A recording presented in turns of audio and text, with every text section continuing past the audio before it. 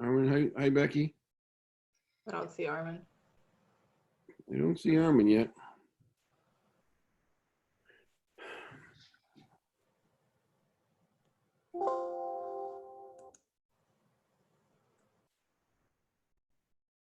Lisa's up there on the North Shore with the water right behind her, just like your hometown, right? That's exactly right. So that was sunrise Sunday morning down on the river at the mouth of the at the ocean. Very nice. I thought I would capture it. So we gotta capture Armin again.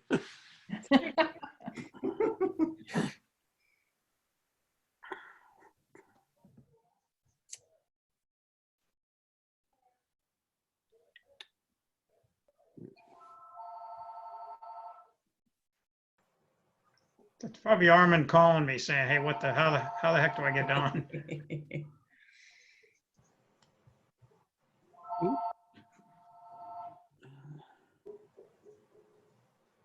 Isn't that his number at the bottom? There he is. Armin. You with us, Armin? Oh, Can't hear you. Unmute.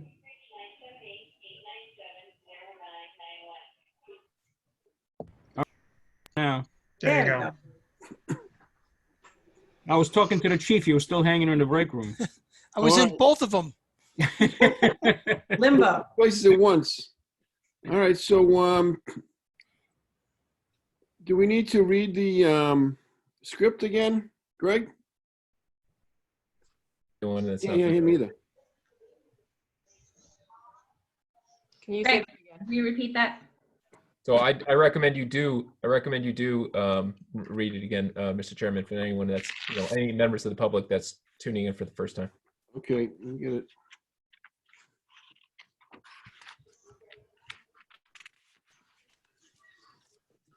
Here.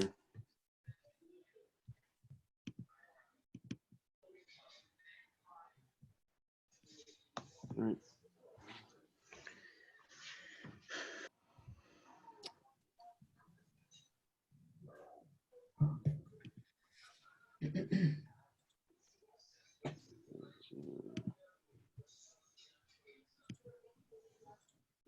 No.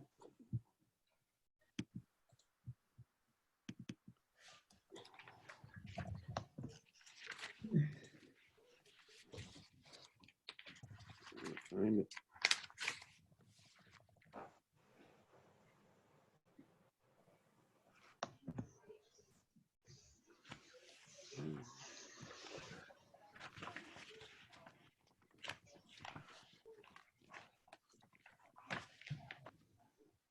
My board docs left me. I just get back into board docs. Yeah, I know. Same with me.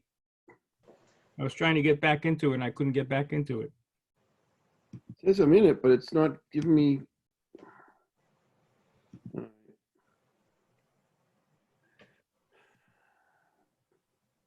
Would you like me to read it, Mr. Chairman, and give you a little more, or another member of the board to read it to give you a little more time? I got it here now.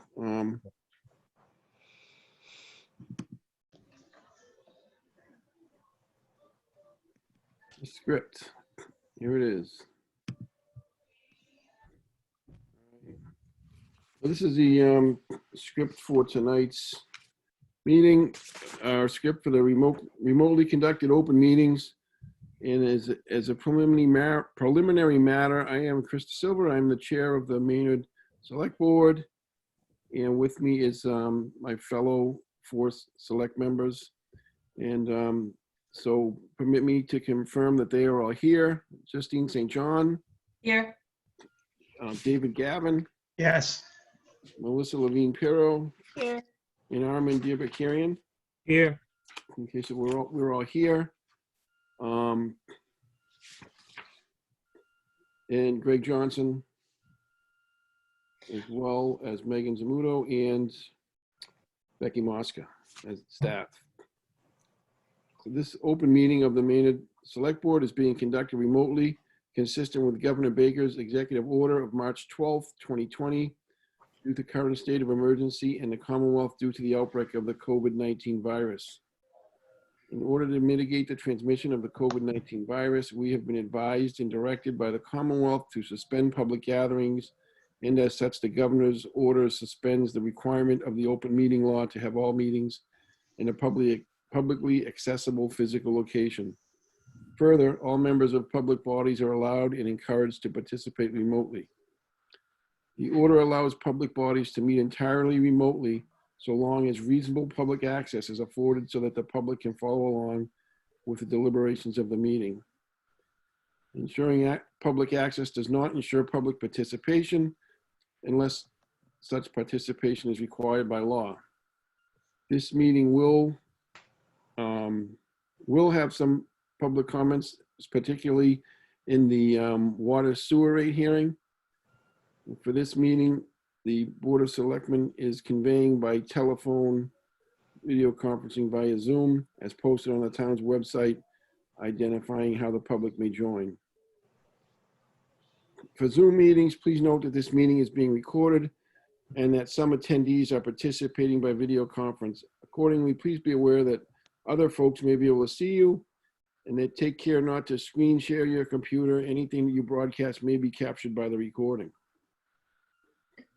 Meeting materials for board docs and supported meetings. All the materials for this meeting, except any executive session materials, are available on board docs, and we recommend the members and the public follow the agenda as posted on board docs unless I note otherwise.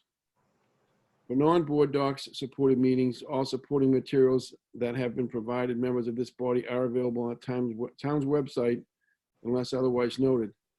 The public is encouraged to follow along using the posted agenda. Unless the chair notes otherwise, the documents can be found on the town webpage. The meeting's business ground rules. We're now turning to the first item on the agenda. Before we do so, permit me to cover some ground rules for effective and clear conduct of our business and to ensure accurate meeting minutes. The chair will introduce each speaker on the agenda. After they conclude the remarks, the chair will go down the line of members, inviting each by name to provide any comment, questions, or motions. Please hold your comments until your name is called further. Please remember to mute your phone or computer when you are not speaking. Please remember to speak clearly in a way that helps generate accurate minutes. For any response, please wait until the chair yields the floor to you and state your name before speaking. If members wish to engage in colloquy with other members, please do so through the chair, taking care to identify yourself. For items with public comments, after the members have spoken, the chair will afford public comment as follows. The chair will first ask members of the public who wish to speak to identify their names and addresses only. And once we have a list of all public commenters, I will call on each name and afford 3 minutes for any comment. Finally, each vote taken in this meeting will be conducted by roll call vote. And that's the script for the evening's meeting. And the first order of business after we reconvene in open session is the Pledge of Allegiance, but since we don't have a flag to pledge to for the most part, we'll skip that tonight and go right to public comments. Do we have any people that would like to make public comments this evening?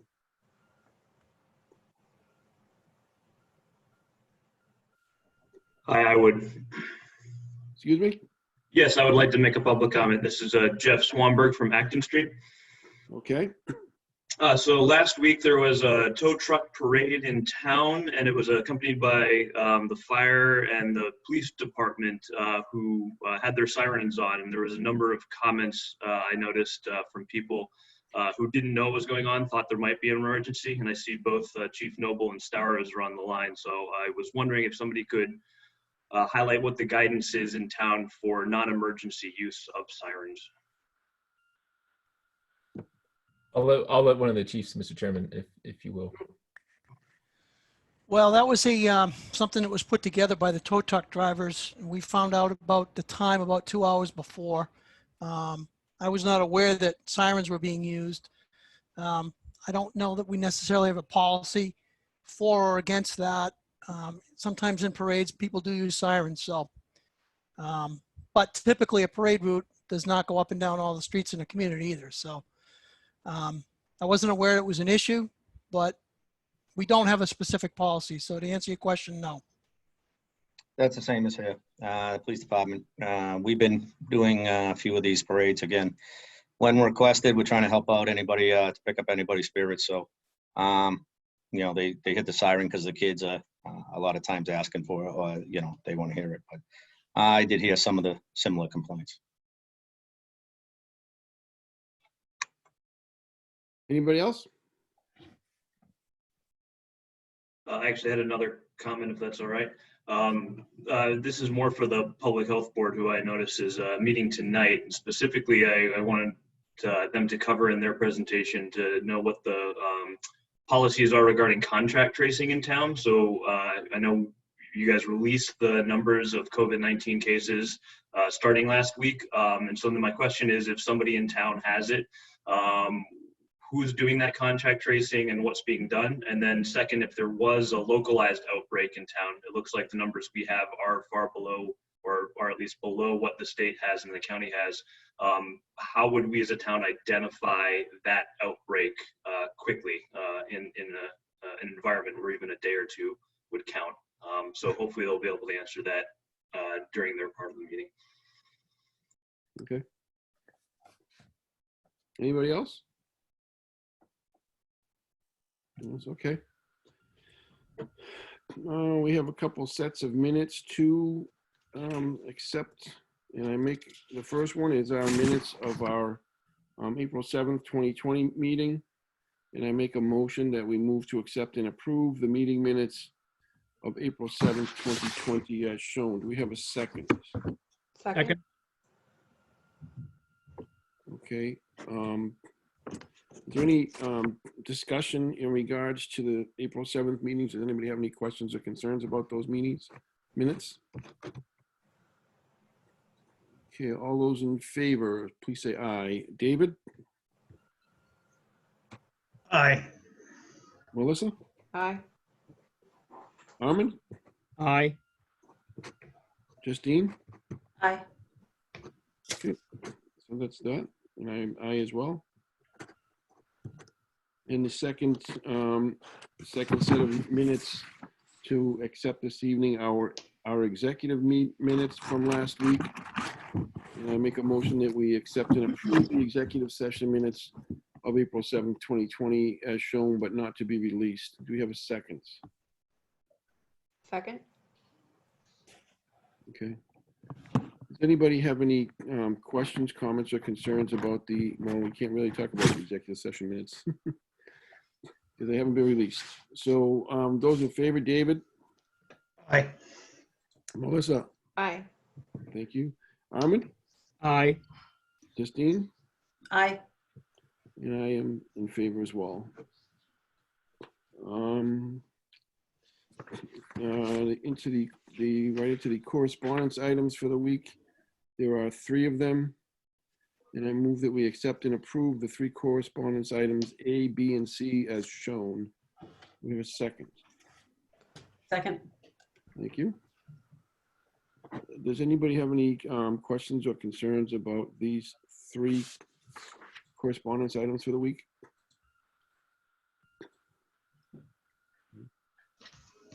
Okay. Greg, I have one question. Is there going to be any type of further report made or conversation about the ULI report? Or just the report's going to stand on its own? I believe the report stands on its own. This is Greg Johnson, the town administrator. I apologize for those on the phone. I believe the report does stand on its own, although it informs further work, and we're working for more research projects and then more specific projects. For example, trying to consolidate potentially the trash receptacles in the Naylor Court, aka the basin. So, and that the idea is kind of like a master plan. The ULI TAP report kind of encourages or informs or inspires further action. Well, can I just piggyback on that for a minute? So this is a report, but someone has to take charge and set some kind of an implementation. So is that going to be Bill Nemser and who's going to take charge of implementing some of the dimensions in the report? It's a great report. I mean, if you look at it, it's great ideas in there, but how many of it can we do now? What's what is, like, to your point, definitely with the trash, that's something we talked about in the past about seeing if we could put it behind fence and all that stuff. So great question. So, Mr. Chairman, Gonna own if you will. Yeah, no, it's actually already happening. I just had to inform the board because we just found out just the other day that we are accepted for a Massachusetts Downtown. Well, I'm going to get the acronym wrong. I think it's MDIP, Massachusetts Downtown Initiative Program. If Megan's on, she could probably correct me. And that's a grant that we'll use to hire consultants to examine exactly that, which is the potential consolidation of the trash receptacles in Naylor Court. And so that, to your question, Selectman Deerparkarian, it goes to OMS, the Office of Municipal Services. So that's Megan Zamuto as the Assistant Town Administrator and the Director of OMS, but as well as you mentioned, Bill Nemser, Town Planner, the Assistant Town Planner, Caitlin Young, Building Commissioner. It's kind of like the hub for all the sort of development work. But if we're talking about Veterans Memorial Park, then we should also gather input from just the different stakeholders. So it'll be my expectation is that the report will kind of be held, so to speak, within OMS to inform more projects. It's a pretty useful asset to, as we apply for different grants, to reference the professional work that was already done for the town. That's our intention. Okay, thanks. Does anybody have any other questions about the 3 correspondence items? All right, those in favor of acceptance, David, Yeah, aye. Melissa, Aye. Armand, Aye. Justine, Aye. and I as well. So those are all set. And then on the, there's only one item for the consent agenda. I'm gonna make a motion that we accept and approve the consent item as shown. And it's just renewal of our spring license for secondhand retail licenses. So do we have a second? Second. Okay. Does anybody have any questions about the, that item? I guess my only question was, are we gonna prorate these kind of licenses at all since they're not technically allowed to use them right now? Is that something we can have a discussion on? It just seems a little inequitable. I know we have to renew them on certain dates to meet timelines.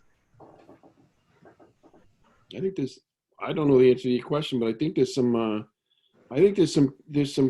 there have been some conversations and some notes made about those conversations. There was a letter that, some information that came out from Jack McKean sent to Greg.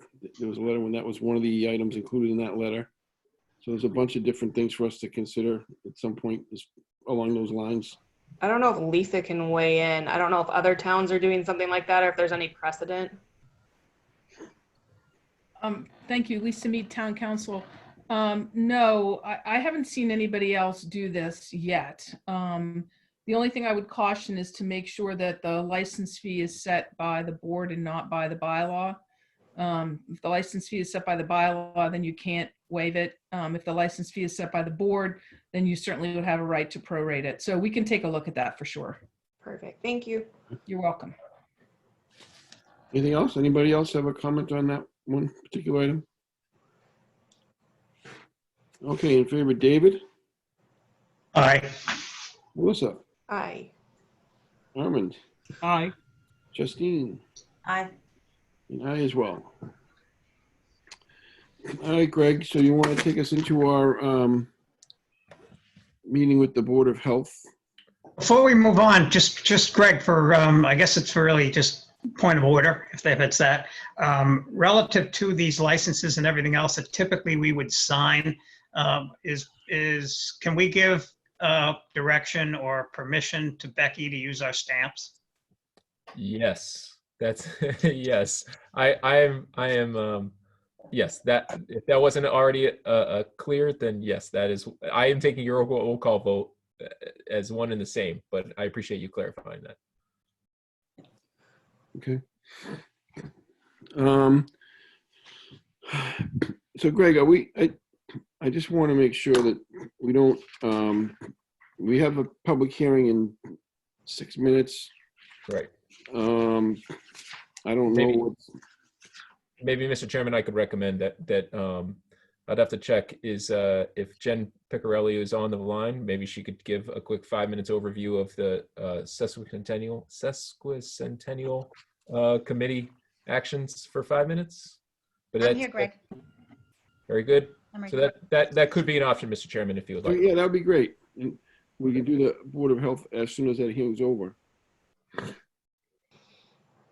So Jen, introduce yourself, please. Hi. Who you are, who you're with, and you got about 5 minutes. Okay, I'm Jen Piccarelli. I'm with the 150 committee, with the celebration. I actually talked to a few of the members last night, and all of them were on board with offering whenever life gets back to normal, whenever that may be. We would love to be involved with hosting the downtown reopening of all the businesses downtown.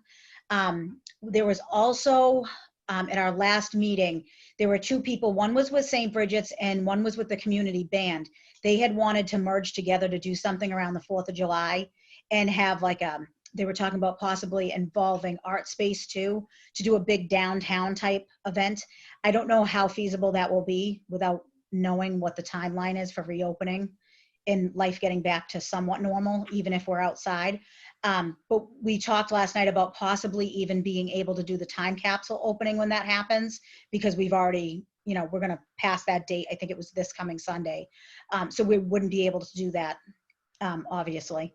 So whenever you guys tell us, if you have a timeline and we start hearing about when things will be getting back to normal, we would love to get on board and host that event for Maynard and have that be like a grand reopening with the businesses and make everything, kind of put it all in downtown and not just in one location, because the sanctuary was great to offer us their location, but we'd love to spread it out through downtown and make it like a day-long event so that we can bring as many people into the downtown and, give the businesses extra people for the entire day as well. So how much, Jen, of your planned events do you think we're going to displace or will be displaced by this last several weeks, if any? Well, so we had the April 17th event that obviously we can't do. The 4th of July event hadn't really been planned yet, because at the last meeting was when the two gentlemen came together and offered to do that. So we never even got a chance to do planning, because within days of that, of the meeting that we had, the state shut down. So we didn't even have a chance to do that. Fundraising also has been shut down, because obviously we can't go to businesses that are closed and businesses that are, honestly suffering right now. So I was trying to be very optimistic about it last night and was saying to everybody, once the town reopens and we're able to go, full tilt into this and planning, we're going to have to plan things really quickly. We can't even we have a timeline, like a basic timeline that we had started. But the problem is that the timeline has been pushed completely off. So even things that we were going to do for fall for fundraising, everything's kind of come to a halt right now. So I had said it out during our last meeting last week, and I had said it to a couple of the people, and especially some of us in the Hometown Heroes group. Mm-hmm. We're kind of doing a parallel thing, with events and everything. I had suggested, and I don't know if it's something that anybody has an interest for or taste for, that all the hard work that you folks have done, all the fundraising, all of everything that everyone's put into this, into the Hometown Heroes. Does it matter if we do it in full next year? Do we put it off a year and still celebrate the sesquicentennial and the Hometown Heroes, but a year later and do it right? Do all the events that you wanted to do, all the things that you guys put all the time and energy into? Does that hurt? I don't think it hurts the process. Yeah, I was in the meeting last week. I didn't know how to use Zoom, so I didn't know how to tell you I was there. Okay. Yeah, but So I think that anything, my personal view is, and I know that a lot of the members of the, the 150th committee, that they are also feeling the same way. They've been very, everybody's kind of sad because you put all this stuff into it and all of a sudden it comes to a screeching halt by no fault of your own. My personal take on it is that anything we can do sooner than later that brings all of us together into downtown and gives those businesses that I know right now are personally hurting so much, anytime that we can get together downtown and bring that up and bring people in there is only going to benefit the people who are hurting the most from this. So that's my personal take, is that if we wait until next September and we say, okay, let's start in September, just saying, say that we're able to go downtown in June and have events. If we wait and we say, no, let's wait until next fall, let's wait until September or October, then we miss opportunities to give all these small businesses who are hurting so badly right now the extra people who are coming into downtown. No, I agree with that 100%. I was just thinking along the lines of, I know that some of your events and some of the things that we were planning are timed to specific holidays or specific other events, just to kind of get them so they're on those, they're at those events or on those events, or even if we just do this year and then continue it on into next year and finish it in 2021. Yeah, all of our events are actually spread out from, it was supposed to be April 17th all the way through to September of 2021. So we have a huge opportunity to spread things out through there. So I don't think there's anything that has to be done right now. My first thought was to tie everything together, bring positivity into downtown, and for a very positive event. Okay. Yeah, I just didn't, my whole thing was, obviously there's a great need to help the folks in downtown area, but also I didn't want to see you guys lose any of the events that you worked so hard to plan. That was my main goal in that. But yeah, I think that we can move things forward. And if is the Hometown Heroes, if you guys needed certain events were tied to certain things for you, we would definitely, I think I can speak for everybody. I hope I can anyway. When I say we would definitely step down and give you guys that event if it was tied to something. We have a much wider span to work with. So whatever you guys need, we're more than willing to, talk together and work together with.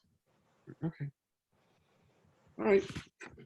Does anybody else have any questions for Jen? Anything else, Jen, that you want to add? Nope, that was all. I wanted to make sure when I heard the meeting last week and I so wanted to jump in, but I didn't know how to use the system. We just wanted to let you know that whenever, Greg says it's okay to open up the town and to have these events again and it's safe, we wanted to let you guys know that we're here and we're willing and able, and we absolutely want to jump in and, start planning and try to get back to normal as quick as possible. And we wanted to offer that as to host that for the town. Okay. Jen, when is the actual parade for, the second centennial parade scheduled for as we speak? September, I believe it's September 21st. Of 2021. Yeah. 21. And so next year, not even this year. Right, because that would be the birthday. It was really, I'm trying to look at the date right now. Actually, I'm sorry. I think it was supposed to be it's September 19th, I think, that weekend of the 18th, 19th. We were trying to make sure that when we were doing the timeline at that last meeting, and of course everything shut down, we wanted to make sure that there was nothing else going on that weekend because we're very close. There's another event the weekend before, and I think an event the weekend after, I think that's Septemberfest. So to Chris's point, Jen, I mean, you could tie that into with the Hometown Heroes next year anyway at the same time. So there's no reason why you can't do that. Right, and there's supposed to be many events, so it's not just one event. There's, they wanted to do a timeline, and that we just started working on that so that we could, nail down the dates. And also we have to involve the fire department and the police department with certain things. So we were really focused on the April 17th event, and unfortunately that, isn't going to happen. Yeah, to your point, I think it's going to be such a tremendous, opportunity for us to celebrate. And I think to your point, we definitely have to do something like that as a town. So definitely, yeah. And we just figured if we could host that for you and help plan with that, we would love to tie our event into it and host that for you guys and make everything a very positive event. Yeah, that would be awesome. Yes. Okay, great. Thank you. Thank you. Thank you. We have to reopen the water sewer rate hearing, and that's scheduled for 7:30.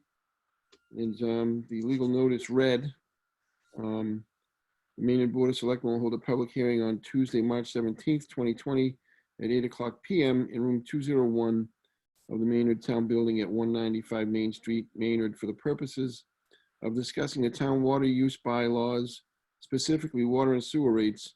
The public is invited to attend. Due to cancellation of the proposed but never publicly posted meeting, the Board of Selectmen on March 17th, the public hearing was postponed to be continued to April 7th and then further continued to this evening, April 14th, 2020. And a public of this notice is on file with the Selectmen's office as well. And so we're into the discussion. Is Justin with us?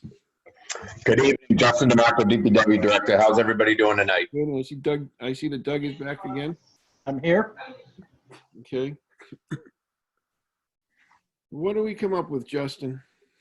So on the agenda, you can see the water rate adjustment memo, but in quick and easy terms, we adjusted it down to the absolutes, what we need to get by in FY21. We will relook at our original proposal in FY22 and maybe do a year-by-year process at that time, depending on the environment and what's going on with regards to the COVID-19 and its fiscal impact moving forward. So what you see in front of you is what we need as the bare bone basics to get well 4A going and to fund our operation budget moving forward. And that's Exhibit 1. That's correct. It's 1 and 1. Let me see. It's Exhibit 1 is the water, and Exhibit 1A is your sewer. Okay. First of all, I personally want to thank them for putting this thing together in a short period of time, and thank you for doing this. No problem, Marvin. That's what we're here for. So, all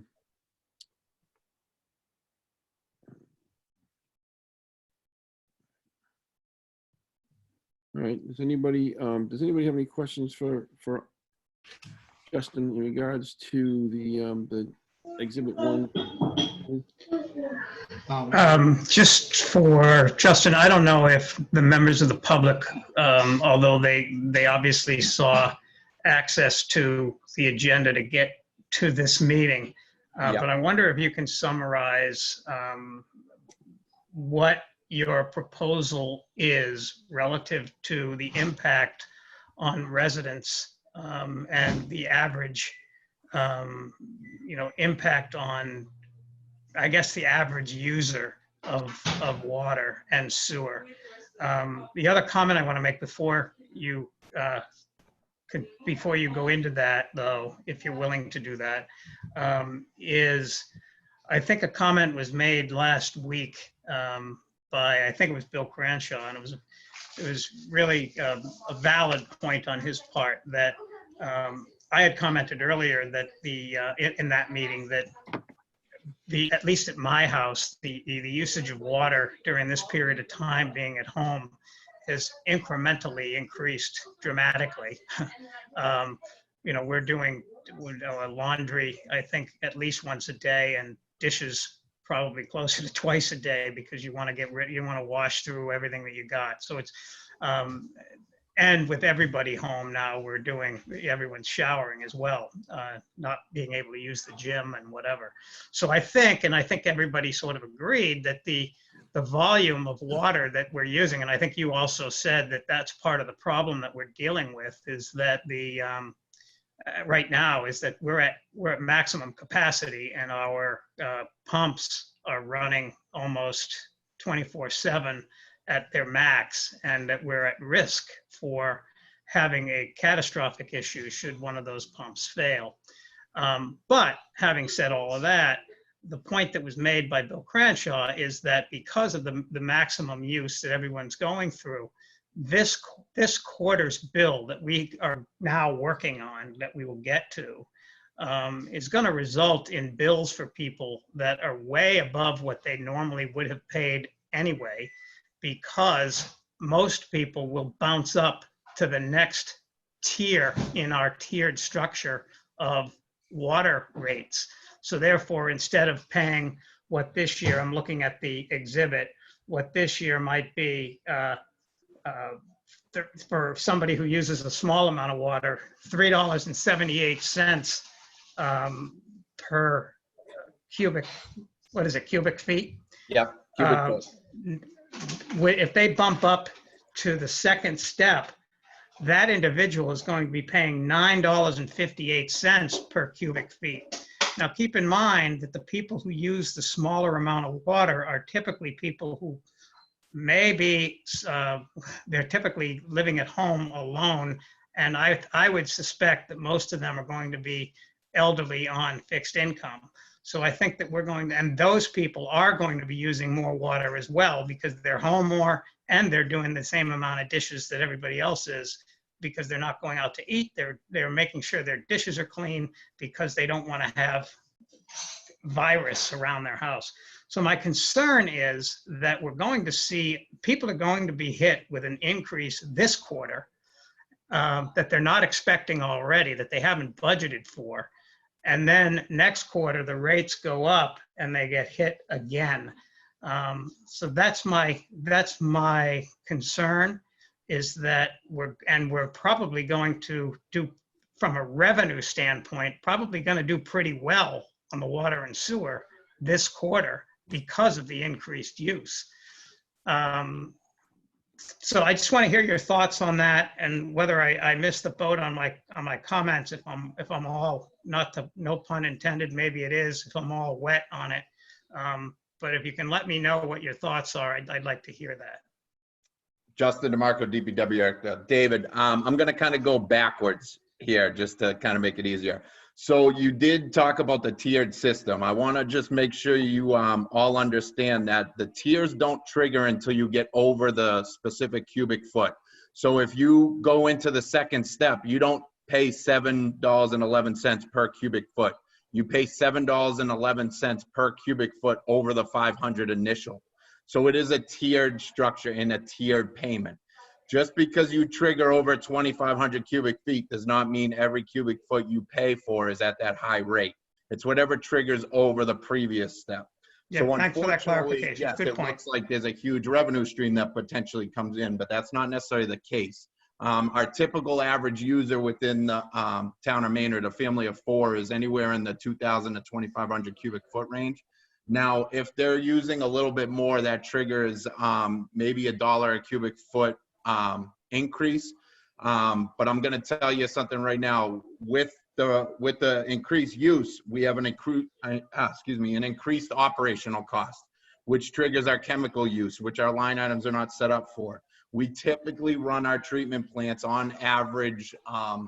Rockland typically runs 20 hours a day, while 4 typically runs 8 hours a day. In Old Marlboro, we try to run at a bare bone minimum, which is anywhere between 4 and 6 hours a day. Is that in a normal circumstance or is that under our current? Yeah, that's under normal circumstance. Right now, Rockland is running 23.7 hours a day. Well 4 is running 16 to 18 hours a day, and we have no choice but to run Old Marlboro Road 6 to 8 hours a day. And the only reason Old Marlboro Road is running 6 to 8 hours is because our operators have to be on site because of the water quality there. We have some technology that allows us to operate the plants remotely. It's called the SCADA system. Rockland is one of our better producers, so we can run that remotely while our operators concentrate on chemical processes at other plants. But the operating costs of running that also come up. So it's not necessarily a huge revenue increase yet. We will not see the outcome of this quarter until July 1st. The reason for some of the larger increases on the last recommendation was because our baseline has changed since our water capacity has changed. And Doug has highlighted what the drop in usage was per last year's numbers. And I think, Doug, I don't want to speak for you, but if you have them off the top of your head, was it a 8% decrease in water usage last year? Doug, can you hear me? Yes, to unmute. Sorry, it was 8% for water, 10% for wastewater. Correct. So typically what we're going to see in this large quarter, David, is maybe getting up to the baseline that was originally set for last rates, but we're going to drop right back down again. So it's a small revenue increase, but at the same time, the operating costs are going up to kind of mimic that. So I'm not sold that we're going to see a giant pot of money go into the reserves based off of usage. I see what we're spending right now, and it's our expenditures are going through the roof. So, and then just to kind of give you an insight, your first question of what the impact is to the residents moving forward. So this recommendation doesn't take effect until July 1st, which would be first quarter reads, second quarter reads. And then the increase for the average user is, give me 1 second. So the typical average user, as you heard me say, a family of 4 typically uses 2,000 to 2,500 cubic feet per quarter in Maynard. That increase, that impact would be $16.80 for water and $21. Sorry, let me repeat. $16.80 for water and sewer combined. And that would be a cost of $67.20 for the entire year at that. $16 a quarter?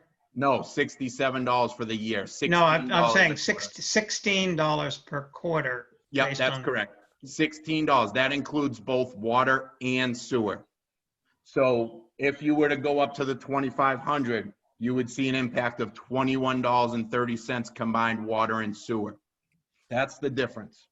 So that is the impact that you would see with these rates in front of you. We did have to adjust to make up some ground to pay for the debt. Our original proposal had no minimum charge increase. And we did that based off of what you said earlier, David. We try to lessen the load on our senior population and our elderly, our low users. But unfortunately, there's no way to make up some of the ground that we had to meet the minimums of our operating and the debt that we need to incur for well 4A. So we put a slight increase in the minimum charge for water usage. It's $2, which equates to 10%, but realistically it's $2. Yeah. Okay. No, I appreciate the response and the feedback and the effort that you guys put into trying to help based on the conversation we had last week. And as I mentioned last week, I had attended that finance committee meeting that happened, I think it was in late February, when you were there. I think Doug was with you, I'm not sure, but somebody else was there. And I had gone into that meeting somewhat skeptical about, the rates, and I heard your presentation, and I was convinced by the end of that presentation that what you had proposed was something that we needed to do. But since that time, the world changed, and our economics changed, and God knows where people will be relative to their. Hopefully, we get out of this quickly, and we don't have a lot of people that are out of work. But the predictions are big. But having said that, I appreciate the effort that you guys put in, and after review of this proposal when we got it last week, I'm comfortable that it's not too hefty of a hit on residents, yet it still allows us to do the minimal amount that we need to do. Otherwise, we'll be faced with even a harder impact down the road. So as difficult as it is, I think, as it will be for some, I think it's a necessary increase. Unfortunately, I don't know if I'll be able to say the same thing about some of the other issues that we've got coming up for the town relative to what we're going to do. But for this, I think it's that critical. Yeah. David, this is Justin again. If you notice in this recommendation, it is specifically for FY21. Moving forward, I think we're going to do this year by year because of the changes in the water utility system, as well as the fiscal hardships that the town faces. Moving forward, that's our process in regards to this utility, and I do not believe that we can plan too far in advance with this utility of where we are from a day-to-day operation at this point anymore. So we will be back. We'll start it even earlier. Hopefully in the fall, we can start having conversations so that we can really get into the weeds if you want to. But realistically, I'm only recommending this rate for FY21. Hey, Justin, this is Armand. So I guess what came out of this, to your point, is I think it's a good strategy to do this on an annual basis as opposed to what you had originally proposed. That was like a 3-year proposal. Is that what it was? I believe it was. That's correct. Yes, sir. So I think year by year, I think it's the best way to go because things change all the time, and that'll be probably the best strategy going forward, and that's a smart move. I think I'm going to be the lone wolf tonight in the vote, but I am adamantly against raising the rates at all at this time. I think $67 is a lot of money to a lot of people at this time. I'm in the camp that things are not going to get better for a very long time or go back to normal for a very long time, and that unemployment rates are going to stay through the roof for the next year or two, that businesses are going to remain closed, if not shut down. I've sat in on business alliance meetings, client meetings, economic development meetings, and people are in a rough spot.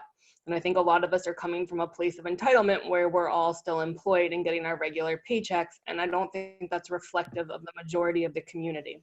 So I understand that this is a burden on the town and we might have to borrow money and that it does kick the can down the road, but I personally cannot in good conscience vote for any raise in rates at this time when we're talking about food scarcities in our county and people just getting by on a day-to-day. So I don't think there's much that would convince me otherwise. So my vote's going to be against raising the rates at all at this time. And I deeply respect that thought process. I truly do, because I'm concerned about the same exact issues. I think we all are. And the concern that I have is that, God forbid something go wrong with the water system that we've got. One of the basic necessities that we have as living is the need to have, when you turn on the spigot, that the water comes out. And we've also got to be concerned, I believe, about as we move forward, when we come out of this, and I truly believe we will. I don't know how long it's going to take, but I truly believe we will. We need to be prepared to be able to act quickly to help businesses and other development that we want to bring into the community and have the infrastructure prepared for them.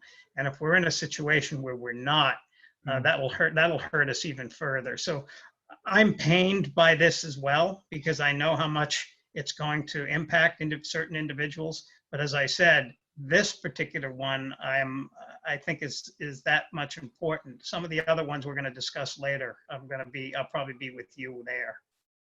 Melissa, this is Justin DeMarco again. I just kind of want to talk about some of your concerns moving forward. If you can remember back to the original recommendation, part of what me and Doug were trying to do is re-insulate the reserve funds. The recommended reserve funds for the operating of a utility such as this was somewhere in the $1.5 to $2 million range. Now, if our reserve funds were where they should be, I would not have put this in front of you, and I would have gone, very similar to what you echoed last week in regards to, if there's a time to use a reserve fund, this is it. You're not wrong. But unfortunately, our reserve fund for our water is well below the accepted buffer zone for handling an operation moving forward. If we were to eliminate that reserve fund because we didn't get bills being paid and we weren't adjusting, then like I said before, we'd be borrowing money to pay for operational costs, not for growth. This is strictly for operational costs. There is one part in this that is for growth, and it is for well 4A, which would increase our capacity. Over time, when you increase capacity, we can sell more, and eventually we can bring the curve of the rate increases down to a level increase of 2 to 3% annually. Unfortunately, we don't have the ability to produce that kind of water to sell that in the future to make up the reserve funds. That is part of what I'm more nervous about in regards of anything moving forward, Melissa. And I totally get that and I respect that. And had this pandemic not happened, I wouldn't hesitate about your original recommendation of raising rates.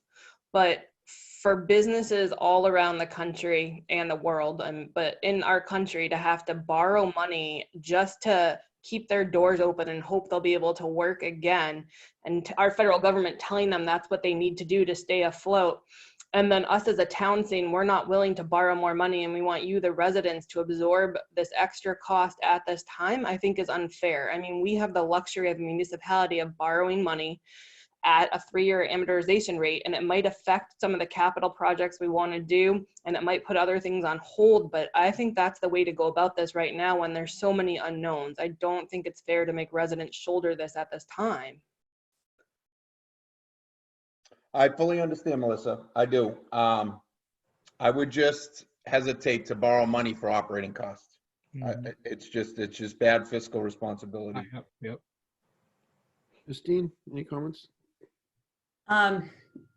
No, I mean, I wanted to thank Justin and Doug for going back to the drawing board for us. I understand Melissa's opinion as well, and I do hear it, but I also know that, you know, I know that we're dealing with, we've dealt recently with water quality problems and, you know, in our area right now.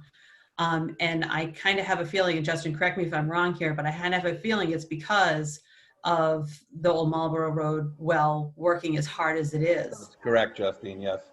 And Yep. so, you know, I can almost see in real time that there are these issues. And I realize that there's a thought of borrowing, but at the same time, and again, I'll admit I don't know 100% how it works, but I believe that you're only supposed to work within what you have for the water and sewer enterprise. So it's not like we can borrow from the general fund to fund our water and sewer enterprise. Well, I kind of feel like, what? that's absolutely correct. Yes, We correct. cannot use the general fund for Correct. enterprise fund. This is my point with the reserves, Melissa, is if our water reserves were healthier, then we could burden some of this load within this time frame, and we could have potentially pushed the rates off to December or, you know, even next fiscal year. Unfortunately, we're not in that healthy place. I wish we were. That's part of the issues where we're at. Borrowing, et cetera. You know, we might not have to adjust rates to borrow if our reserve funds were healthier. Unfortunately, that is not the case with this enterprise fund. And part of what you've seen Doug do and even Aaron before me and myself is we're trying to readjust it where it needs to be. I understand that this time is crazy, but realistically, this utility has been going downhill for years before this situation has happened, and we need to start to correct it. But yeah, and this is Armand, to a degree, I sympathize with what Melissa's saying too, because trust me, everybody's going through some kind of a pain, and that's not going to be a fun, you know, a fun thing for a lot of the businesses or residents. But at the same time, you have to think about the consequences. If we don't do this minimum proposed, you know, raise, we're going to probably face even more detrimental scenarios down the road. Then what? Then you're going to be in a situation where you're going to have to borrow a lot more money to fix the problem. So we have to be careful on what the decisions we make and what are the consequences down the road. So I also, you know, thank you and Greg for going back to the drawing board. And I think this to me makes a little bit more sense, as painful as it is. But it makes more sense about, you know, I feel a little bit better making that decision this time around and revisiting again next year. I do, this is Justin Marco one last time. I do want to just add one more thing just before you weigh your decision. I want you to know that what I'm telling you in regards to water usage right now, we have not even put on 129 Park. We are not full there yet. We do not have restaurants operating there yet. We don't have a grocery store operating there yet. Or the Beijing school.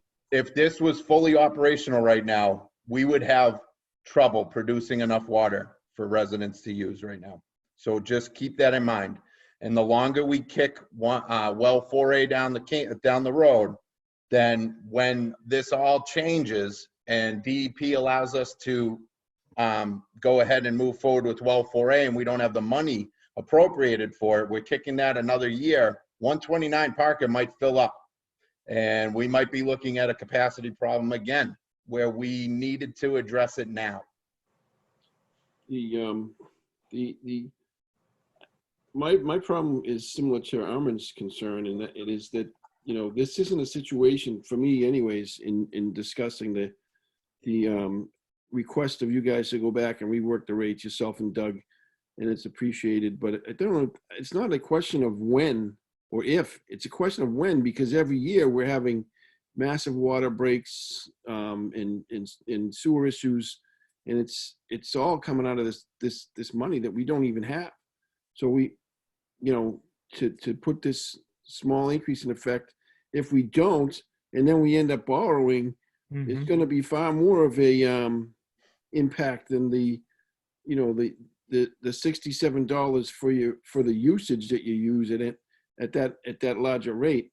It's going to be a much more costly impact to everybody in town than $67 if we have to borrow X number of dollars to pay for some of these repairs down the road. So that's probably the most, the reason why I'm kind of in favor of accepting this latest proposal from Justin and Doug. But it's not, I just don't think it's a matter of if, it's a matter of when this happens. But before we as a group come to a decision or come to a conclusion, I'd like to open it up to anybody that would like to make a public comment, or anybody that has anything to say Chris, is welcome to speak. I have a question. Yes.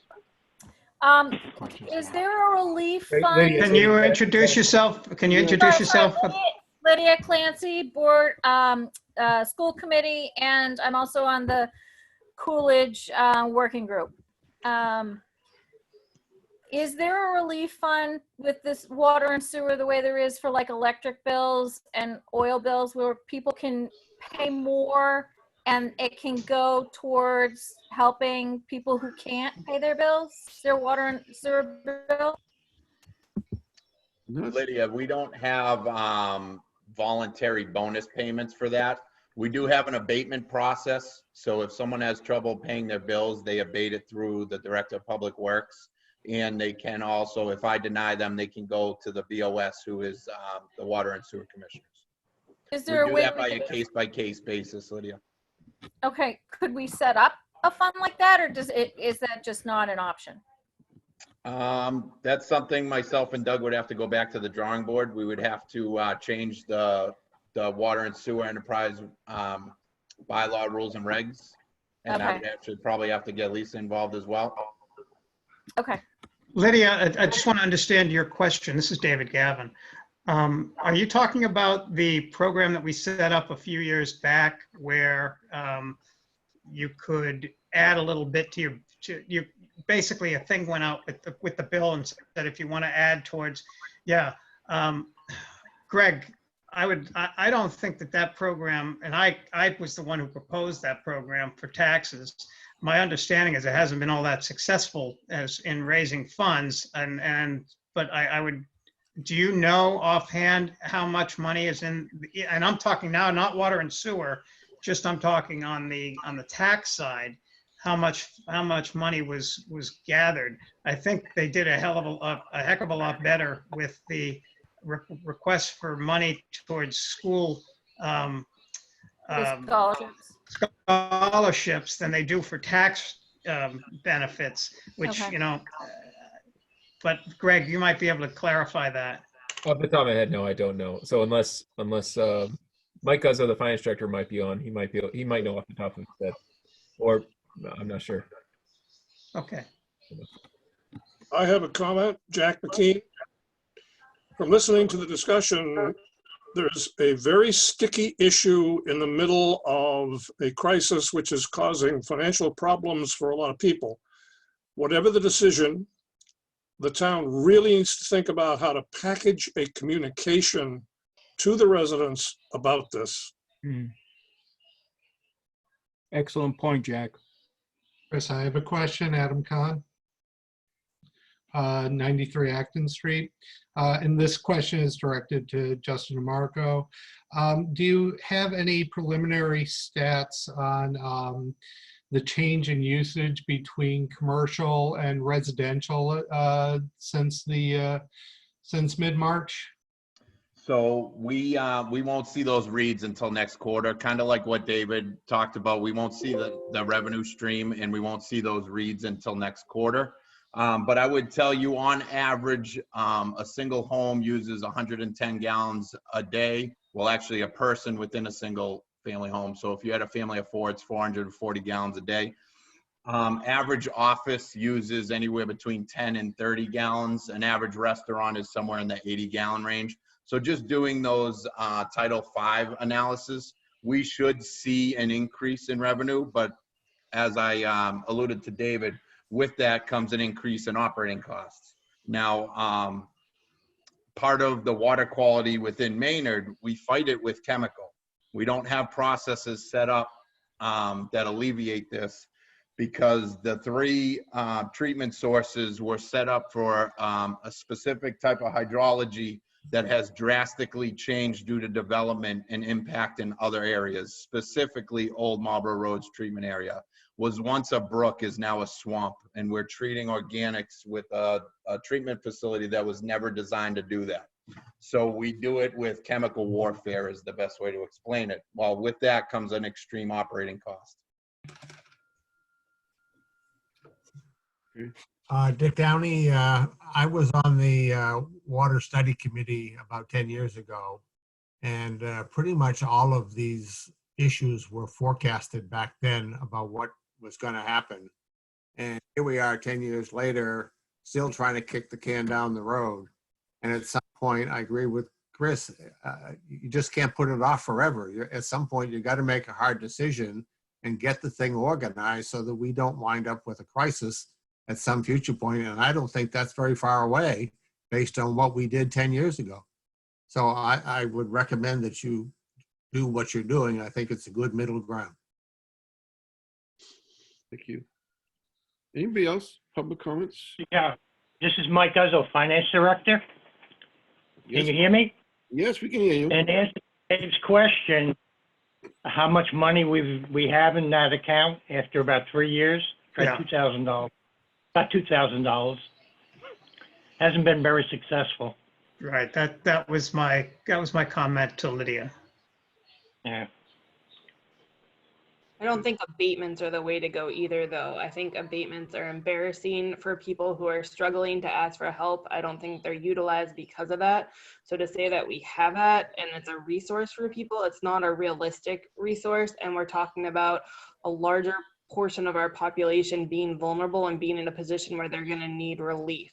So my point earlier was not that we should kick this down the road forever, but we're in unprecedented times.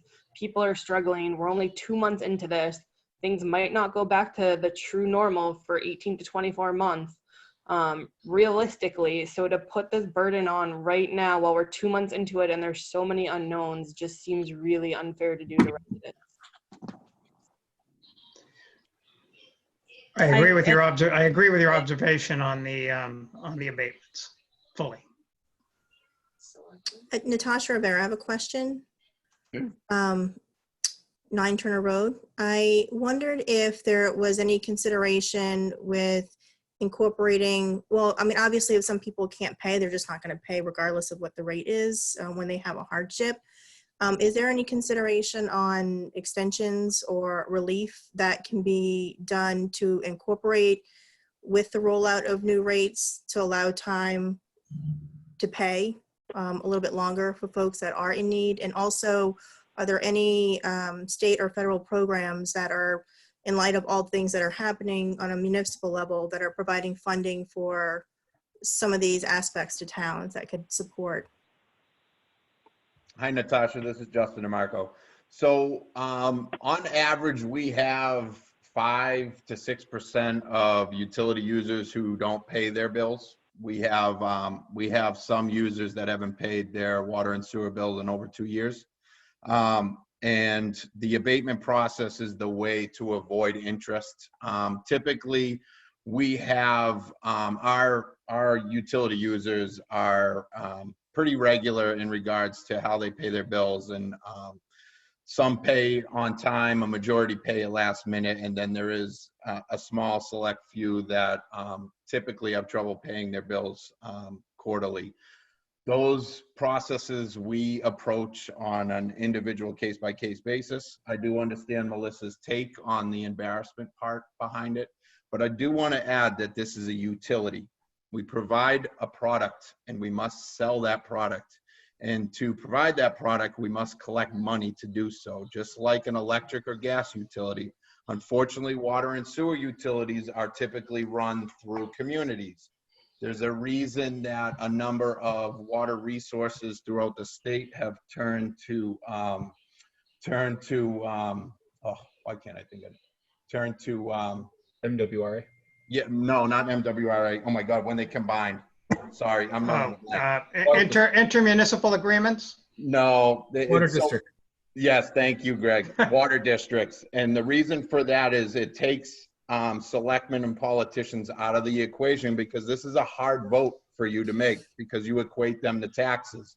But realistically, we need to produce water and sell water. It is a basic business plan. We're not for profit. So to kind of go back on Lydia's point, I deal with Eversource on a regular basis. They use their for-profits to offset some of the interest that might happen right now. We don't have for-profits. We have a reserve fund, and that's what I was talking to in regards to Melissa. Now, if our reserve fund was strong, we could waive all interest and we could even maybe eat some of the operating costs. But unfortunately, that's not the case. Our reserve fund in our water enterprise alone is, I want to say 270 to 280. And that is just to pay our operating quarter. This quarter, if nobody pays their bills, we would eat that entire reserve fund up and just operating costs. So that's the buffer that we would try, myself and Doug were trying to get to. 1.5 million within that account would allow us to do an entire year on the reserve fund if we had to. We're not at that level. We should be, but we're not. Great, thank you. And then the other thing is, I know that just want to applaud you and Doug on your work on this. I know it's a very tough decision for the Board of Selectmen with all the aspects to weigh, and to echo what folks have said, kicking it down the road, I want to just call attention to the Green Meadow building and roof that in the long run doesn't always serve the greater good in when things can unexpectedly come to a head and escalate something to a crisis situation. So I just appreciate the hard conversations that are happening and doing what's best for the town. Thank you. Thank you. Anybody else? Okay. Hi, this is Lisa Thewitt from 9 Garfield Street. I'm also on the Board of Health. I just would like to say that water and sewer are such critical infrastructure to any community. I commend, Justin for forward thinking. We have a lot of water shortages, which people are really upset about during the summer, but you have to maintain your water supply. You have to maintain sewer. We have permits that we need to be compliance with EPA and DEP. There's all these emerging contaminants. He mentioned a lot of organics in our water supply, which are definitely forming these trihalomethanes, which we've had higher levels in our drinking water recently. These are really important things. And I know any rate increase stinks. Let's just face it. It's not good, especially during hard economic times. But I feel like in the past, especially like the sewer system has been let go, and we don't want that to happen. We do not want to get hit with fines from DEP.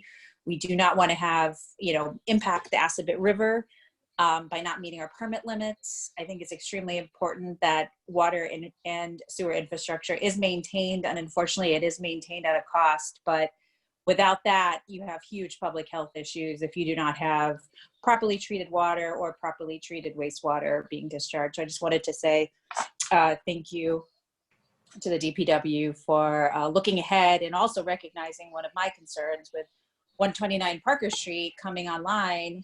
I've always questioned, God, are we going to have enough water for that development if we sometimes don't necessarily have enough water for what we have now? So thank you for that. Thank you. So we do make a motion that the motion that before us is a motion to approve the water and sewer rates as proposed in scenario number 1 and number 1A as listed in Exhibit A. Do we have a second? Second. Thank you. Does anybody have any further conversation they'd like to have before we vote? So a yes vote is in favor of accepting the proposed scenario. A no vote is against the scenario 1A as listed in Exhibit A. David, Yes. Armand, Yes. Melissa, No. Justine, Yes. and I vote yes as well. And so we will. And to Jack's point, Greg, could we, kind of work in the an appropriate way to make this known to everybody so everybody's prepared for it and ready when it comes. Yes, I agree. And Justin's office has been working with my office, and Megan Samuto, my assistant town administrator, and a lot of lessons learned off of the trash stickers. So yeah, we're gonna do the best we can. All right. And that being said, I make a motion to close the public hearing. Do you have a second? Second. Okay. David. Aye. Armin. Aye. Melissa. Aye. Justine. Aye. And aye. So the public hearing is now closed. Thank you very much. All right, Greg, we're going back a step to 7 on the agenda, which is our meeting with the Board of Health. Could you get us through that, the start of that? So, Mr. Chairman, this is a joint meeting with the town's Board of Health. The members of the Board of Health, well, we should do a roll call to see who's present. I also want to introduce our public health agent, Kelly Palasknik. Good enough. Good enough. No, how are you supposed to say it, Kelly? Smith. Polachonic. Polachonic. I was way off. All right. So as I said, Kelly is our health agent, and she is she's the liaison to the Board of Health. So there's no necessarily actions to take this evening, Mr. Chairman. This is as was recommended and urged by the Board of Selectmen at the last meeting to have a joint meeting with the Board of Health, and the Board of Health has met recently. So we could allow for the Board of Health or for Kelly to report on their recent activities and the recent discussions and guidances they may have, and then perhaps take some questions from the Board of Selectmen. Greg, may I ask that the members of the Board of Health introduce themselves? Yeah, I did say that very quickly, is that they should do a roll call. So if you're listening now, I know Lisa just introduced herself, but Ron Cassidy is the chair. So Ron, if you're on, you could introduce yourself, and then we could go on from there. I don't think he's on. I don't think Ron's on. Okay, so Lisa, reintroduce yourself, and then we'll go to Kathy. Sure, Lisa Thewitt, and I'm a Board of Health clerk for, God, well, at least 10 plus years now, so. Okay. Okay, Kathy McMillan, the nurse on the Board of Health. Excellent. Okay, so if the chair's not there, it's either Lisa as the clerk or Kelly, the public health agent. Could you kind of fill us in on what the recent activity is from the? Sure. I'm just kind of give you a run through of what we've been doing. I'll start with the numbers. Today's current numbers is 14 current positives in town, and we've had 20 total since March 1st. The total in Middlesex County is 6,254. We have a public health nurse that we're working out of Emerson with. Her name's Kathy Castle, and she has another coworker that she's working with now as well. I kind of wanted to briefly talk about why we weren't posting the numbers in the beginning. We were advised on every call with DPH saying, leave it to county numbers, don't post your individual town numbers. Even when you go on to DPH's website and try to look for those numbers, it basically says, we want you to keep it to county, but it's really on a decision with the town whether you want to do it. And I know the Board of Selectmen voted to have those numbers posted daily last week, and that's what we're going to do. One thing reasoning why we didn't want to do it is our numbers were relatively low. And when you look at low numbers, it kind of gives you a false sense of security that we don't have an issue. And truth be told, at this point, you might not have symptoms of COVID-19 and you're going out and doing your thing and you are spreading it. So that was one thing. We didn't want to do that, give that false sense of security. The other reason we didn't want to do it is, you know, doctors can diagnose people as clinically positive without getting a test. So, you know, so that was, it just kind of, there was a bunch of issues that we didn't feel confident about posting those low numbers, but we're going to do it going forward. So we've been working with our Emerson nurses and we talk to them daily. One thing, and Jeff, this could probably answer your question. What happens is when a Maynard resident gets tested and they're positive, the public health nurse in Maynard gets the information, calls that individual and creates a list of direct contacts of that person. A direct contact is somebody who's been within 6 feet of that person for 15 minutes. And then that person gets, that direct contact would get called by local board of health and say, hey, you've been exposed. You need to quarantine for 14 days. And if you can get a test, get a test. A lot of these people are stuck in quarantine and they can't get a test. So when you cross town lines, so if you are a Maynard resident and you test positive and you had a direct contact with someone in Acton, the Acton Board of Health nurse would contact that direct contact. So that's kind of how the tracing is working.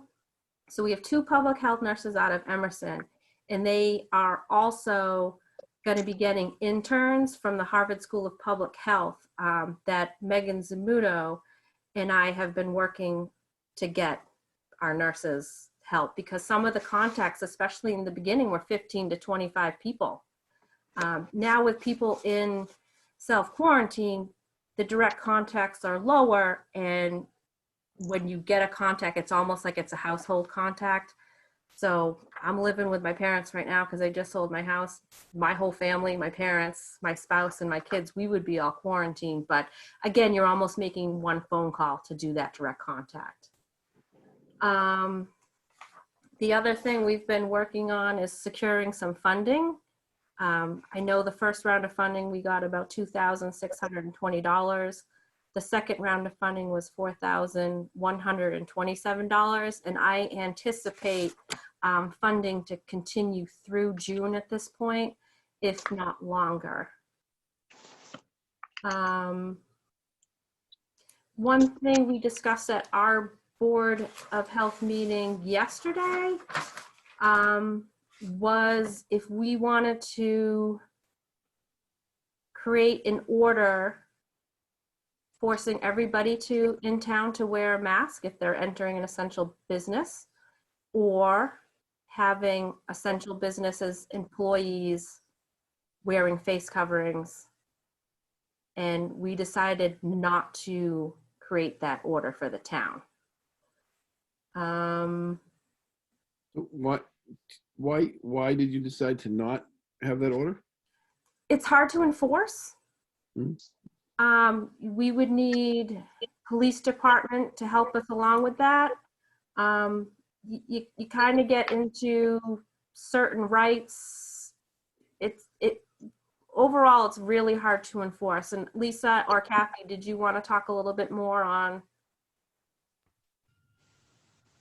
Well, there's no state mandate yet that everybody has to either.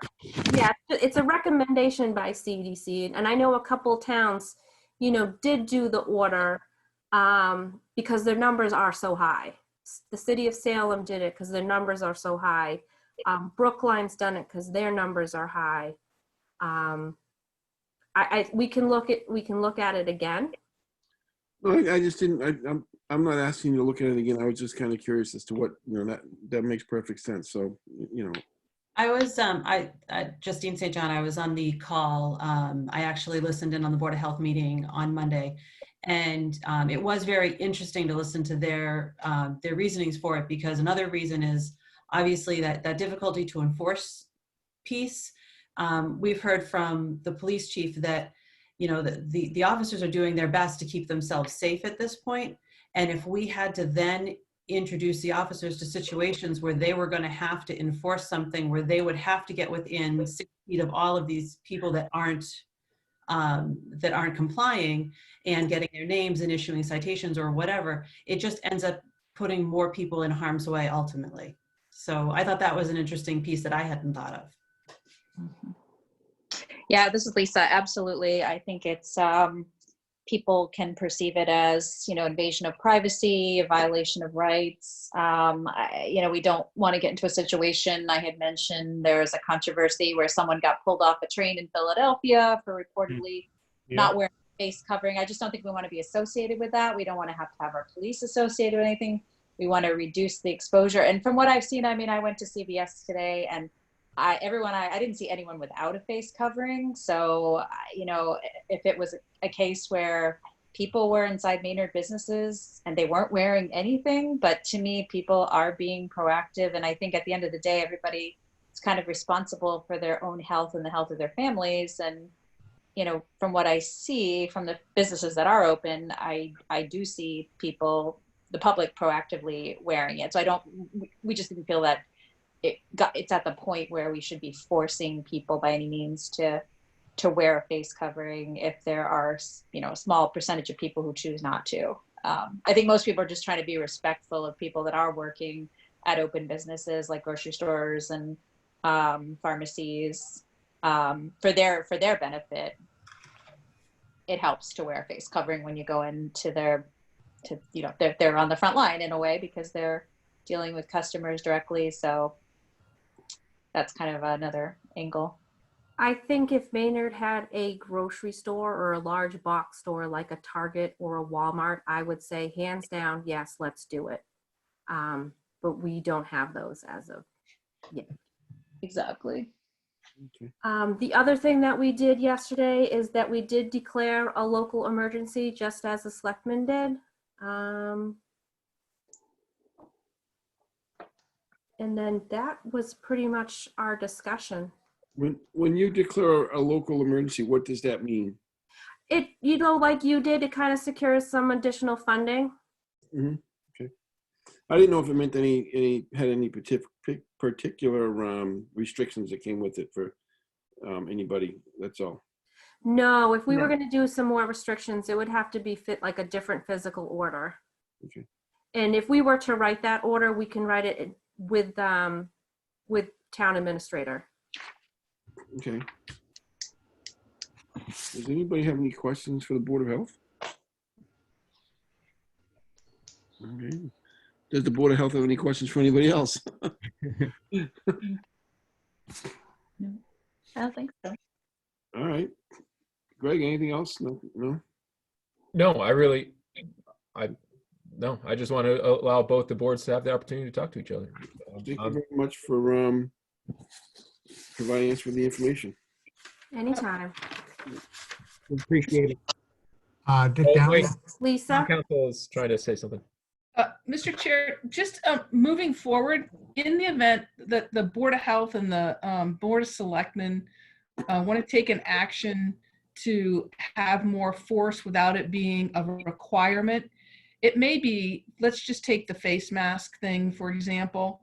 It may be that both boards take a vote, a resolution supporting the use of face masks and encouraging people to do that for public health and safety reasons without actually passing an order to do that. Just, you know, it's kind of like the declaration of the state of emergency. I'm not saying that you need to do it right now, but if you want people to understand how important you think something is, you may decide to pass a resolution of some sort together and have that published. And, you know, of course, if it's more serious, then you would both take action to pass orders or something of that nature, executive orders or Board of Health orders. So I I just, you can think of that when you double up on both of your powers, it becomes pretty significant. Okay. I mean, I have a draft ready to go. If we were to do it, one of my recommendations would be to have essential businesses post on their doors that they recommend anybody that enters this essential business wear a face covering. Yeah, Kathy, I'm not suggesting that you all should adopt the order. I think that your reasons for not doing it were appropriate for sure. Yeah. I'm just saying that if moving forward, if there's something that everybody wanted something a little more behind, that you both could do a resolution and request. That's all. Okay. Chris, I think Dick Downey, yeah. question, you had talked about doing the basketball nets and the playgrounds and things. Is that going to move forward, or? I was under the impression that the playgrounds were closed already. So I think part of the problem, I brought this up actually at the last meeting, is people are still continuously using the tennis courts and the playgrounds on nice days despite the notices and congregating there. And so I had emailed DPW a couple of weeks ago asking if we could just take the initiative of removing those things to discourage use. Because I think part of the problem is, as long as they're up, people are going to trespass and go onto the property and use them. I think if I'm not mistaken, and I don't know if Justin's group did this or not, but I believe there are zip ties around the gate at the tennis courts. Yes, they are. And nobody's playing tennis anymore. You don't see. Yeah, you can't get onto the tennis courts unless you're a monkey and can climb up and over that fence, because it looks like there's this black zip tie around on the far side where the gate is. You can't get into the tennis courts. There's definitely people still on the playgrounds though. Yeah, playground, and then also the track. People are still running around the track. This is Justin DeMarco, DPW Director. Just kind of give you some comments regarding that. The playgrounds, even if we took the swings, we can't remove the playground set. It's a permanent structure. So what we did was we secured the gate areas, but typical playground gates are 4-foot fences that can easily be climbed. It is posted everywhere at every entrance, and the same goes for alumni. The track is a walking track. We have it posted that it's closed, but realistically, people can hop those 4-foot gates. There's no way to potentially stop that. In regards to the basketball courts, even if we remove the nets or zip tied them as you saw, realistically, someone could still potentially use the basketball courts. Our best defense is what I believe we've already done. I monitor this daily as well as my foreman. Since some of the requests, I have not seen anybody on the tennis courts. I did see one person at the basketball courts today at the Coolidge School. I asked them to leave. They did kindly, but it was a youth by herself. Other than that, there is not an influx of use on any of the public parks or sports fields that I've seen.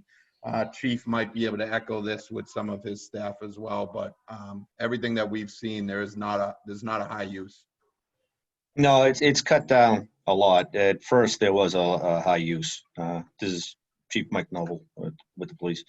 The officers go by on a regular basis and ask people to leave if they are on it on the fields, but it doesn't have the gatherings that it first had. The track used to be very crowded on a regular basis. I think the same people being told not to go on there has had an effect. But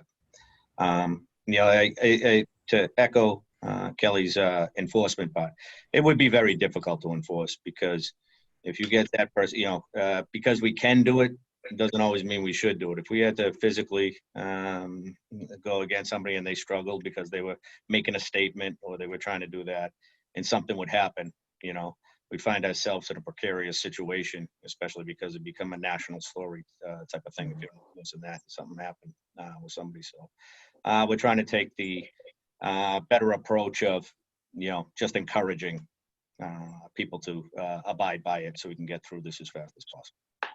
Mr. Chair, can I add a comment? This is Chief Stowers. I think if one of the things that is going to prevent people from going to the public spaces is not, and I kind of have to echo Kelly's sentiment from earlier, is not announcing numbers of people who have contracted COVID-19 in Maynard. I think the social distancing is working, and that will work against us if people think that there's a very, very low number. And I think I want to also echo Kelly's sentiments that quite a few people out there are asymptomatic. We've transported quite a few people that were asymptomatic who ended up having it. So I think that we need to keep our foot on the gas and just keep going in the direction that we're going in. I would recommend against publishing numbers. I believe, this is David Gavin, I believe that people, when they have seen these numbers, are actually surprised that they are so high. And it's sort of odd that you have said that the response is that it may be low.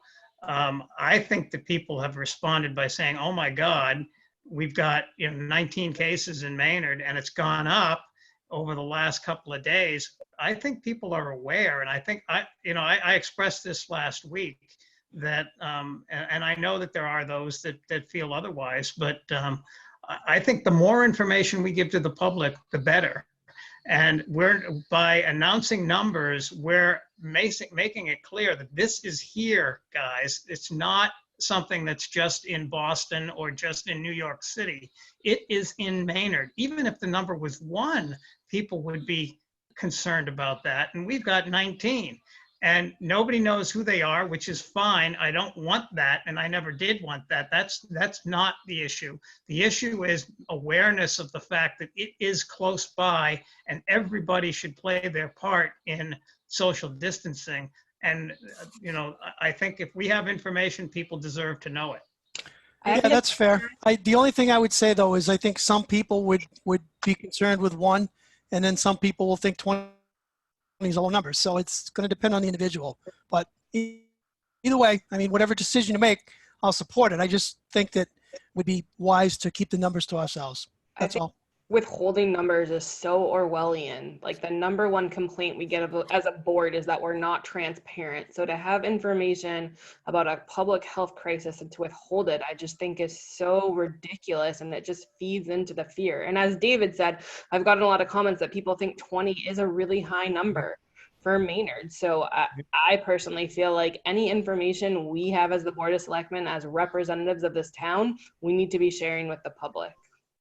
The one thing that I would say about that is that it is also in context. And I think that actually part of the way that we've been presenting it could be a little confusing, because we are seeing, if you follow day to day, you are seeing that increase, but you also have, I think the way they show it is what has fallen off too. So it almost says, so it's like we've had this many cases, but we have this many cases now. So it looks like the number's dropping almost. And that's not actually true. Consistently, our case numbers are going up, and we need to make sure that the people in Maynard realize that, and they're not interpreting it differently. Jeff Swanberg from Acton Street. It may help to present the number as a rate compared to the county rate, because while we think that there's a lot of errors in the absolute number, we know that there are probably more cases than the confirmed cases. We don't have any reason to suspect that our number is going to be more or less off than the overall county number. So if you show those two numbers as a rate and compare to each other, that can help people interpret it a lot more correctly than just the raw number, which, as we've already discussed, is open to a lot of misinterpretation. This is Megan Zamudo here. I think I need a little more clarity on that. What I'm posting right now is what I'm getting directly from our public health nurse, which is the amount of total cases since March 1st, the number of current active cases, and the number of deaths. I also have a link to county information. So I'm not, massaging the numbers in any way. I'm curious how I can better present them for interpretation. I think I'm just missing something, and I want to be responsive. No, and I apologize that I didn't bring it up to you. I think what it is the number. So it says the total cases since March 1st says 20, right? And then it says current positive cases in Maynard are 14. So some people who look at that might interpret that and say, oh, well, our numbers are going down. Oh, okay. You know what I'm saying? as opposed to the Yeah, fact but, that yeah, there but, were 9 and now there's 12 and then correct, there's 14. correct. Yeah, and Justine, to your point, I think that's what you need to see. You need to see the progression that the number is going up, it's not going down. So I think, day to day, you got to see the number going up. So from 9 went to 14, so obviously it Well, went up. it says 14 active. Correct. Meaning there's 14 people, we had 20, 14 that still have the virus active. And that's went up from 9. No matter, almost no matter what you do, there's going to Yeah. be people that misinterpret it and make their own judgments Yep, on it. yep. What you're putting in every day, Megan, is exactly what we asked for last week. Yeah. So. And the only other comment I would make is that somebody said to me, to clarify it, to have the language say total known, so that it doesn't mean that there's only 19 people in town or 20 people today in town that have it, but that's what we know about. And to the point that was made earlier, there are a number of non-diagnosed cases out there. I'm certain there are in Maynard. It's well beyond 20, but it's 20 known cases because 20 people have been tested positive. Other people are asking for the numbers of people who have been tested and all this other stuff, which, I think goes well beyond what's available to us anyway for information. So that was the only feedback I got, was total known active cases as well as total known people who have been diagnosed. But to Chris's point earlier, what you posted is exactly what we asked you to post. So there was no miss on your part, that's for sure. Okay, I'll try to work on the wording to see if I can clear it up. But Yeah, thank Can I ask if town council, Lisa Mead, if you have any concerns on how we should present the numbers? Or if we should I don't have any concerns. When the DPH directive / recommendation came out about 10 days ago about reporting to the county and not reporting your own numbers, we immediately forwarded it off to all of our towns. And it's really, in our opinion, DPH doesn't have the authority to do that. And it's really a local issue. And so however you wish to report your numbers is solely up to the town. And you should continue to do that however it is that you wish to do that. So my other question is, because I was on a call with DPH last week, is if news reporters call, should we ask them to do a request for information, or are we just giving the number out? Are you asking a legal opinion on that? Can I have some money? Right. So first of all, you know that if it's a public records request, they can make that request orally, as you know. And the question is, do you have the time to say, let me give you a document, right? Or can you just answer them?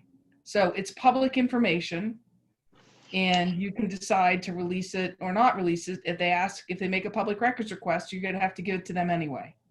So you can decide how you want to do it. Okay. Thank you. You're welcome.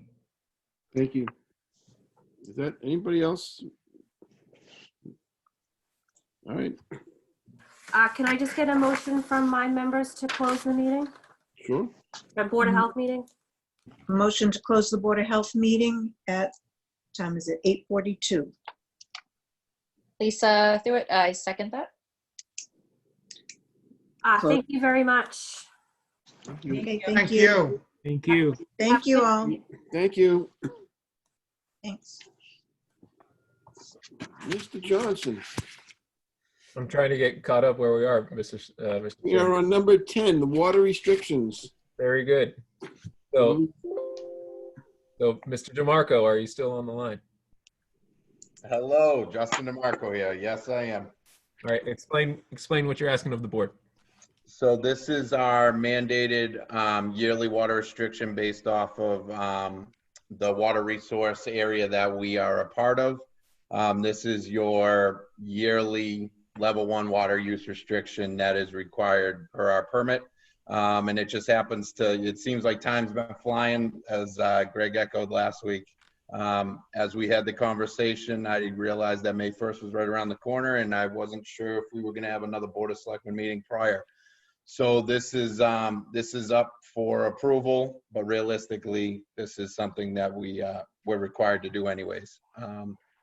So I'm just looking for the water sewer commissioners to approve this level 1 water use restriction that will take effect May 1st.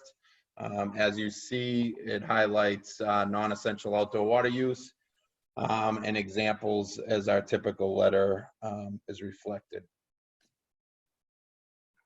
Greg,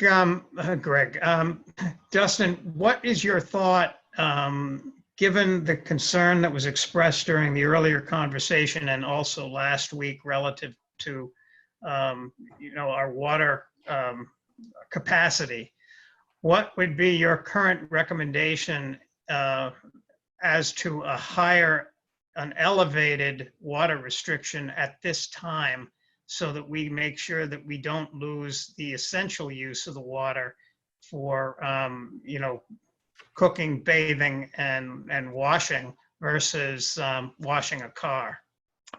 David, that's a good thought process. So realistically, just a quick general overview. A level 1 water use restriction is for non-essential outdoor water use. Any uses that aren't required for health and safety, irrigations of lawns via sprinklers, automatic irrigation, washing of vehicles outside, other by commercial, and washing of exterior buildings. So a level 2 water use restriction is an even odd process. So it takes level 1 into effect and then adds an even odd process. So if you had new lawn development and you were it was vital to water to make sure that lawn was viable within the next coming months, you could only do so on your even odd day. Now, level 3 water use restriction is the hardest situation that we can enforce. Level 3 water use is absolutely no outdoor water use. The level 1 is required, as I alluded to earlier, in regards to our management permit. Level 2 would be a judgment call based off of me and my recommendation to you as the water and sewer commissioners if I feel like capacity is reaching areas that we couldn't provide the service to. Don't be surprised if this level 1 comes out in May and we're looking at, May 15th to adopt a level 2.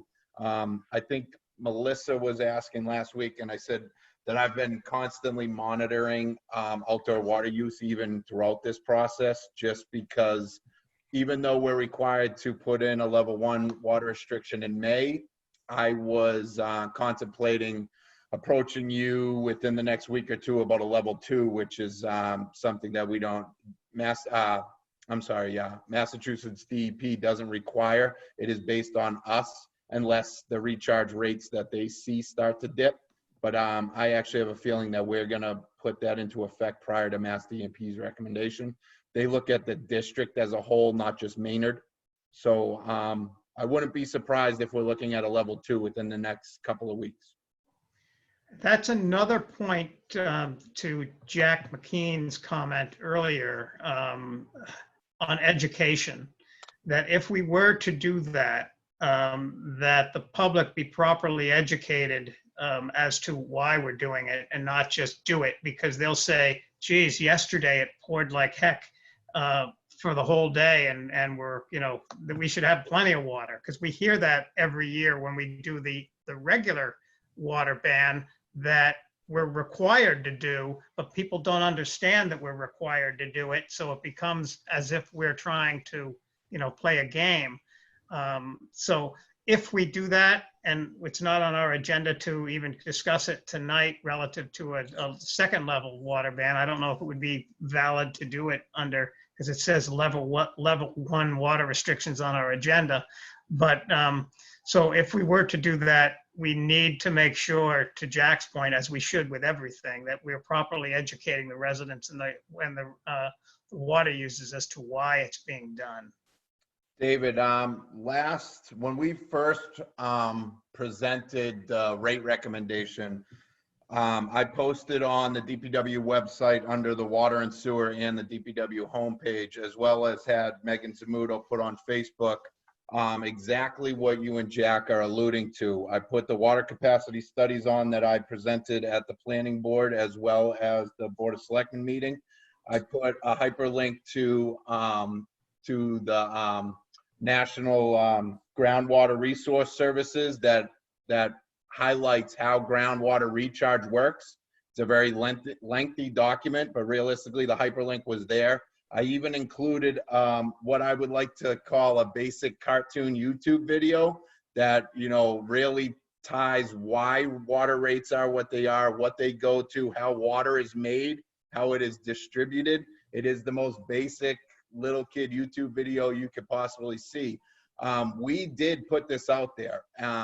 And through Mass DEP, when we put in water restrictions, we have certain criteria and recommendations that we have to abide by. So you have lived in town for a while. So when you see these water restrictions, you see the hardboard signs at every water entrance that have to go up.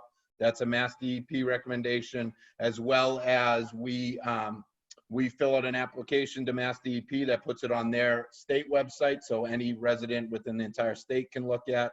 And we typically put this on our homepage, our website, Facebook, etc. So if you kind of go back to the memorandum, the recent memorandum with the rates, you'll see that I highlighted an outreach process.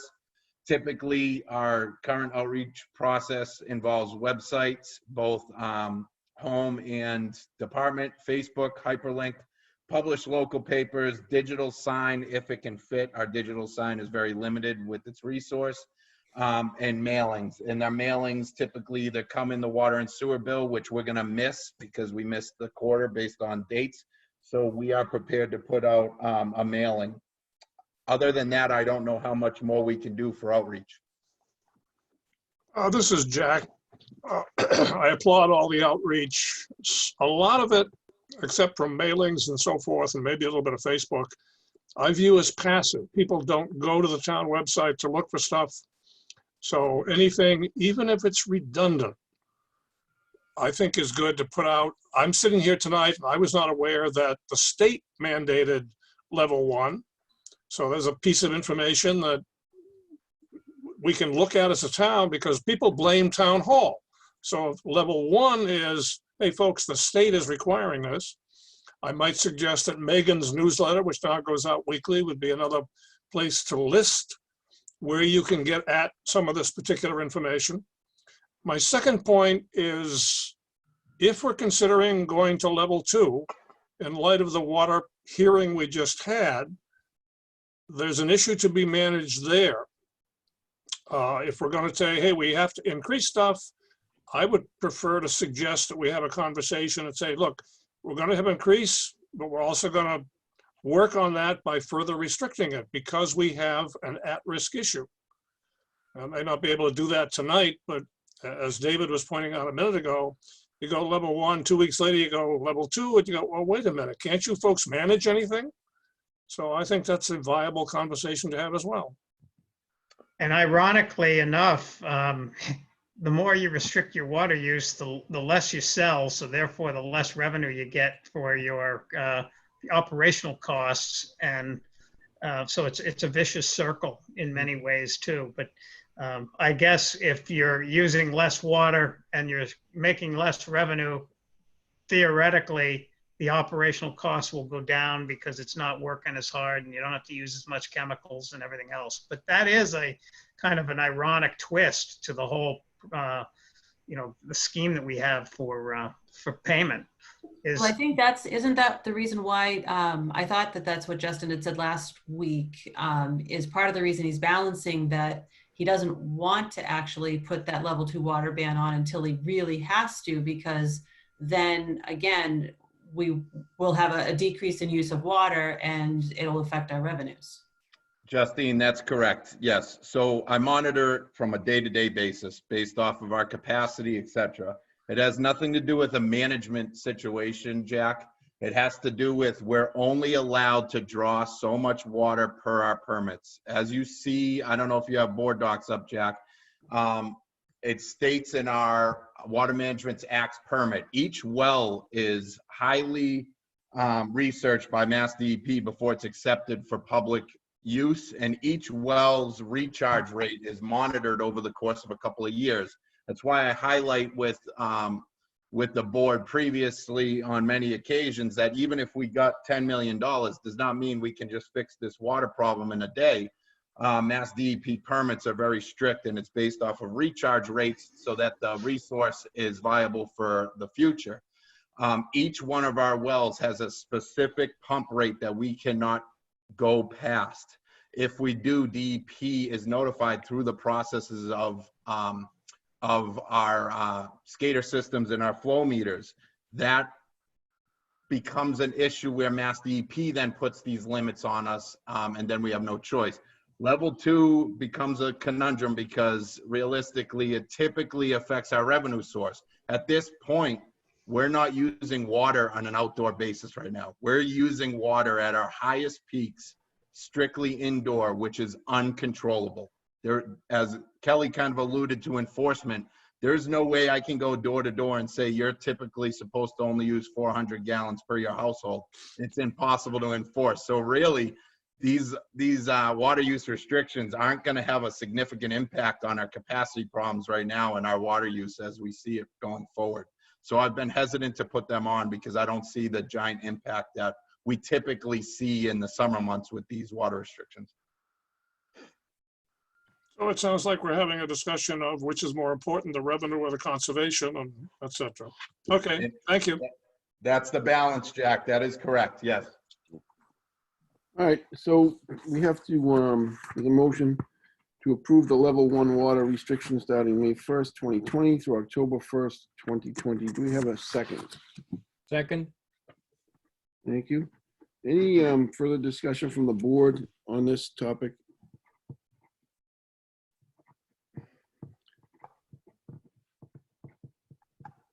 Okay, David? Aye. Okay. Armand? Aye. Melissa? Aye. Christine? Aye. Go backwards. No. All right, so Justin, we'll put that in place and the signs will go up to say that and we'll get it out. That's correct, Chris. We have to put the signs up a week prior to May 1st, which those will start to go up next week. And to Jack's point, me and Megan typically work on our outreach processes, and we will make sure we try to hit every point we can. All right. On to, so the town meeting, number 11, there's a motion to approve publishing the notice of the annual town and special town meeting notice.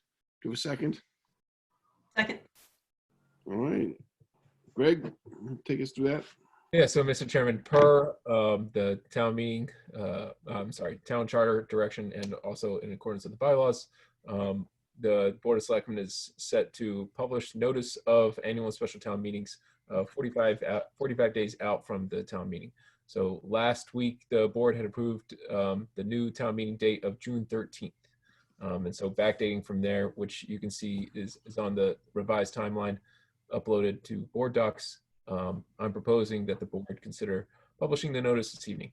On a second note, though, on the revised posting notice, that was what Becky Mosca, the administrative assistant, was so kind to draft.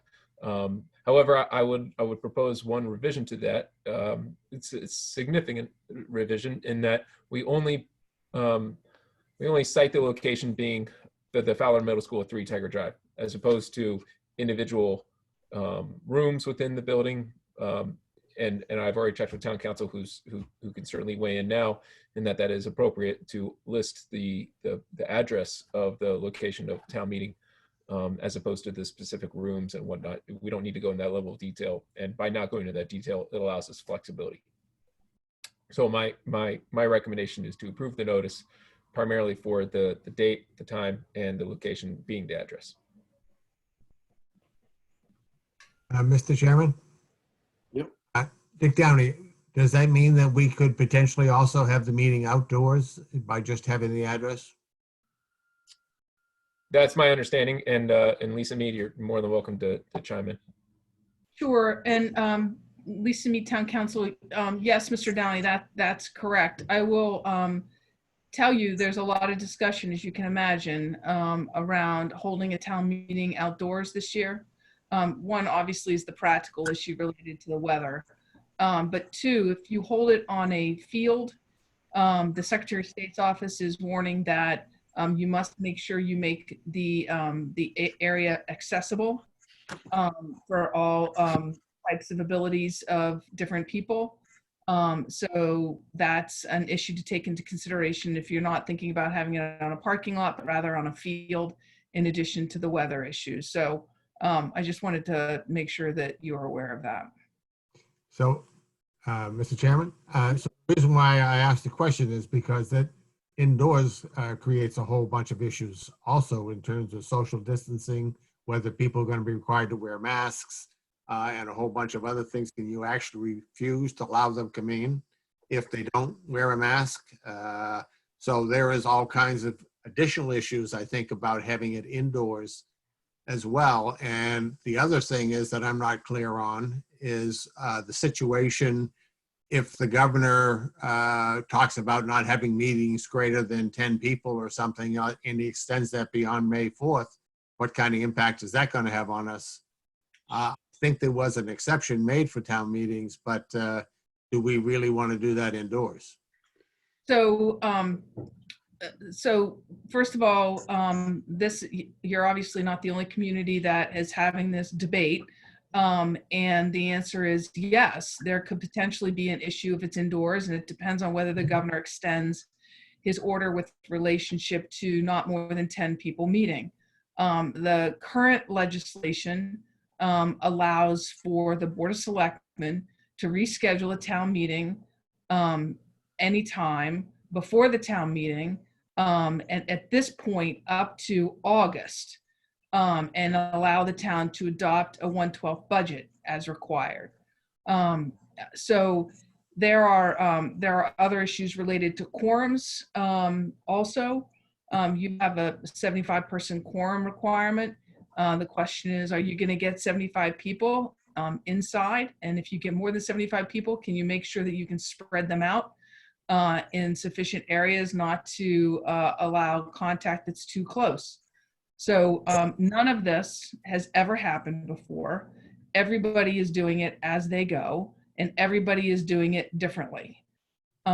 So all of this has to be taken into consideration. All we can do is try to plan right now. And you set a town meeting date now, and it may be that the order is extended in May, and you have to reset the town meeting date, which is happening as well.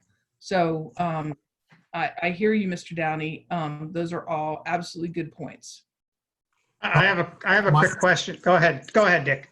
So what my concern is that we don't close one option or the other at this stage of the game, that we in fact have the ability to go out and plan and get with Greg and maybe with Mark Manasian and the janitors or what have you, and talk about how we can set it up.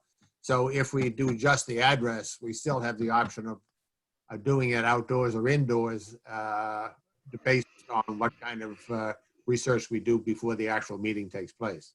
Right. And that was my recommendation to the town administrator, to just use the address, so that would give you the flexibility to have it either inside or outside, or in multiple rooms inside if you had to go inside, or under a tent if you had to be under a tent, or whatever. But that's why you want to use an address. Perfect. Thank you. I have a quick question of sort of confirming something, Lisa. You had said that the legislature or the legislation gave, or the governor's order gave the cities and towns, the Board of Selectmen, you said, the right to extend out the town meeting through August. Now, I think we heard last week at our meeting here that once the warrant is issued, that authority twists over to the moderator versus the Board of Selectmen. And I'm not getting into a power play issue here. I'm getting into a legality issue here, where if that were to happen, I don't want to have Dick saying, oh, we move it to such and such a date, and it turns out that no, he doesn't have that authority. It's the authority of the Board of Selectmen. Do you know if it's clarified as to one or the other is true? So this is the subject of great debate. And there are two statutes.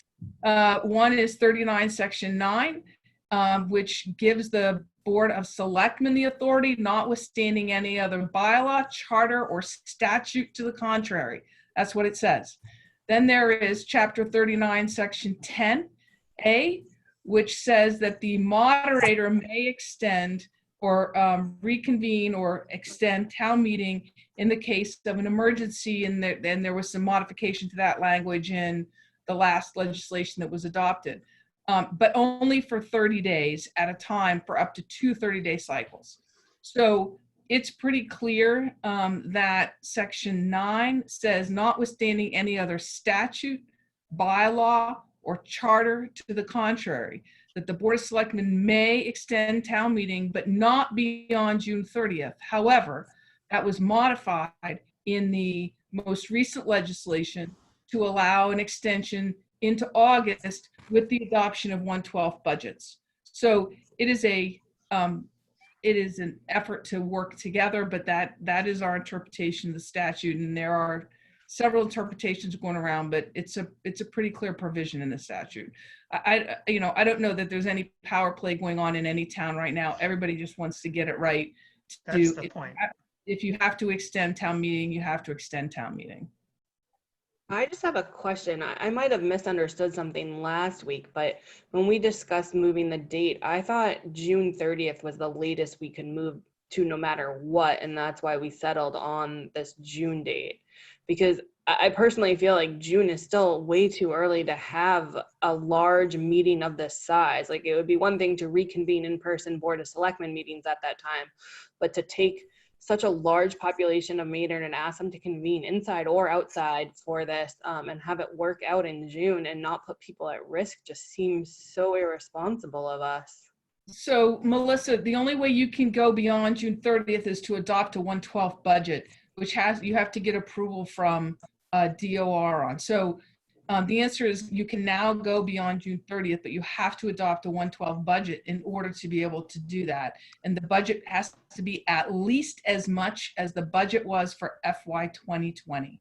So, and you can only do that into August. So most communities are trying to at least set up a warrant that they can get a budget adopted, if not the full warrant, through as of June 30th. I will tell you, I have a community that has a 300-person quorum requirement. They are not going to get 300 people at town meeting before June 30th. We've gone to court, and hopefully I'm going to have a decision tomorrow to get that quorum reduced, only for the sole purpose of passing the financial articles with the order to have a special town meeting later. So most communities are trying to adopt a budget prior to June 30th and trying to have a town meeting in order to do that.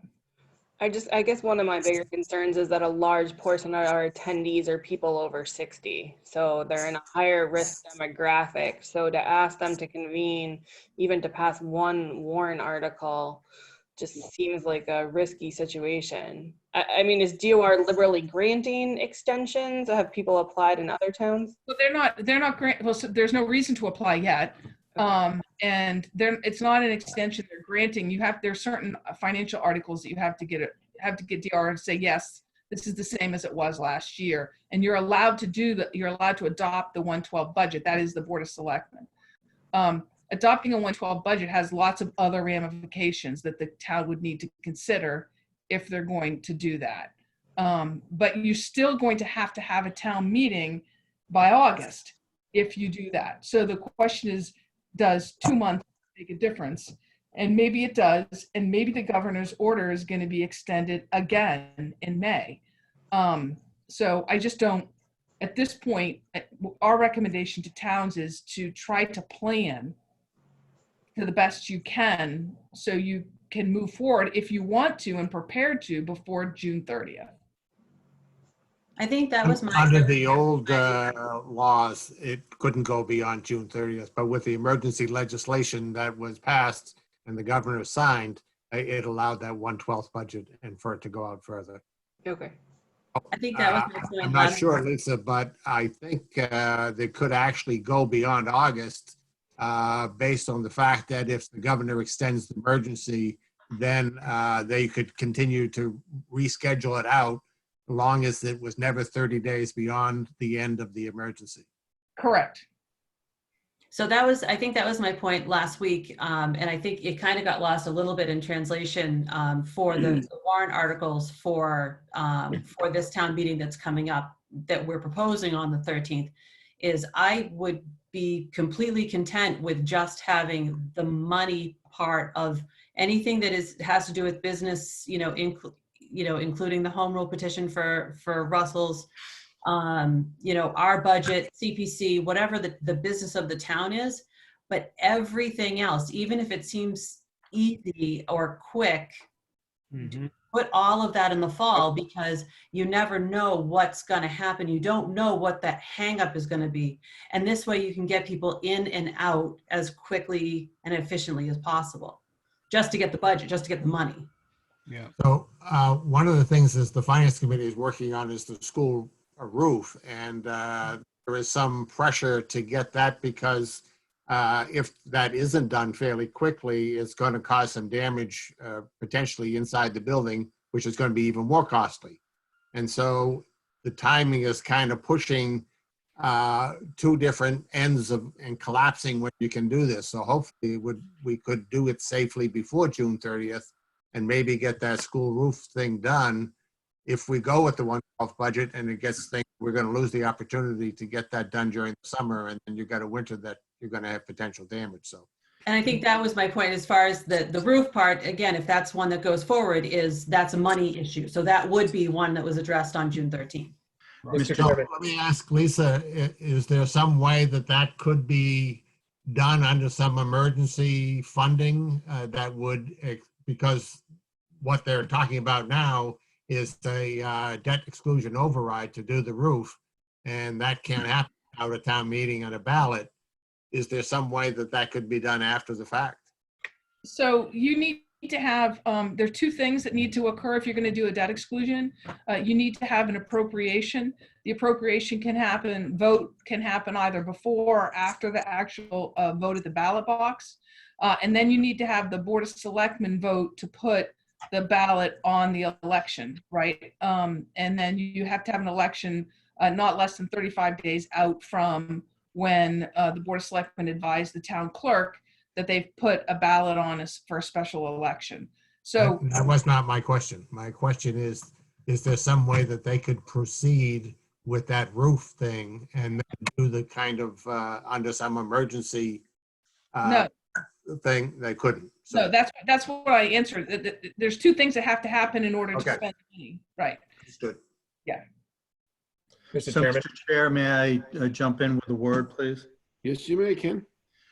So the one thing I guess I would point out is that we don't know what the pattern of infections is going to be.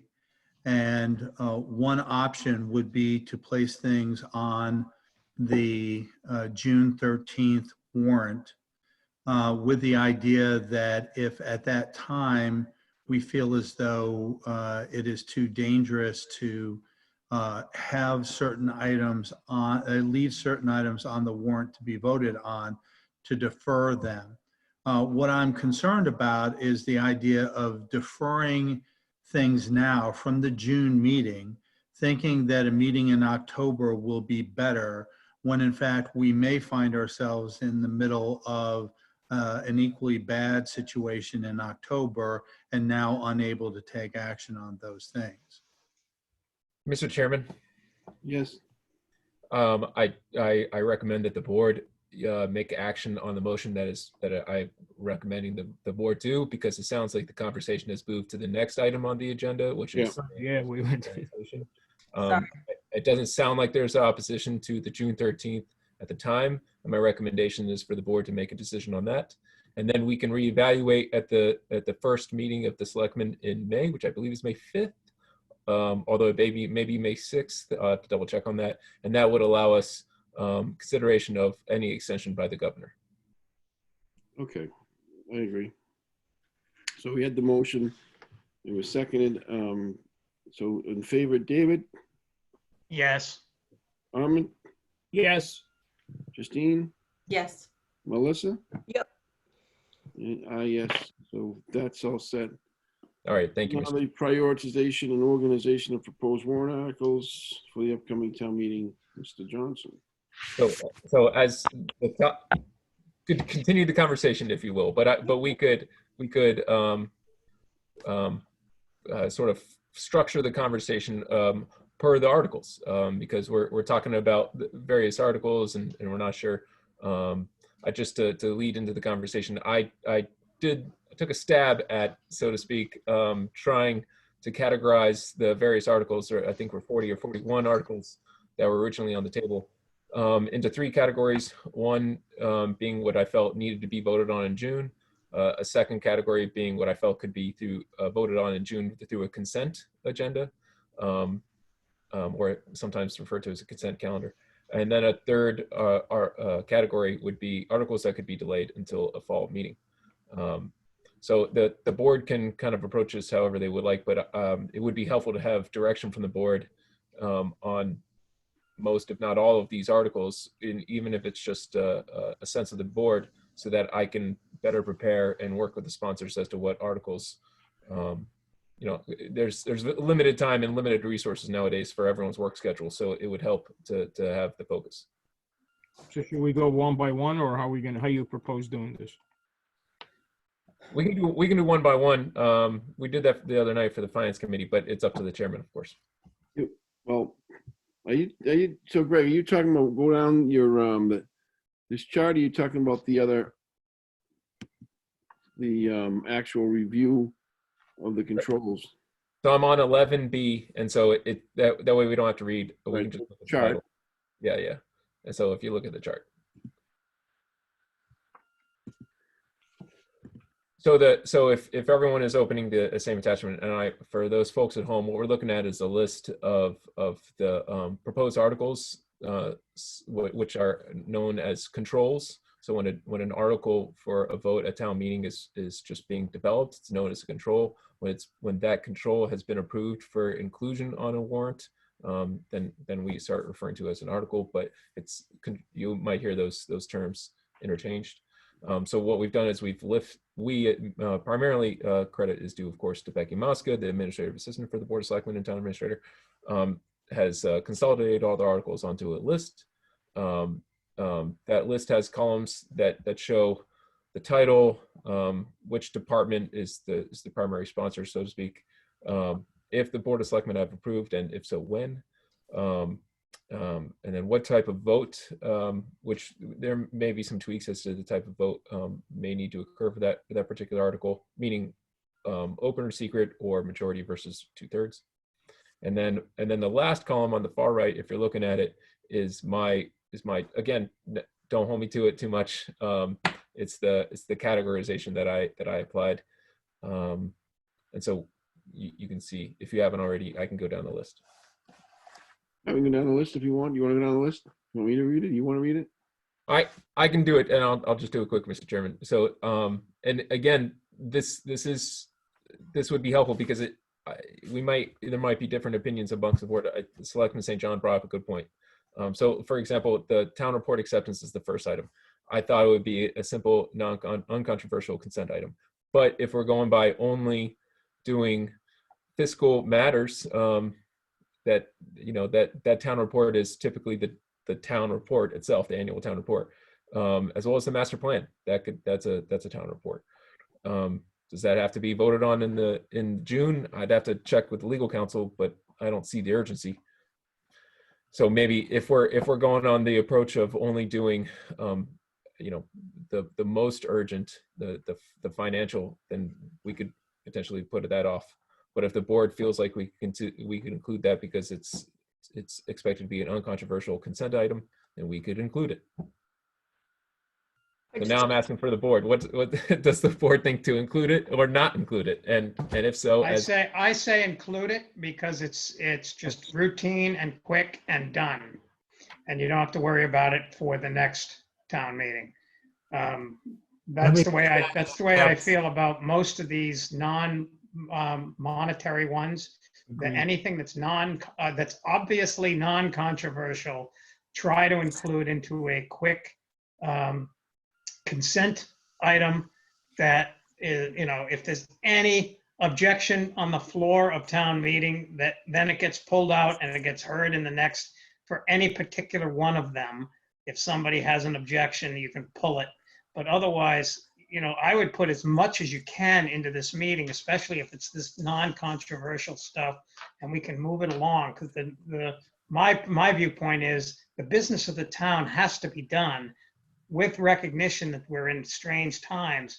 But there is some stuff here that's just really straightforward that should not have to wait, because it's going to be an extra 3 minutes to get people to raise their hand. Yeah, I agree with that.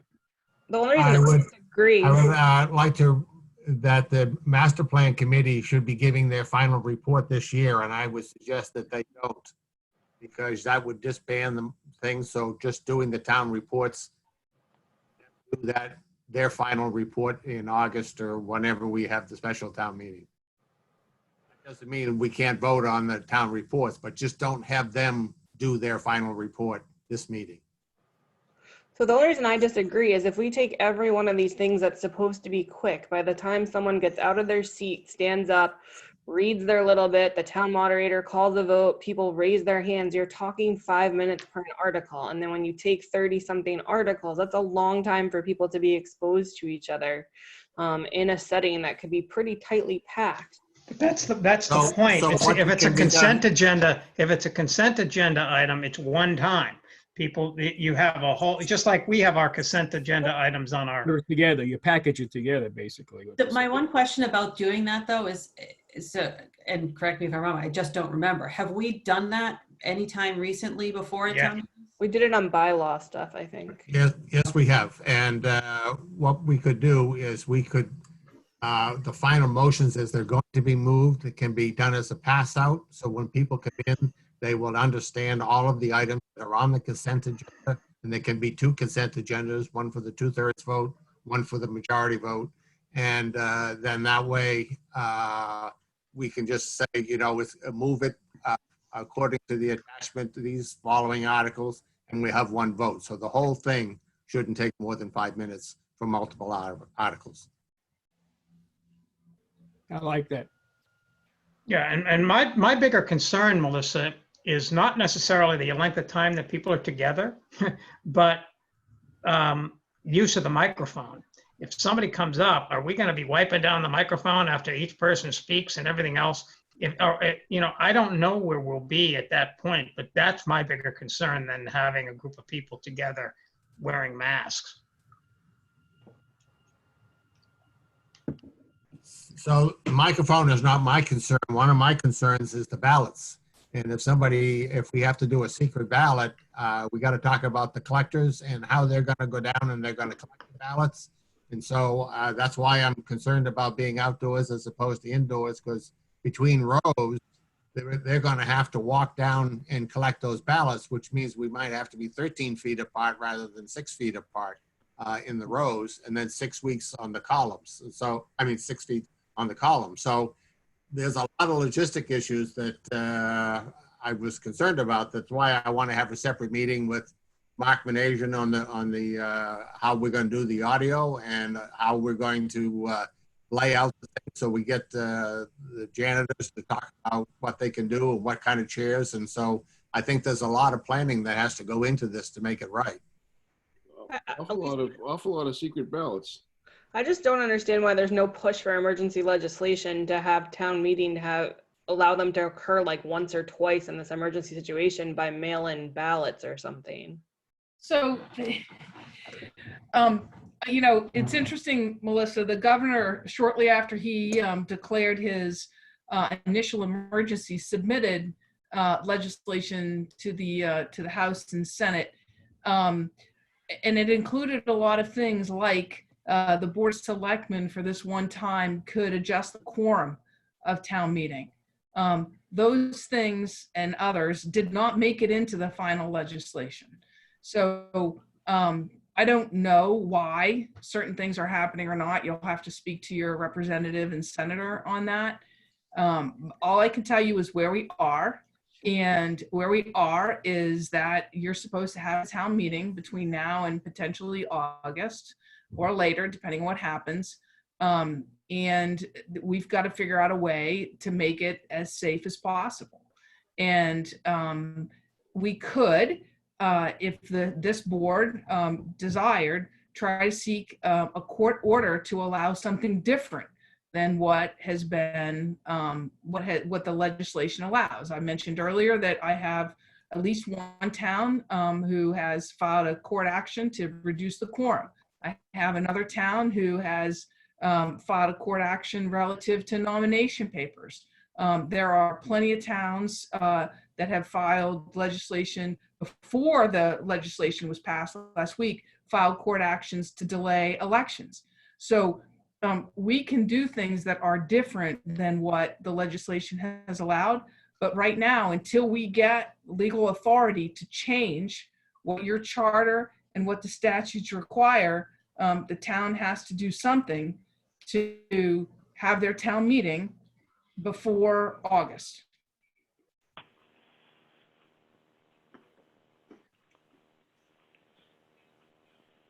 And it's a conundrum for all of the reasons that we all know. And the planning that the town moderator is talking about is going to be incredibly important. One of the things that for this town that I have that has the 300 quorum requirement, we went into the largest facility they had in town. We looked to see what the 6x6 separation would do, and it would reduce the people that could sit in that room to 75.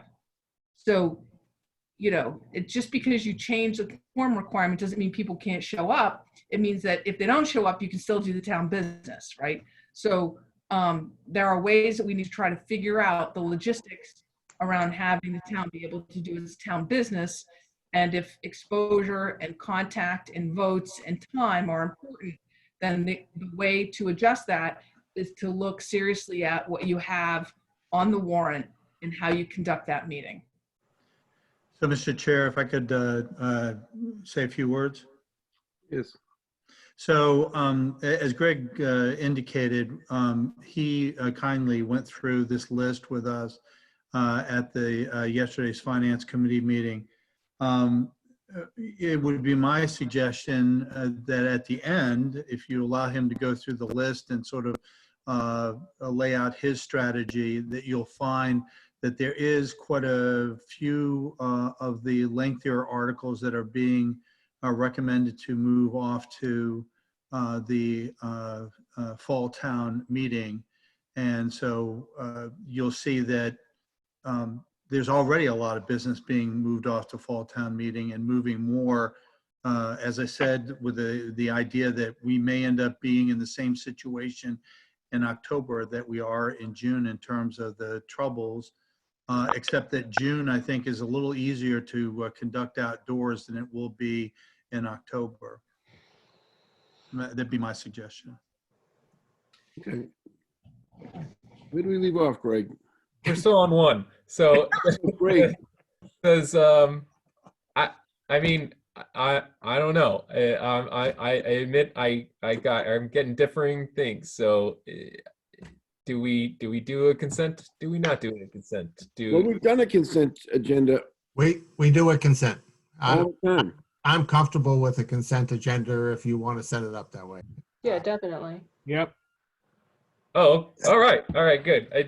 Never mind. All right, fine. So the first My only point was that you got to tell the master plan committee not to submit a town report at this meeting, because then you would have to act on it.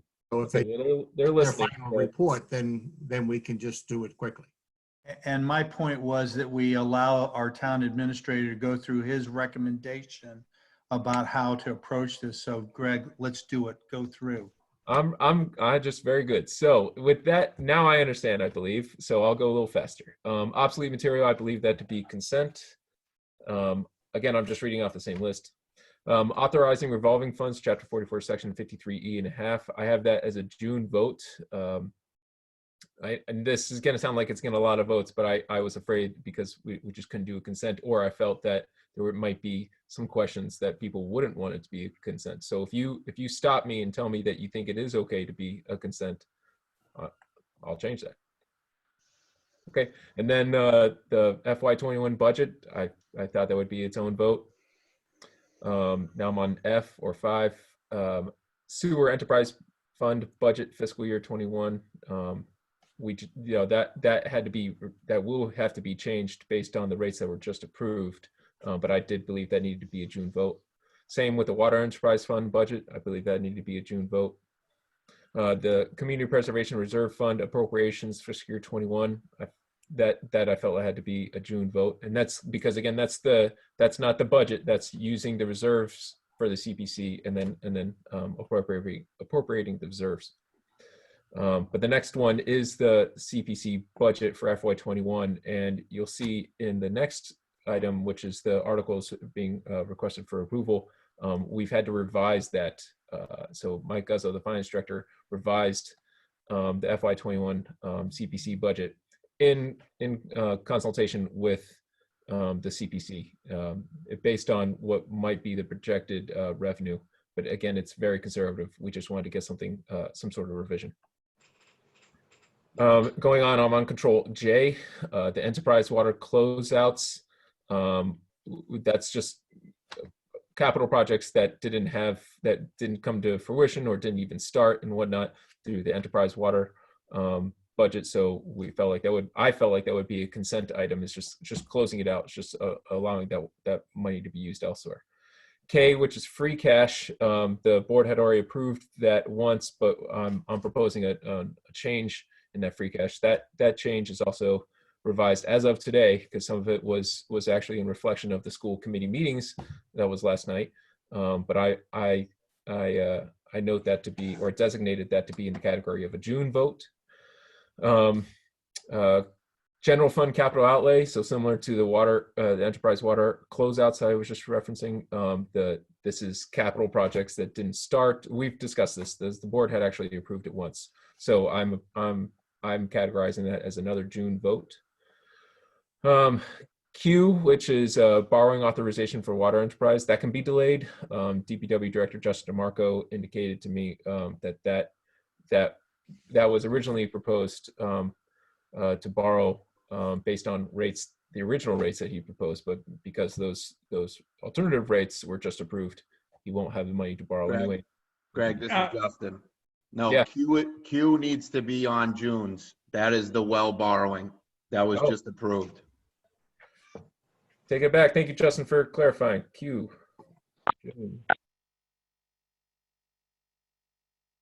Very good. Well borrowing. Well borrowing. Very good, very good, very good. Debt exclusion appropriation for borrowing authorization of fire stations. So this is going to be up to the board, and we can come back to this, Mr. Chairman, because it might be a longer conversation. But either way, I feel like it might have to be a June vote, but I really just put it in there as a placeholder. As the board knows, that could be up for a longer deliberation. Okay. So we can kind of put a tack in that, Mr. Chairman, and come back to it. Table U for now. Very good. Please. Nuisances, and then a number of the other bylaw changes or revisions are proposed by the Bill Coleman and the Bylaw Review Committee. He said that those could wait. So this is those kind of the lengthy bylaw revisions that Ken Esbrook was just referencing. Those can wait. So that's Y for the nuisances, Z for the dog owners responsibility law, BB for the non-criminal disposition of bylaw violations, CC for the alarm system, and DD, this is actually different, but those up to CC, that's from the Bylaw Review Committee, and those can be delayed. For DD, which is the amendments to the town bylaws, Chapter 34, Stormwater Management, Caitlin Young, who's our conservation agent and assistant town planner, and working with the Conservation Commission, they believe that can be delayed. Article 97, which is the land transfer, I felt like that was pretty uncontroversial. I can go into it now. I believe we've already kind of reviewed this with the board, which is the transfer of land basically between two town bodies. So it's pretty transparent to the public. I believe it was off of Mockingbird Lane is where the land was going to be converted from Board of Selectmen owned property into conservation owned property. I felt like that was uncontroversial. Does anyone on the board feel that might be controversial? Or does anyone on the board feel that there might be a question of that? No, I think the key point to that is that it basically closes out the issue relative to, and my recollection is that it closes out the issue relative to the need to replace the land that we used for the solar array in order to fill in. So I think it's completely non-controversial. It fulfills an obligation that the town has with land that's not going to be buildable anyway. So it's a quick hit and done, and it gets the town's business out of the way. Yep. I have a question for Lisa. Is that a 2/3 vote? Yes, because it's a change of use. Change of use being the control. So it goes from general municipal to conservation. So you would have to put that on the consent calendar. That's 2/3. I think you have borrowing. So just make sure that that's separated. Okay, thank you. You're welcome. All right, going on. The home rule petition. So this is what Selectman St. John was just referencing, if I'm remembering correctly. So I have that as a consent item. And again, just to clarify for the public, because it looks like deja vu potentially. So at the last annual town meeting, the town meeting did approve the petition to the home rule petition to petition the state legislature to add basically a package store license to the town's quota. But then through the course of the year, working with the state legislature, they want a specific license holder to be listed on that on that legislation. So we have to go back to town meeting to have that listed, and that would be for the license to go to Jamie Salamoni, the owner of Russell's Convenience Store next to Town Hall. So I felt like that was uncontroversial because the town meeting already approved it once. But does the board disagree? Does anyone disagree that it's consent? I don't. Okay, very good, very good. Moving on. Now we're going into zoning bylaw changes. So the board had approved so how the zoning bylaw changes work is the Board of Selectmen has to approve the referrals of those changes back to the planning board, and then the planning board. This isn't updated, but I just found out today that the planning board had accepted or approved those referrals to be on town meeting on the warrant itself. I felt like those were uncontroversial and that they're the consent items. Does the board disagree? Does the Board of Selectmen have any? Does anyone object to having those as consent items? Mr. Chair, Yes. I am hesitant to say that a zoning article can be on a consent agenda, but I will get back to you on that. I'm a little concerned about that. All right. Okay. Thank you, Lisa. I'm just making quick notes about that really quick. That's H through J. J. H, H, I, and J, J. We're going to double letters here. Two is LL as well. Yep. But before that, KK. Again, the order of these might change, but this is just the controls. KK was the lease to purchase the ambulance, and I'm proposing that still go forward to a June vote. Okay, and then and just as you were saying, Mr. Chairman, LL zoning bylaw amendment subsection 949 to 948. And then MM, which is the taking for the bridge construction. So that's the Florida Road Bridge that's being planned for replacement. That's mostly a MassDOT, and by mostly I mean significantly, substantially mostly a MassDOT project, and it's already moving along. So I recommend that be a consent item agenda for the town. This one we might have to put a tack into, just like the fire station. This is the debt exclusion appropriation for borrowing authorization for the green metal roof. I recommend we put a tack into that, come back to it, Mr. Chairman. Okay. Okay. OO, which is the enterprise sewer closeouts. Again, this is kind of a confusing order that we did it like this, but this is only just the draft listing. But this is just like the water closeouts and the general fund capital outlay closeouts. I'm recommending just consented items. Those are just projects that just didn't happen. And then PP, which is the Community Preservation Fund closeout undesignated fund balance. So I felt like that was straightforward. I don't know if there's anyone on the CPC on this call this evening, but if they want to chime in, they can. But I felt like that was a consent item. Okay, and then leasing authorization. So maybe I was confused with, and Mr. DeMarco can clarify. Maybe I was confused with the earlier article. The leasing authorization through water and sewer price funds. I have this listed as the delay. Is that accurate, Justin? Yes, Greg, this one is the delay. This is what we had to remove from the rates. All right, very good, very good. RR, the leasing authorization through general fund appropriation for public works capital expenditure. Clarify, Justin, because we were going back and forth a little bit today. Do you recommend this to be a June vote or a delay? You got to unmute yourself or someone. Sorry about that. A delay to fall, Greg. Delay. Yep. All right, very good. Thank you. SS, we're almost done, folks. SS, renaming to select board by home rule petition. I felt like that was a consent item. And that's also partnered with the ZZ, which is the zoning bylaw change to the select board. I also felt like that was consent.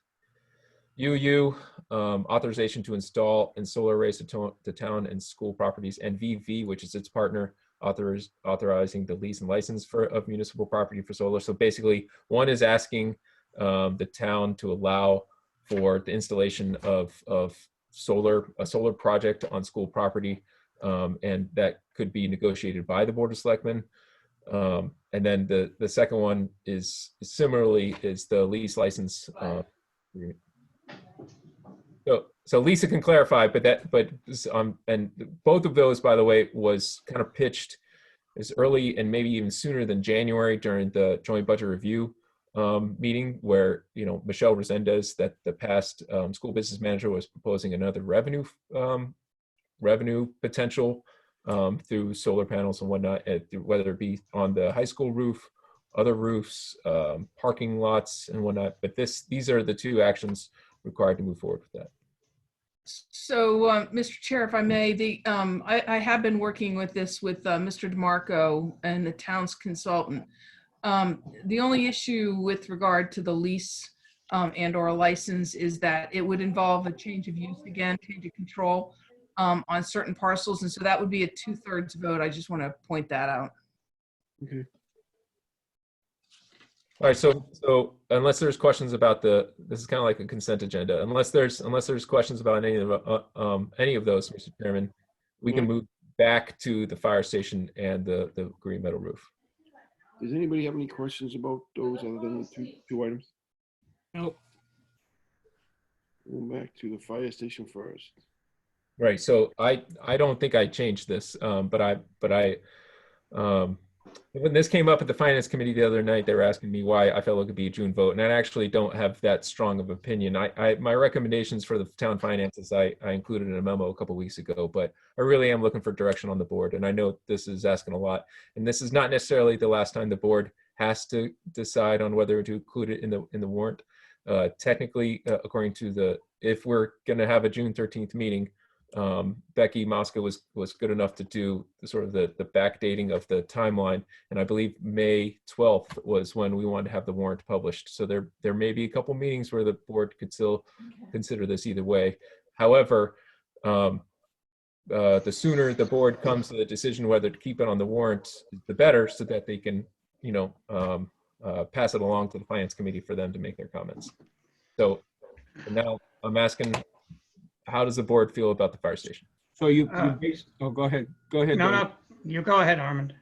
So are you suggesting that we could table this for the discussion for a future meeting prior to May 12th? Is that what you're saying? Yeah, I'm not recommending that. I'm saying it is a potential. I mean, we haven't gotten there yet, but I'm also recommending that we meet next week. So if you don't talk about this tonight or come to decision.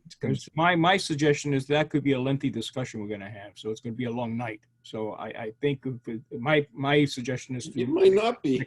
No.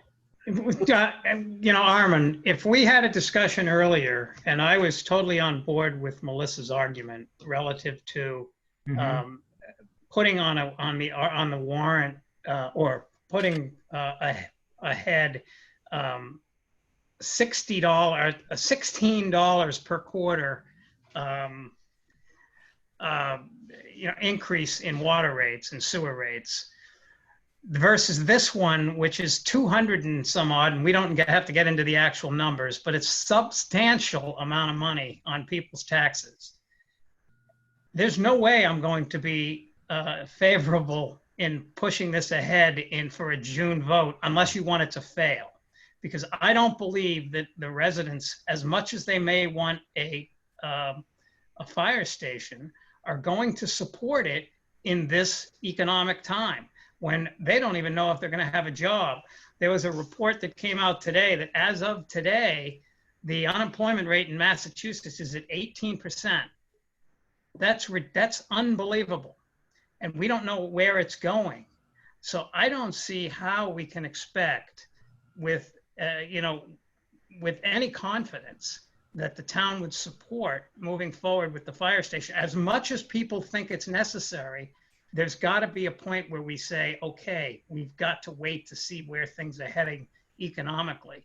There was along with Kate Hogan put out a report today that had some economists had indicated what their expectations are for how the economy is going to rebound after this thing is over. And I wrote it down. They said as a way to think about it is they gave 4 different letters as a way to look at it, just letters of the alphabet. Some say it might be a V, where you go boom, boom. Some say it might be a U, where you go like this. Some say it might be an L, where it goes down and then stays down. And some say it might be a W, where it goes down, up, very volatile. But the point is, we don't know what's going to happen in the next few months. And to put this on a June ballot with a vote where people's taxes would be increased beginning 6 months from now substantially, I just don't think it's a winner. It's going to fail. And we're doing a misjustice to the town. We're doing a misjustice to the fire department for putting this on the ballot at this time. That's my opinion on it. I concur. David said it more eloquently than I would have been able to, so I'll just reiterate what he said. Mr. Chair, if I may chime in here with a word. The Finance Committee is concerned about having the discussion about the fire station separate from the discussion about the Green Meadow roof, separate from the discussion about the new Green Meadow School and the MSBA funding, separate and apart from the White Pond water infrastructure work that has to be done. The idea here is that from the Finance Committee, and the Finance Committee feels pretty unanimous and strong about this, is that these conversations need to be held, that a conversation needs to be held about all these projects and making sure that the town meeting voters understand that it's not just one project, it's several projects in line and where are our priorities. So I just wanted to explain why the Finance Committee was wanting to understand the timing of these 2 articles. Thank you. That's a good point. And Mr. Chairman, I'll just add that they had recommended, and I agree this is a good recommendation, to have the Budget Subcommittee and the Capital Planning Committee convene to weigh in on these, basically a new capital improvement plan for the FY21. I think there's all. Sorry. Go ahead, Justine. Sorry, as chair of the budget subcommittee, I listened to the meeting last night, and I agree that we're going to move forward. We're going to have a meeting to talk. I mentioned to Greg today, part of my purpose for not stepping up before now is that I do recognize the fact that We're in completely unprecedented times right now, and what we thought was a plan a month ago is probably not the plan going forward. So I wanted to give the administration some breathing room to figure out what their next steps for their recommendations to us were going to be before we had those conversations. Because, and I understand the Finance Committee is concerned about what's going to happen and what these timelines look like.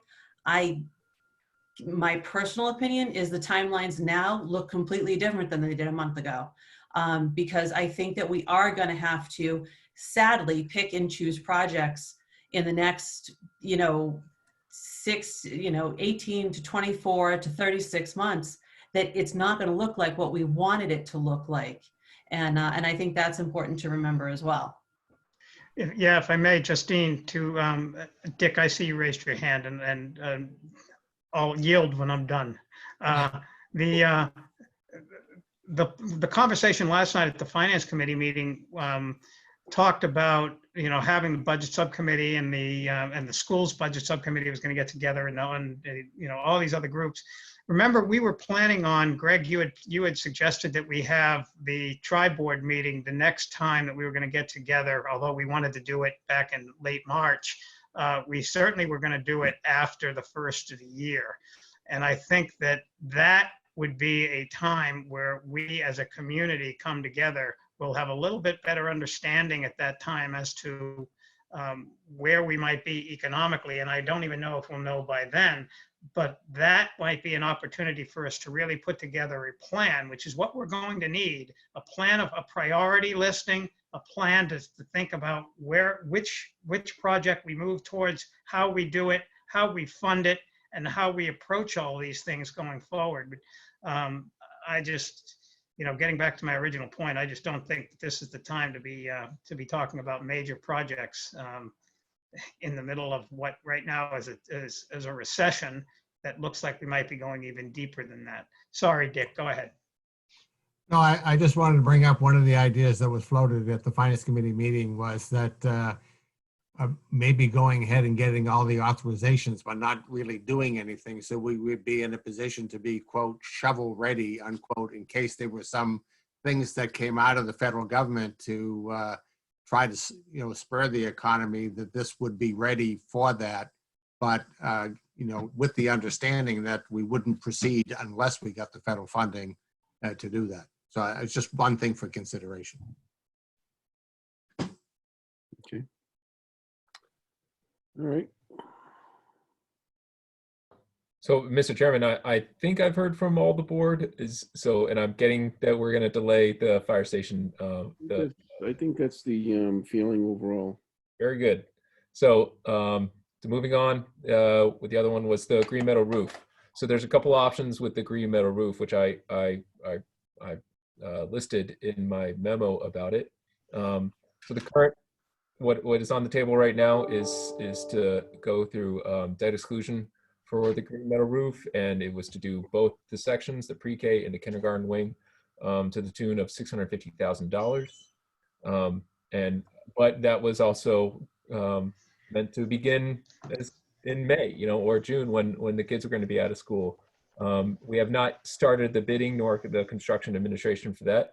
I do have a proposal for $62,000 contract with CBI, who's our designer consultant for this project. And I do need the board to approve that. I don't have the authority to approve over $50,000 contracts anyways, but I wouldn't have approved that without knowing how the money was going to be coming or when it was going to be coming.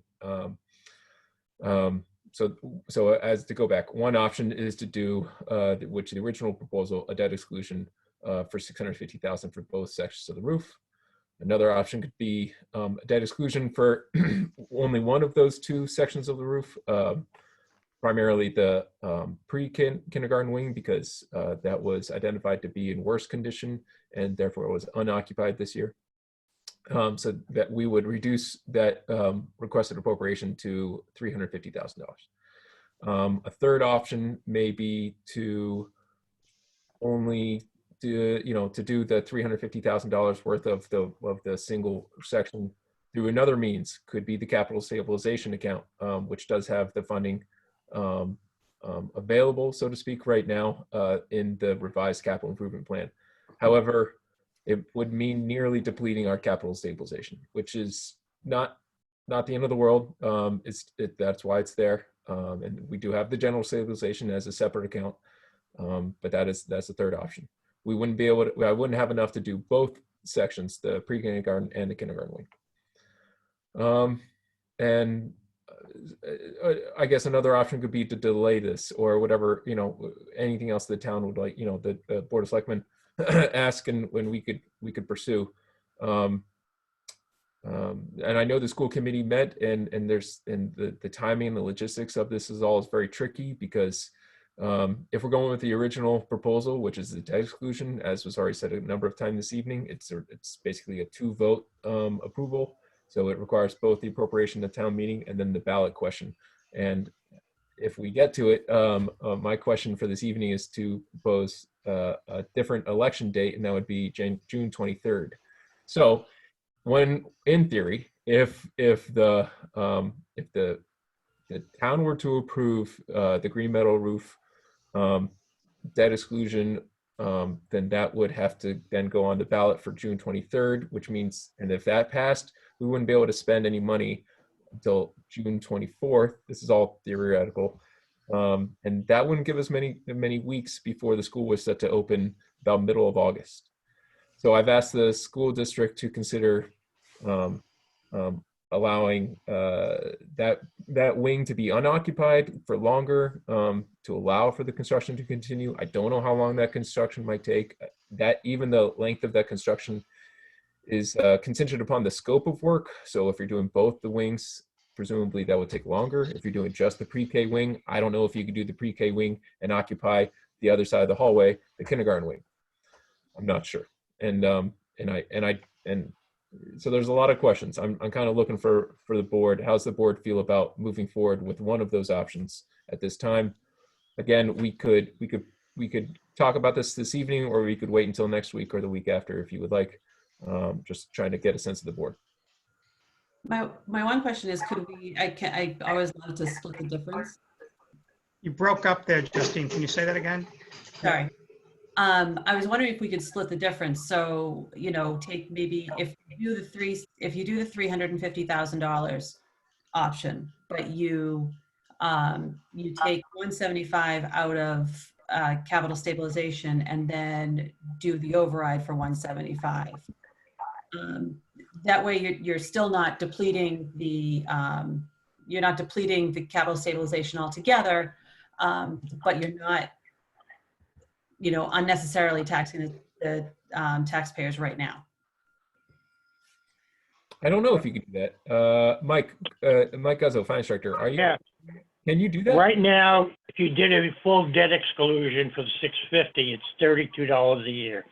If you were to do a debt exclusion for, let's say, 350, then you're talking roughly $16 a year. Right, but Mike, it would not be completed. So let me, Mike. So to clarify, I think the question from Selectman St. John is, let's say the option is the $350,000, and to fund that option is to split it 175 or so from debt exclusion, and then 175 through capital stabilization. Can you fund a project through those two different means combined? Yeah, you'd have to put it on we would have to, have a separate article to, use capital stabilization. It would be another article. But why would you do 175 as a debt exclusion? Why not take the whole 350 then? Why even do that? 175. That's the question of right? the board. Just a logistics question. We were talking earlier that we may not even be comfortable with a town meeting being held in June. So if there's a ballot vote that happens in June, I believe there's a requirement after a ballot vote before, and I don't know if Lisa's still on the line, but I think there's a requirement between a ballot vote and a town meeting vote that it has to take place in a certain period of time. You can't have it 2 years later. You can't have a town meeting vote or whatever. So that's one point, is that suppose we don't meet that deadline. If we have a scheduled vote June 23rd, but we don't have a town meeting until August, or until late July, is that okay? That's number one, because they have to pass both places. Number two would be, then you run into the same problem relative to what you were talking about before. The students are back in school, and now you're not even getting the work done before they're back in school. So there's sort of an immediacy to this, and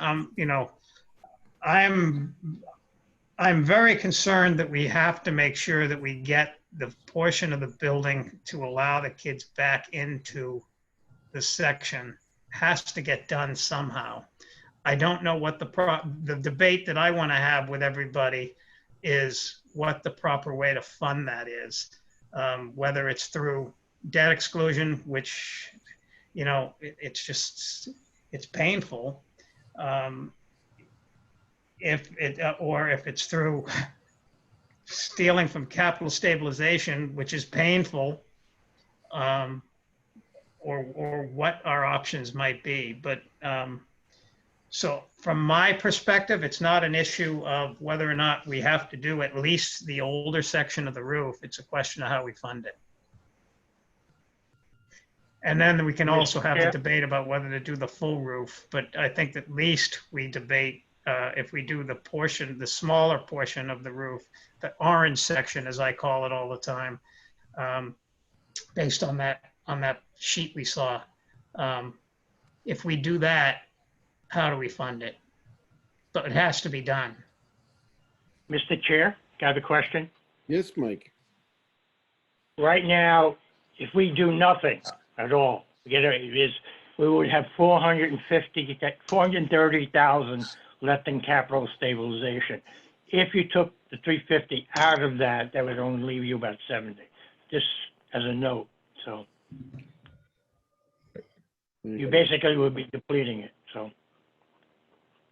Well, so to Justine's point, why is it that it's not possible for us to split this? And I think that would be a lesser of a pain to the taxpayer at 175, and then take the 175 out of capital stabilization. So why is it that we can't do that? That's an option that we should talk about. It's somewhat fiscally dangerous to get that capital stabilization down to such a low level. I got you. So the question becomes, is $16 a year, if that is the number, and I have to believe Mike's number, $16 a year worth burdening the residents with, taxpayer with, versus the possibility of what could happen if we didn't do that, right, and took from stabilization, and then God forbid had a collapse of the roof next winter when the snow comes that we didn't get this year. All right, so that means the option is between 350 debt exclusion or 650 debt exclusion. That's the decision. And then the other discussion is what's Plan B if the debt exclusion fails. Right. What makes me more comfortable with this as opposed to the enterprise increase is at least this goes to the town to vote on if they want to see an increase in their taxes, as opposed to the 5 of us making a decision that's going to affect all the residents. I think our bigger concern is what's our plan B, because I personally just don't see this June meeting happening, and I see, the summer passing by and the kids being back in school. So I don't know if there's any other ideas and we can, plan for the worst. I don't know what I think you're a good point. I can't speak for the school board and the school committee in this district. I don't know if they could keep that wing unoccupied. So the wing is currently unoccupied, the pre-K wing, as it was for the year. Could they keep? Do you want us to chime in? It's up to the chair. It's up to the chair. I do have to clarify though, if there are for open meeting law, because also Lisa Mead will It's just the 2 of us. All right. Yeah. Just to clarify, there's only 2 members of the school committee on the call. Yes. Hi, so Natasha Rivera. One of the things that was brought up is that we obviously have concern about protecting the investment in that area that has already been put on the burden of the district or the town. And so an option which came up was getting a load bearing done in that area to see that if for some reason a town meeting didn't happen as we would foresee, we could at least have some potential reassurances to understand the impact of what going through another winter might be in there from a safety perspective. The building, that section could potentially be unoccupied from a student, just the pre-K area for another year because they did not expand or have the appetite or interest in increasing the enrollment for pre-K going into next year. And also just a call to note the school's calendar. We do open a little bit later in August, so it's not mid-August. Labor Day is a little bit later this year. Not that that's huge difference, but every day potentially is helpful into this consideration. And I don't know if there had been reassurances about, it would just be the pre-K, I think is really what everyone's most concerned about, and deferring the other portion to a better time that's more suitable for the town. So I know Lisa's not on the call anywhere, but maybe. I think I am. I'm on audio. I've got you. This is Melissa. I was just wondering, like, if worst case scenario town meeting continues to get passed, down the line, if there's a way to petition the court on an issue like this, to be able to use funds on an emergency basis, making the argument it has to do with the safety of students entering in the fall. I think that's harder, Melissa. I'm not saying that it wouldn't be possible. I think we would need some support from DOR on it. They would have to see how you're going to pay for it, because that's really the whole point behind the debt exclusion, right? That's how you're going to pay for it. So unless you can show how you're going to borrow money and pay for it, I don't see a court allowing that. Could you borrow from capital stabilization with the caveat that once there is a town meeting, you could, with a passing vote, appropriate the funds and pay it back? But that would be not just town meeting, that would be a town-wide vote, right? So you've got a contingency there. Back to Mr. Gavin's question, if the voters voted in June to allow the debt exclusion, you could have an appropriation anytime thereafter. The time period is the reverse, David. So if the voters voted the appropriation in June, you would have to hold your debt exclusion question by September. But the reverse isn't true. If you hold the debt exclusion election first, you actually have basically an unlimited time to make the appropriation. Okay, that's interesting, and that's good to know for the future. Right. So Melissa, I wouldn't discount anything because it's a crazy world right now, but I think that getting the courts to allow you to spend money that you don't have the authority to pay back would be tough. Okay. So Lisa, I already spoke to DOR on that, and they would recommend what you just said. Unless you have a way to pay it back, they would feel it would be difficult to do that approach. Yeah, I can't imagine they would authorize it. So can you, Natasha, can you clarify again what the school committee kind of agreed on? You're saying that you'd be all right for another year with that side of the school being empty? The school committee did not vote on a recommendation, so this was just a discussion on the data that we had right now. We discussed that the pre-K wing, not the K wing, the pre-K wing could remain closed for the remainder of the year, or potentially if the project is going into the September, the only consideration would want to be about safety. And I don't think we've seen any reassurances that if a project were to occur, that the other occupied areas for the K through 3 would be safely okay to do if the pre-K is done. I don't think CBI commented on that specifically. So that would be a concern that that we would need to get better information on. The other piece was understanding the load bearing of the decking in that area and how that might be sustainable for another winter, which we don't, I think that's the report that we didn't end up getting yet. Okay, thanks.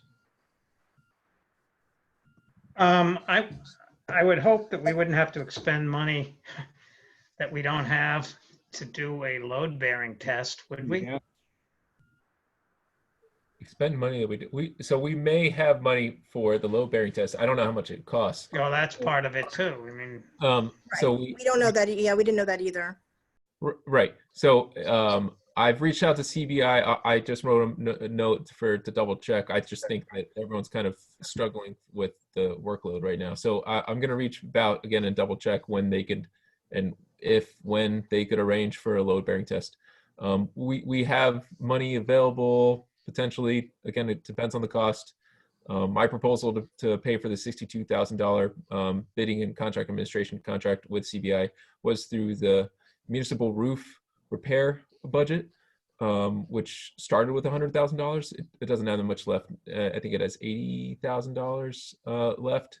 So there might be a little room there, and we can look for other budgets that might be available to do the load bearing. And Greg, just to highlight with what you're mentioning, that's the designs, right? And that's what CBI was explicit. If we can get those done before June 13th, that would help with any timeline if a project was or funding became available, that the design piece would at least be already done. Yeah, I said actually bidding and contract administration. So I'm not sure where the design starts or ends. So I presume that the majority of the design, so to speak, has already been conducted through the roof study itself. So they being as reputable and experienced that they are, when they did the roof study, they knew what needed to be addressed, and then they had recommendations in mind on how to address it. So the specific design may not have to be any more robust, but specifically going into the bidding procedure, and then which goes into the contract administration, that the sooner the better with that. That way you can you can get the actual quote, how much it's going to cost, how much work it might be done, how long it might take to do, and so they're recommending the sooner the later. But I mean that as is the case. But again, that should be contingent upon how we're going to pay for it eventually. I don't think I wouldn't recommend approving a contract for work that's not going to happen. So sounds like we need to make a decision, just the way I'm seeing it, on the 2 debt exclusion options.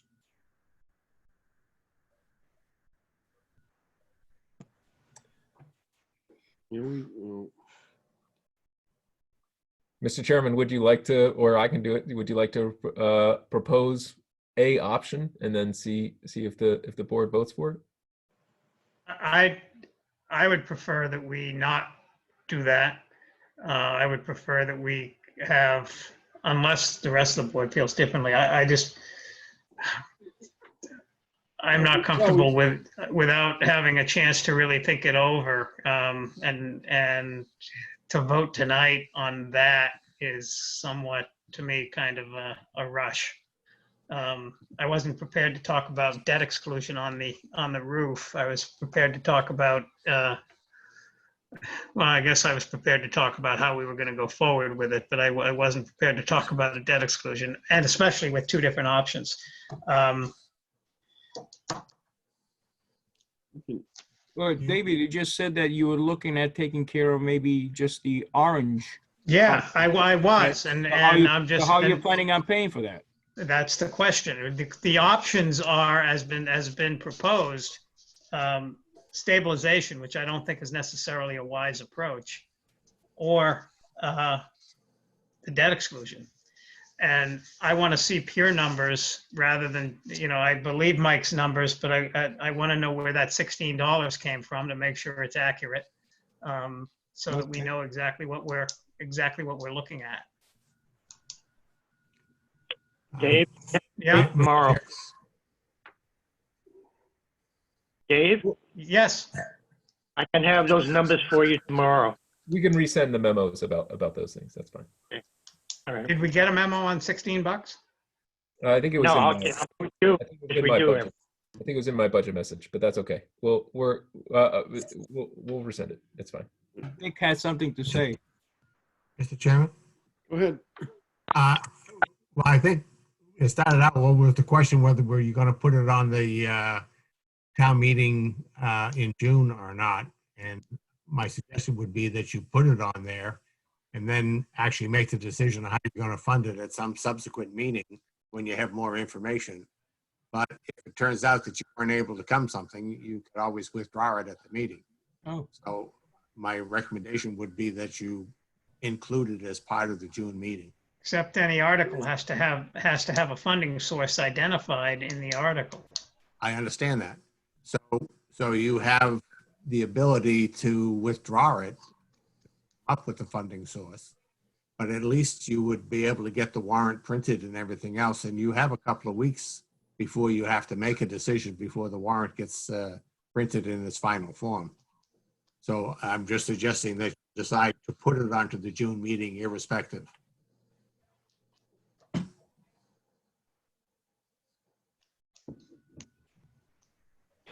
Yeah.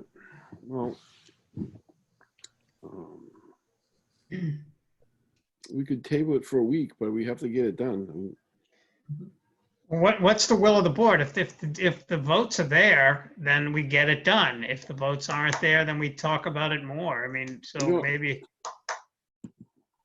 I mean, I guess my question is, what's going to change in a week? As far as we've had all we've gotten all this information. So I guess the question is, do we move forward with this on the June, like the $350,000, the smaller amount? Do we move forward with that? Do we propose that and move forward with it or not? That'd be my question.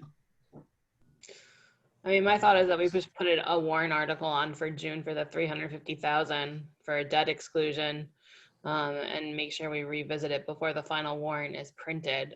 My bigger concern is that what happens if the June meeting doesn't go forward, but we don't have the answer for that. I think that's kind of like the overshadowing issue. Yeah. Or what happens if it fails at either the ballot box or at town meeting? I mean, then at least we tried and it has to go back on, or we revisit the capital stabilization idea for the next town meeting. I'm not sure. Mr. Chair, if I could have a word. I'm concerned, just as Selectman Gavin is, about the possibility of failure.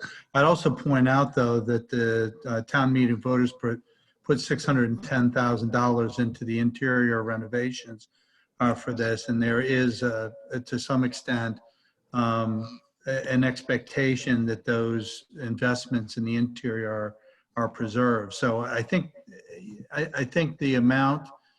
I'm concerned, obviously, as everybody is, about increasing taxes, whatever.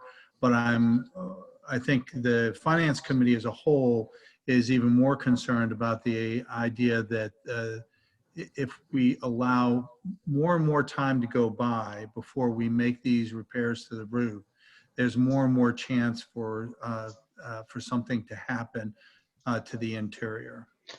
Can I just piggyback on Ken's point here? To your point about the money already spent, that has to be presented at a town meeting, because I think that has to be explained. Why is it that we need to put this on for a vote? Because we cannot afford to waste the money that we already spent on fixing the inside of that building. Hey, Mike, quick question for Mike Guzzo. The 350, the $16 on the 350, how many years would that be bonded? 5 years. 5? Yeah, because we can't go for that amount of money they recommended you couldn't do 10, and especially since we're talking about the possibility of the MSBA study, it wouldn't make sense to do it for more than 5 years. So their recommendation was no more than 5. Now, if you did 350, we would have to look at possibly maybe doing less, doing 3 years, but that would be, we'd have to, I can Well, do then all what's the that. number? Then what's the number then? I don't know, I'd have to calculate it out. I mean, if we do 350 for 3, Yeah. I'll have to calculate, do it tomorrow and get the answer for you. So you're asking me to do the 350, 650, and then if we did 350 for 3 years, right? Yeah. Versus 5, right? 350 for 5, 350 for 3. And then the 650 would be for 5. Okay, I'll have it all done tomorrow.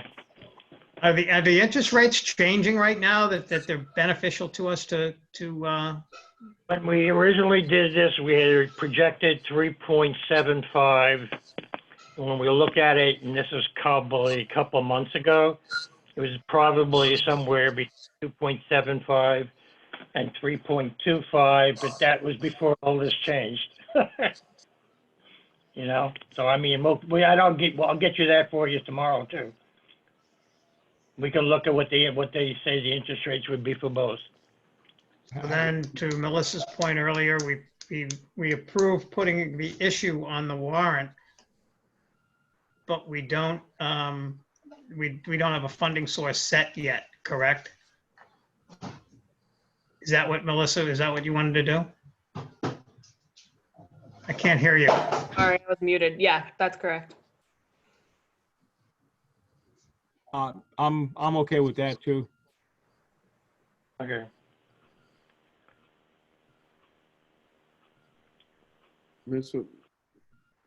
I mean, I guess that's enough direction potentially. It is 10:20 at night, so I appreciate the amount of concentration y'all have given so far. So I can kind of put a pin in it and to include it in the warrant, and then get some more answers back to y'all, and then by the next week potentially ask for your opinion again.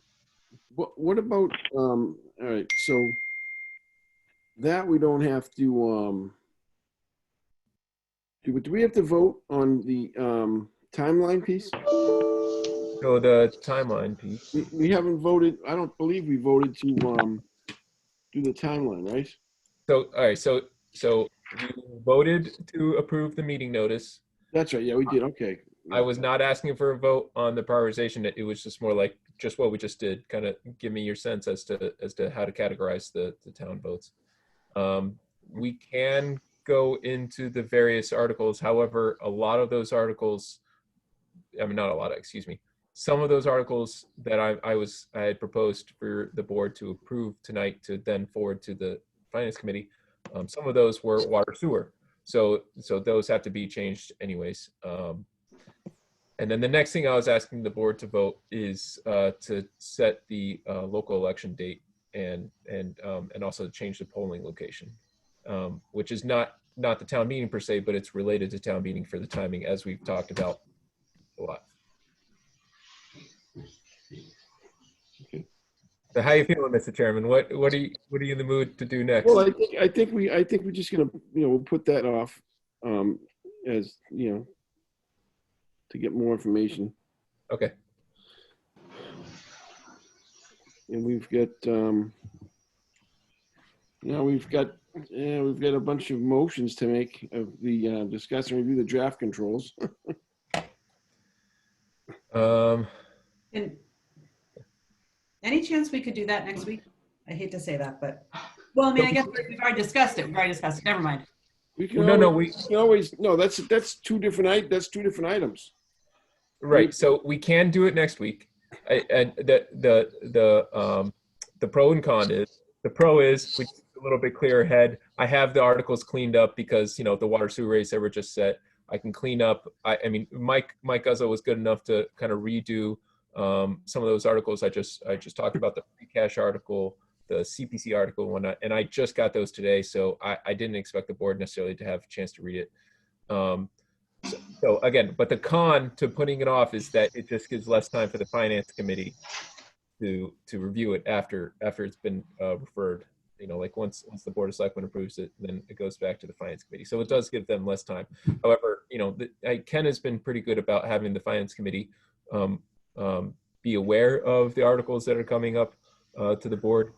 Our next meeting isn't until the 27th. So if you all are meeting next week, we would still, we've also received drafts of this. And so we have some sense of what the issues are and can begin our discussions. So if that gives you some schedule relief, then to move to the next agenda items, I feel very safe in saying FinCom appreciates what the exercise that you all just went through to identify what was going to be on the warrant and what would not, and the specifics can wait another week. So, Mr. Chairman, how do you feel about delaying just for a week the review and consideration of approval of the articles? My voice is getting weak. That sounds like a great idea to me. There's a lot of reading involved in that one. Yeah, sorry. Very good. But I mean, you know, it's how can you do one without how can you delay one without delaying the other is actually what I'm thinking. The elections and the town meeting. No. I'm just talking about the first. The B and the C in town meeting. You can't delay B without delaying C, really. No, right. So we'll still have you've approved the notice for the June 13th to be published. So we'll still propose that. As Lisa was saying, until the warrant is the warrant has not been published. Sending out a notice is kind of like doing a public hearing notice. It's subject to change. Like if we need to do a revised notice later because sure enough we can't meet on the 13th, then so be it. It's just a notice. Okay. So, Mr. Chairman, if you would like, you can move to election changes. 2 election changes. Yes. Unless you would like to change the order, the master plan people may still be here. The Cooler School people. Well, the master plan people here. Yeah, he's still here. Adam's still here. Yeah, no, the master plan people are here. That must be Brendan. That's probably the master plan, the Coolidge School, and the police departments still. Right. So it's up to you. 2 out of 3. So. It's up to you, Mr. Chair, what order you would like to do the remaining items, or not do the remaining items. I'm looking at it. I'm sure you would like his contract approved and whatnot, but it's up to you, Mr. Chairman, as to what you would like to do. We don't have far to travel, so let's Mike's here, the master plan's here. There were people from the Coolidge School here, so let's just get to those 3. All right, Should we also do the election date too? We'll come back to the election. Okay. We'll do it after midnight. All right. Oh, Mr. Chairman, I think Miss Clancy has something to say. What is it? No, I was yelling at my husband. People do that on occasion. He won't put my dog to bed. All right, so let's get into the master plan. So who's here? I know Adam Kahn is here. Is Brendan? Are you here from the master? Yep. I'm online. I'm no longer Beaker. I'm now me. Okay. So short and sweet, Mr. Chetwynd. Introduce yourself. Introduce your team. Thank you, Mr. Chairman, and thank you to the board for humoring us at such a late date. In short, myself, Brendan Chetwynd, and Adam Kahn are here representing the Master Planning Steering Committee. We've been working for a little bit over 2 years now to put together the master plan that you folks have seen in various stages. It's been a long effort, but it's been a good effort with considerable public input, iterations, vignette sessions, direct outreach to various stakeholders, including school committee, planning board, council on aging, and so forth. And what you've seen before you is the final plan as approved by the planning board on the 10th of March. And so what I'd like to do here this evening is ask for the Board of Select's endorsement of the plan, and then give Adam a few moments to discuss what's next, because as we've discussed many times throughout this process, it's nice to have a master plan, but it's also important to ensure that it doesn't sit on a shelf. I mean, yeah, that's fine. I think we've endorsed. I think we've endorsed the plan prior, haven't we not?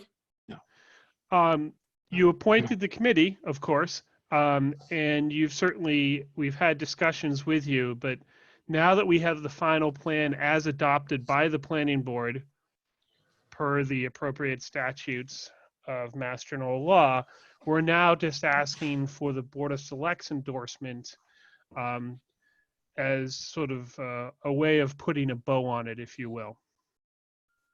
Okay.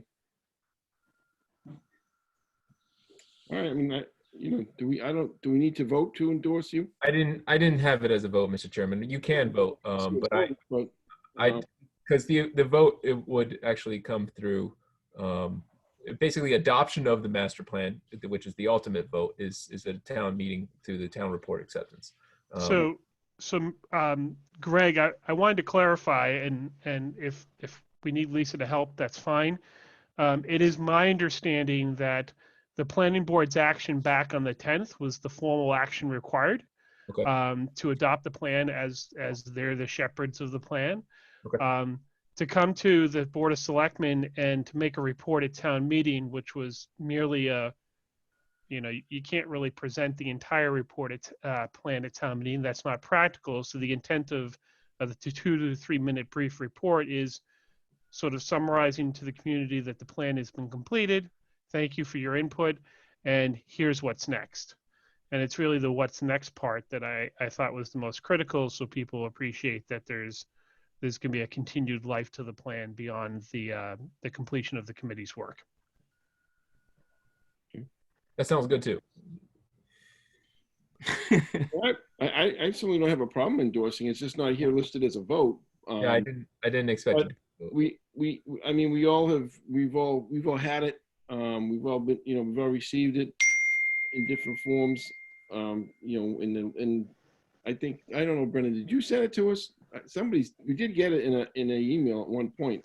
I think Greg did that, actually. Greg did it. So we got it in an email. Yeah, the final version was sent out. Yes. So we've seen it. So I don't know what is next other than that needs to get voted on and accepted at town meeting. No, well, and I just want to clarify, town meeting is actually, they're going to accept our final report, but there's no real vote on the plan itself. That's right. So I just want to make sure that that subtlety is clear to the board. Right.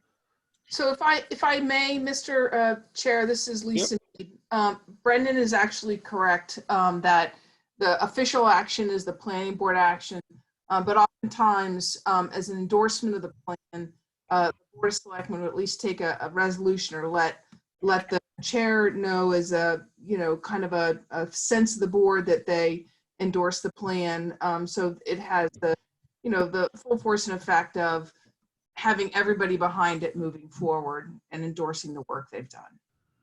Correct. What we're looking for in the endorsement is that in addition to the legal aspect of planning board approving it, that the Board of Select endorse it for the purpose of taking responsibility and ownership for agreeing to what's in the master plan. So it's sort of we all pull together. And the What's Next committee, which will be a town administrator appointed committee, that brings in that third element. So we have 3 pillars of the government sort of gathering around to say this is our master plan. And then when we present at town meeting, that is our final report that will lead to the final freedom for Brendan from this committee. So Adam, were you guys thinking about also talking about the What's Next committee at the town meeting? Yes, it would be both. Okay. And it's very quick. I mean, the entire, as you read in the master plan, the entire What's Next committee outline is a page and a half most. I mean, it's very brief, and I have a short little thing I can talk to you about what we've talked about is the intention and the execution plans for the What's Next committee. So, should I continue? So the goal of the new master plan is to be a living, malleable document, not a book sitting on the shelf, but a binder that can add to as needs arise. We need it to be a checklist for all of Maynard's divisions and committees to use strategically. And that's where the What's Next committee comes into play. It has several goals.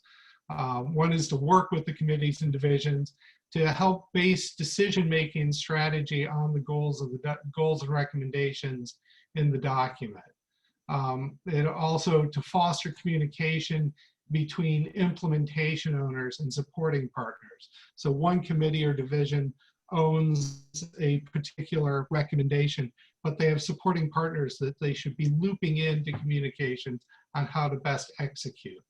And the What's Next committee will help with that communication. Amend and append the master plan goals and recommendations as warranted. So as new opportunities or shifting demographics in town or things change in this town, that this document can be flexible and that there is a methodology for amending and appending.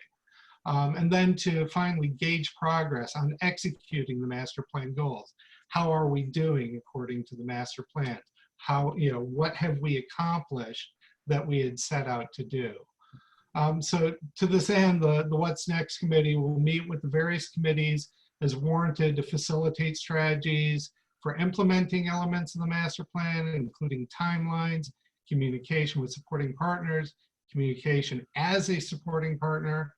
The What's Next committee will take the experience of working with the committees to develop a methodology for tracking progress, developing methodology for amending and appending, and also for the planning board to hear these modifications, and then for distribution and additions to the master plan.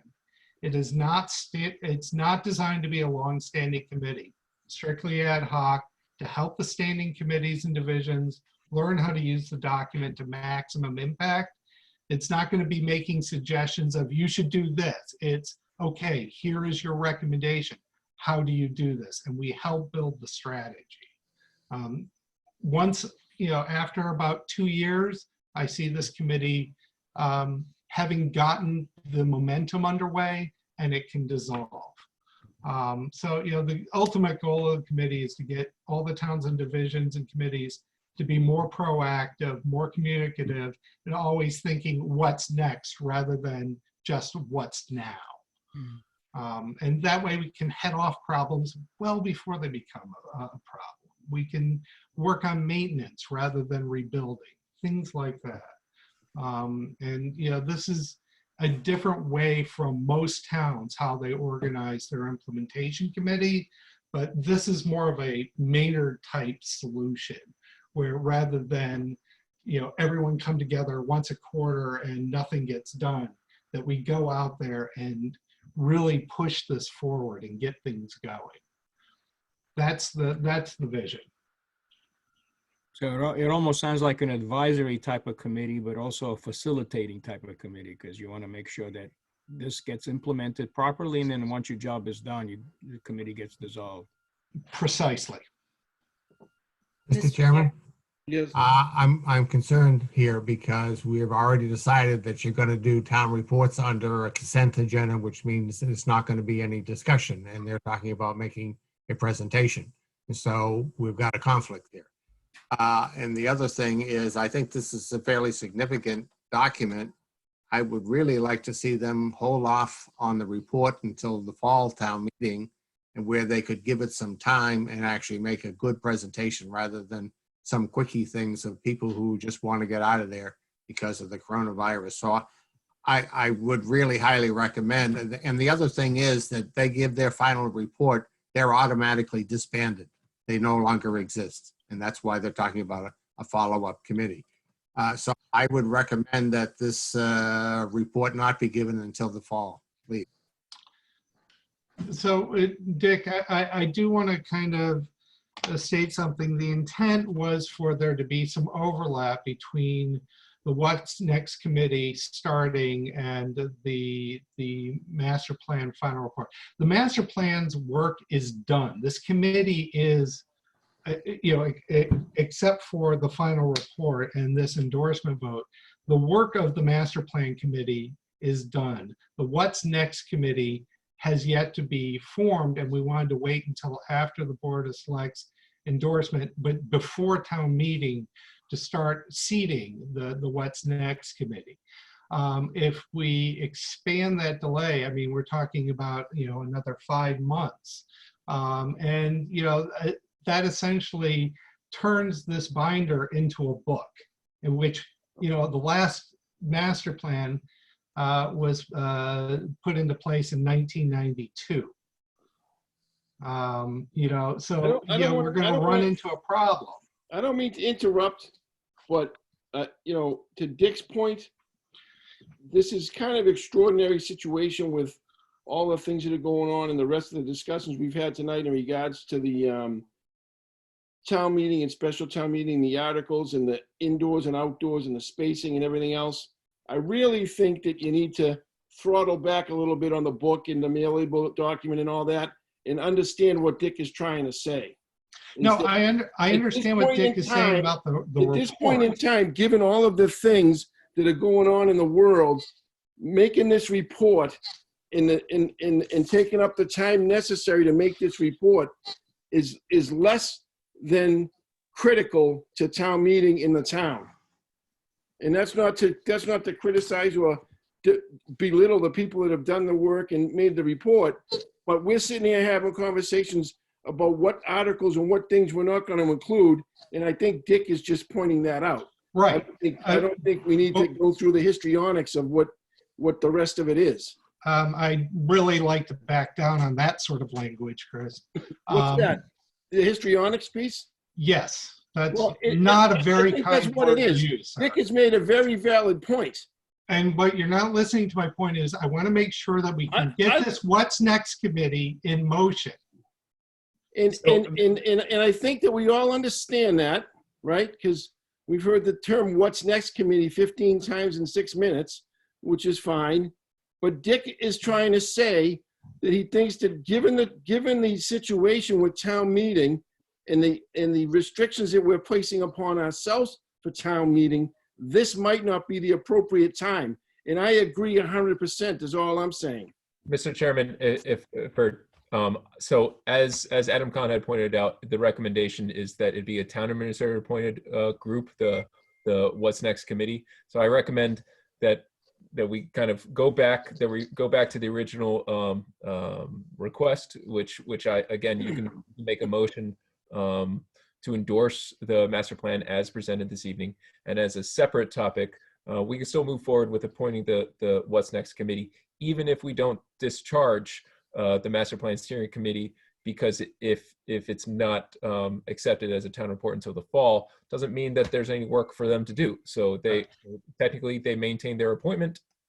They don't meet, they don't do anything, but the actual work that Adam is alluding to still continues. So I think Right. everyone.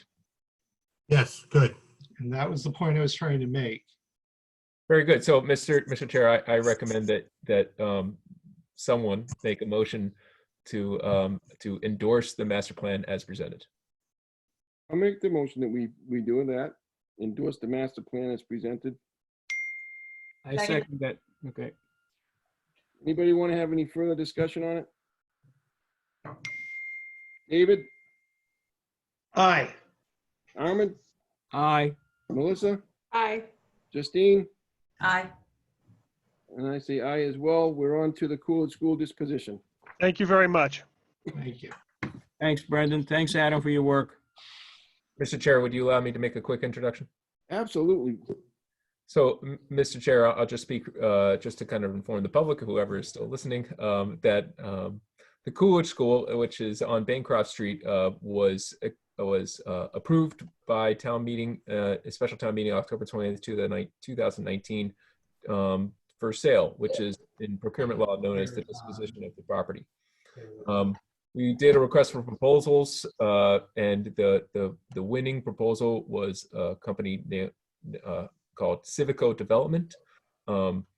The Coolidge School Working Group, which is a Board of Selectmen appointed group, unanimously recommended the acceptance of this proposal by Civico, which the Board of Selectmen agreed to, and then we moved into negotiations for a purchase and sale of that property with Civico.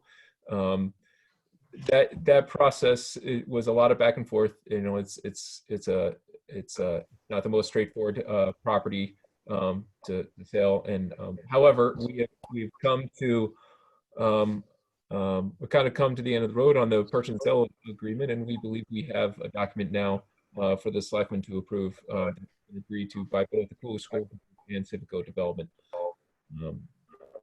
Lisa Mead has been instrumental with the development of this document the entire way.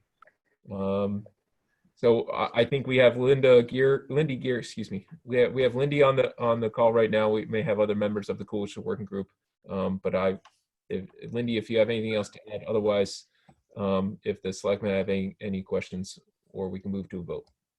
I don't have anything to add other than Taylor Bearden, representing Civico, is on the call as well. Okay, so there is a motion to approve the purchase and sale agreement with Civico Development for the disposition of 12 Bancroft Street, known as Coolidge School, as provided. Do we have a second? Second.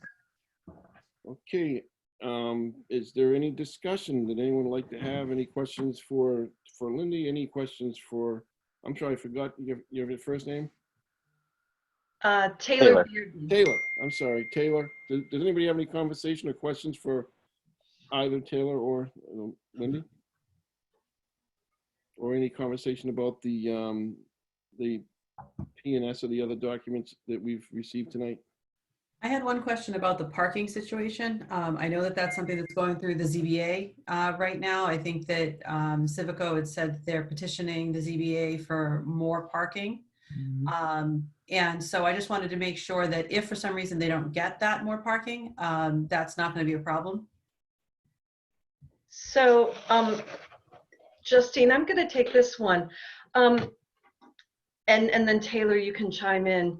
This property is very unique in the fact that it is historic, and we're trying to preserve that, but yet also preserve the sledding hill and the playground. And quite frankly, there's not enough room for unlimited parking in this small space. So something is going to have to give. Either we get maybe the ideal parking situation, or we don't get our historic preservation. We can't have everything, and that's been the conundrum with this whole project. So that is the one piece of the project that is still outstanding with the ZBA. And the planning board is actually the board that looks to the parking, and they figure out the parking during the site plan review. But site plan review cannot happen until the purchase and sale agreement is signed. So it's a conundrum there as well. But yeah, that's one of the final hoops to go through.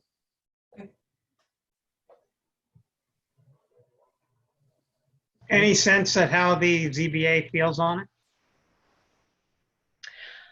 My sense is that the ZBA feels comfortable with the rear setback, and that is also required to for the A&R lot. The A&R approval is needed to divide the property between the Coolidge School and what we as a town keep.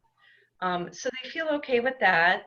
On the density, they really were looking to see what the planning board was deciding on the parking area.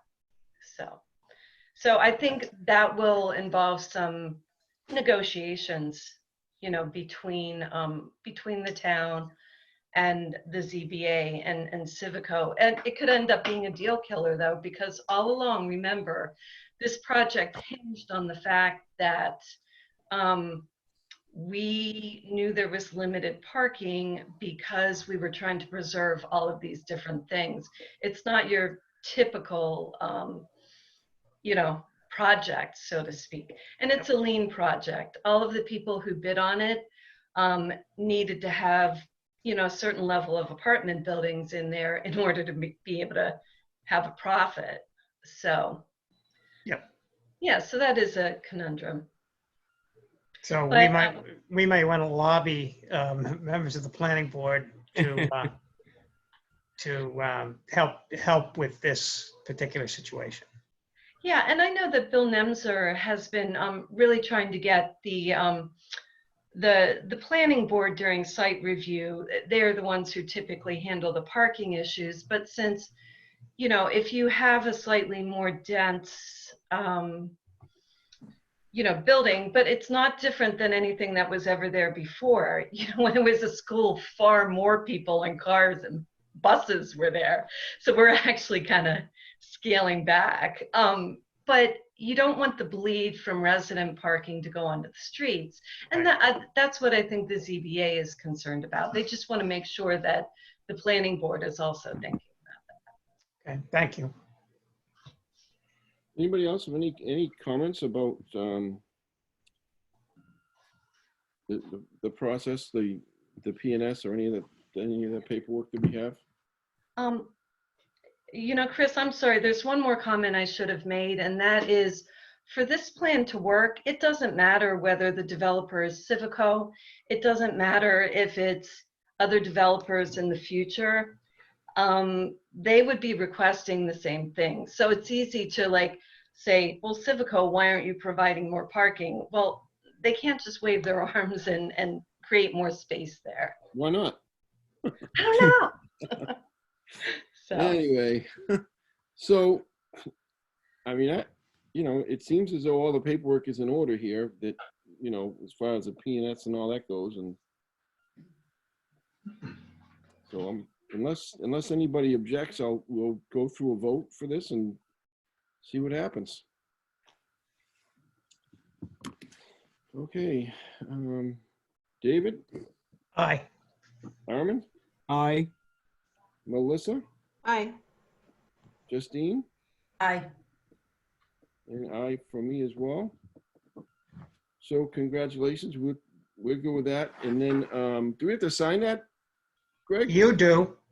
Yeah, we can get your digital signature if need be, Chris. Okay, I mean, it's. And you know, thanks again for all your hard work, Lindy. you need to do Yes, that, or I can come and sign it, whatever. Okay. I know where you are.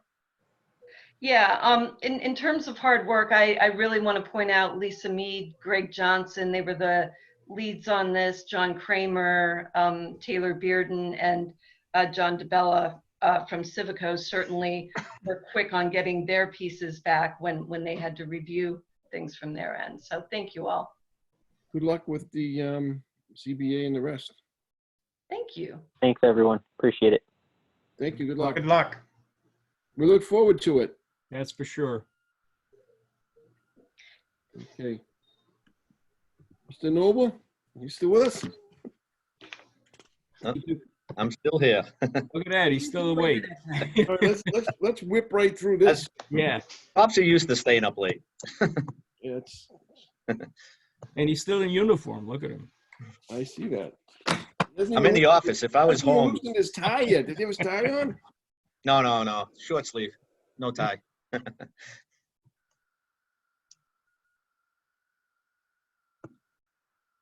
All right. So, we want to just kind of walk us through the plan, Mike? Sure. I don't know, I prepared a slideshow. I practice how to share it, so I do know how to do it. If that makes it easier to walk through, but I know. All right, so wait a minute. Oh, all right. Let's. Are we doing the contract first, or are we doing the? Let's do the contract first. That's what he stayed for. Yeah. He can always make this report next week. By the way. Yes, that's what I was about to recommend. That I know it's Chief really wants to get going on the research. All right. So yeah, I kind of missed that piece. Motion to approve the chief of police contract effective November 19th, 2019 to remain in full force and effect until June 30th, 2023. Second. Thank you. So is there any further discussion about Mike's contract? We've talked about it quite a bit in executive sessions and everything else. Does anybody have any comments? Welcome, thank you. Yeah. I think for the public's purposes, it's available for their review if they want to see it. So it's just so. It was in the board docs too. So yeah, it's there. Yep. All right. So those in favor, David. Aye. Armand. Aye. Melissa. Aye. Justine. Aye. And I as well. Congratulations, Mike. Chief. Thank you. Thank you, Mike. Thank you, Greg, Megan, also Stephanie Duggan for all your work on getting Mike's contract done. We appreciate it. And now we have, do you want to come back and do the other thing at the beginning of the meeting next week? Or I think it's probably How do best. you feel about that, Chief? How do you feel about next Tuesday? How about I just give a quick overview, and that way, if you have any questions, I can answer. That I can answer. It'll take me less than 5 minutes. All right. Just the restructure. And the first thing I want to explain is this is not adding any personnel. This is not adding anything like that, and there's no cost to it. It actually, if everything goes right, it should be a cost savings because the lieutenant position changing to a deputy chief position becomes a salary position. And, not to say, but I made a lot of money in overtime over the last few years because I had to do certain things that were only assigned to me or only that I could accomplish. But with that, deputy chief position comes out of the union. So you have to negotiate it with the union. They can argue this, but also with that deputy chief position, it is a position that is salaried. So they're not expected to work as many hours as I did while I was being paid overtime. So to put the prosecutor position up to lieutenant alleviates several concerns because now they've negotiated it. We've already negotiated it. And the lieutenant's position is still in the union, but it's at a reduced salary by 10%. Obviously, he doesn't have the same duties, so it doesn't make the same amount of money. When I submitted my budget this year, it was the overtime was reduced by $26,000 from last year's proposal.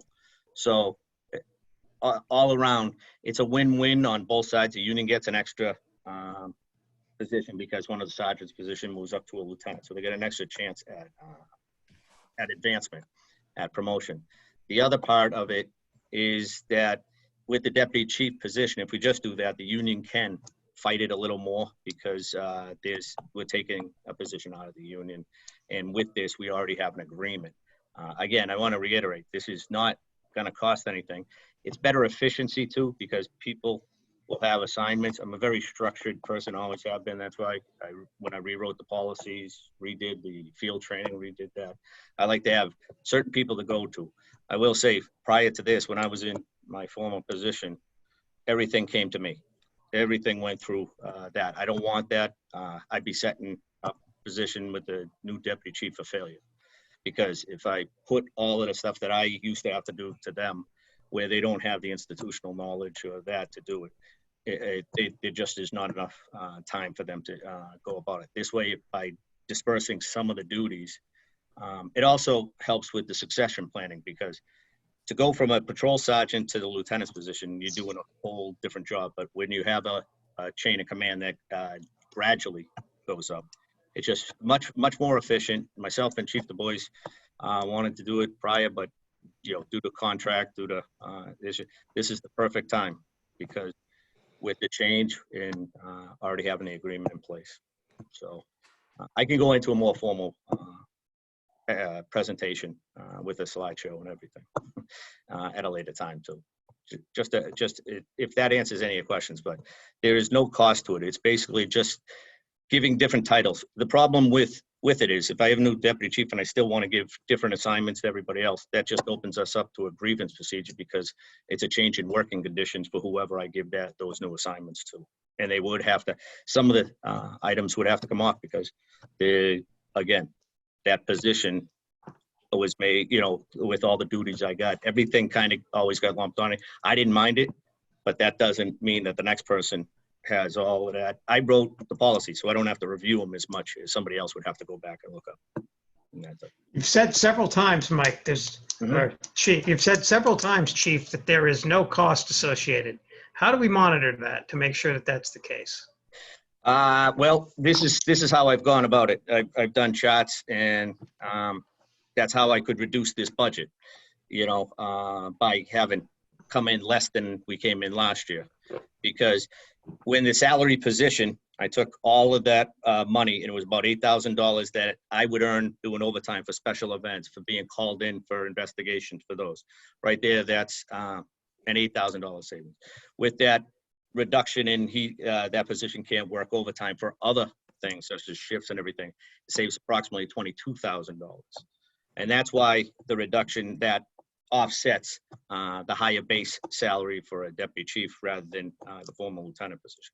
But it also streamlines where the lieutenant doesn't have, the new deputy chief doesn't work overtime for certain things, because the lieutenant's position has taken on some of that responsibility. So would the lieutenant's position would the lieutenant's position allow for overtime?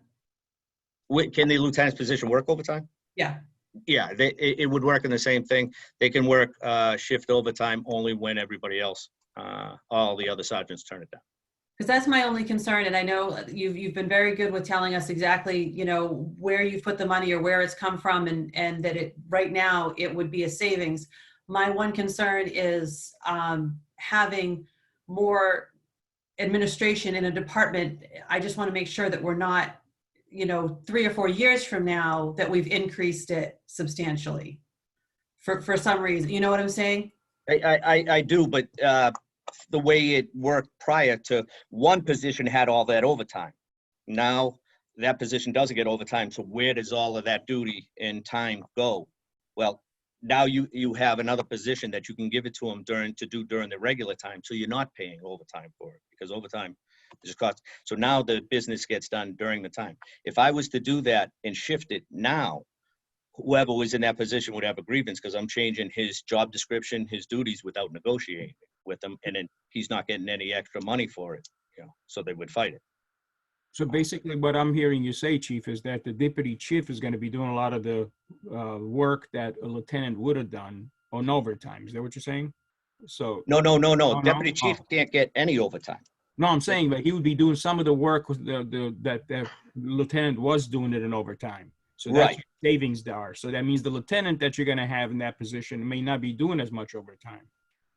No, that's exactly right. The lieutenant wouldn't be working any overtime to do any of those duties. Right. The only overtime he would get is some shift overtime after all the sergeants turned it down, which would be minimal. But also because of his reduced 10%, where I was the highest paid person because of the highest thing, and I was in that rotation, that offsets, because it's 10% reduction on on any overtime shift that they're working. Yeah, I think Justine's concern is that the lieutenant, even though he's allowed to do overtime, we're not going to be going back to the same thing, and the lieutenant will be doing overtime, and now you got another person in a position, so you're adding a salary plus, the lieutenant overtime. So what you're saying is you're going to control that factor by making sure that the lieutenant doesn't get that overtime. That it controls itself, because the deputy chief has most of the duty, taking the patrol factor out of it, which is a good police practice anyways, because he's setting the schedule, he's doing this. So he's taking some of the responsibilities that, the day-to-day stuff that would wind you down because you're in the middle of something.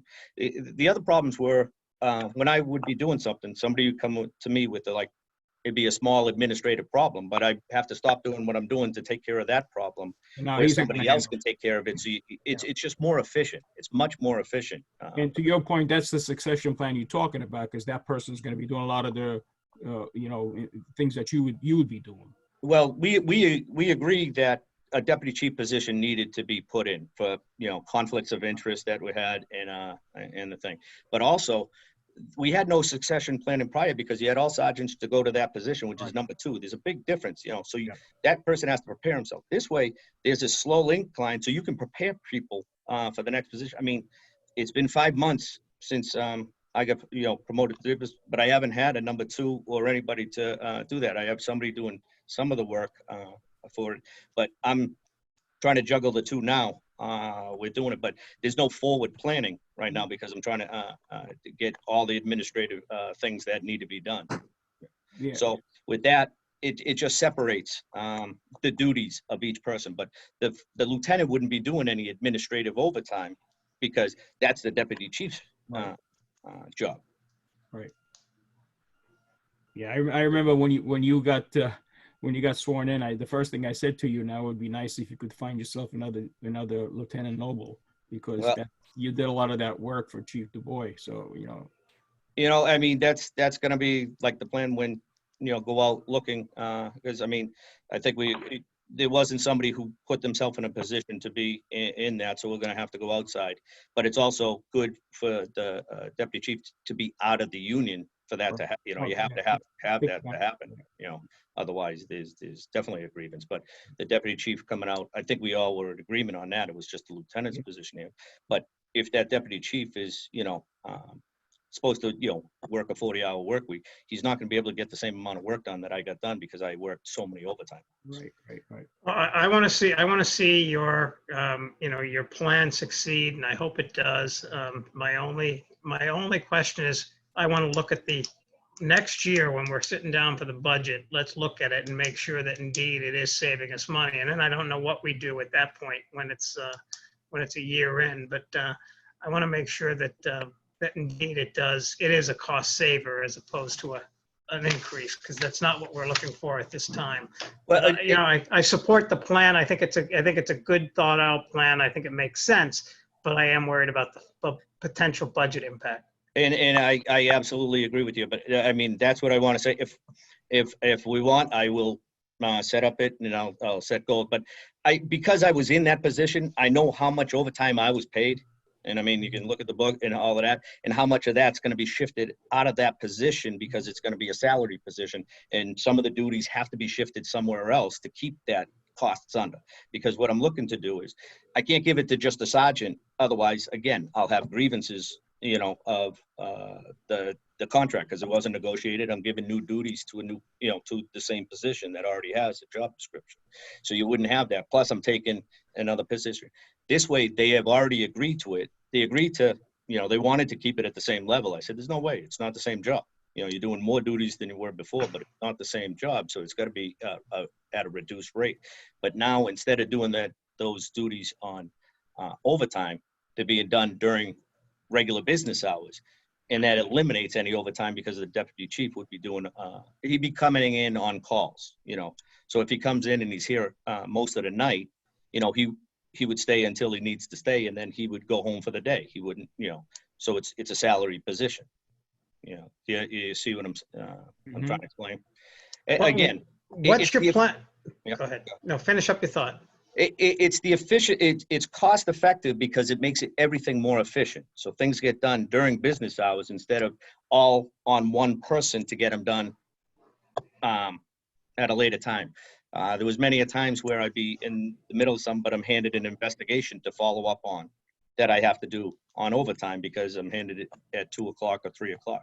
If it's a deputy chief, he doesn't get paid any extra money. But if he's doing that, who's doing the other duties? And then I have in my proposal too, the cross training of it. When I was gone, there was nobody to do it. I would buy back 2 weeks vacation every year because I couldn't use up all my vacation. you know. Oh, that's sort of a good segue to my next question. In your old role, when the chief would be out doing Army stuff or whatever, and you took over his role, you got paid the equivalent of his salary for that Right. period of time. When this deputy chief is out, does this new lieutenant position step up and get that extra salary? No, because one's a salary position, one's an hourly position. But also because I said this is the perfect time for everything because the contract negotiations are going on. So those parts of the contract there's nothing written in there, so it has to be written in. So it's the timing to do that. Now, when you're on vacation, will this deputy chief get paid the chief's salary? Yes, most likely. That's how usually it is. Can't we work a contract otherwise? Yeah. Well, this is. It's a non-union position, so we should be able to negotiate a contract that does not.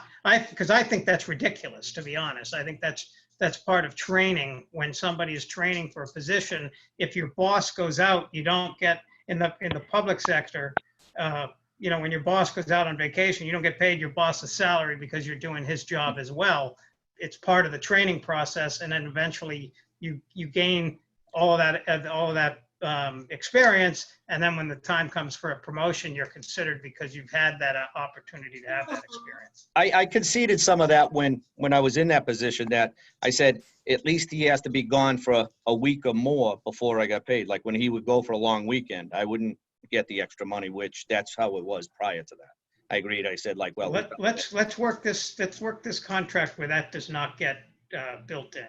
Yeah. About the only caveat I'd say is if I am where I can't be communicated or something like that, I'm traveling, by boat around the world where I can't be. Other than that, he doesn't. They can call me and I can make the decision. So. Anybody else? Anything? Okay. Thanks, Mike. Okay. Congrats again. Yeah, congratulations. Thank you. Oh, Mr. Chairman, would you like to vote on this evening, or would you like to have the chief come back next week? I think we've heard, it was supposed to be a 5-minute conversation. It was fun. I think we can vote up, make the motion. Is a motion to approve the position and rank restructuring of the Maynard Police Department as proposed. Give a second. Second. Would anybody like to further any conversation?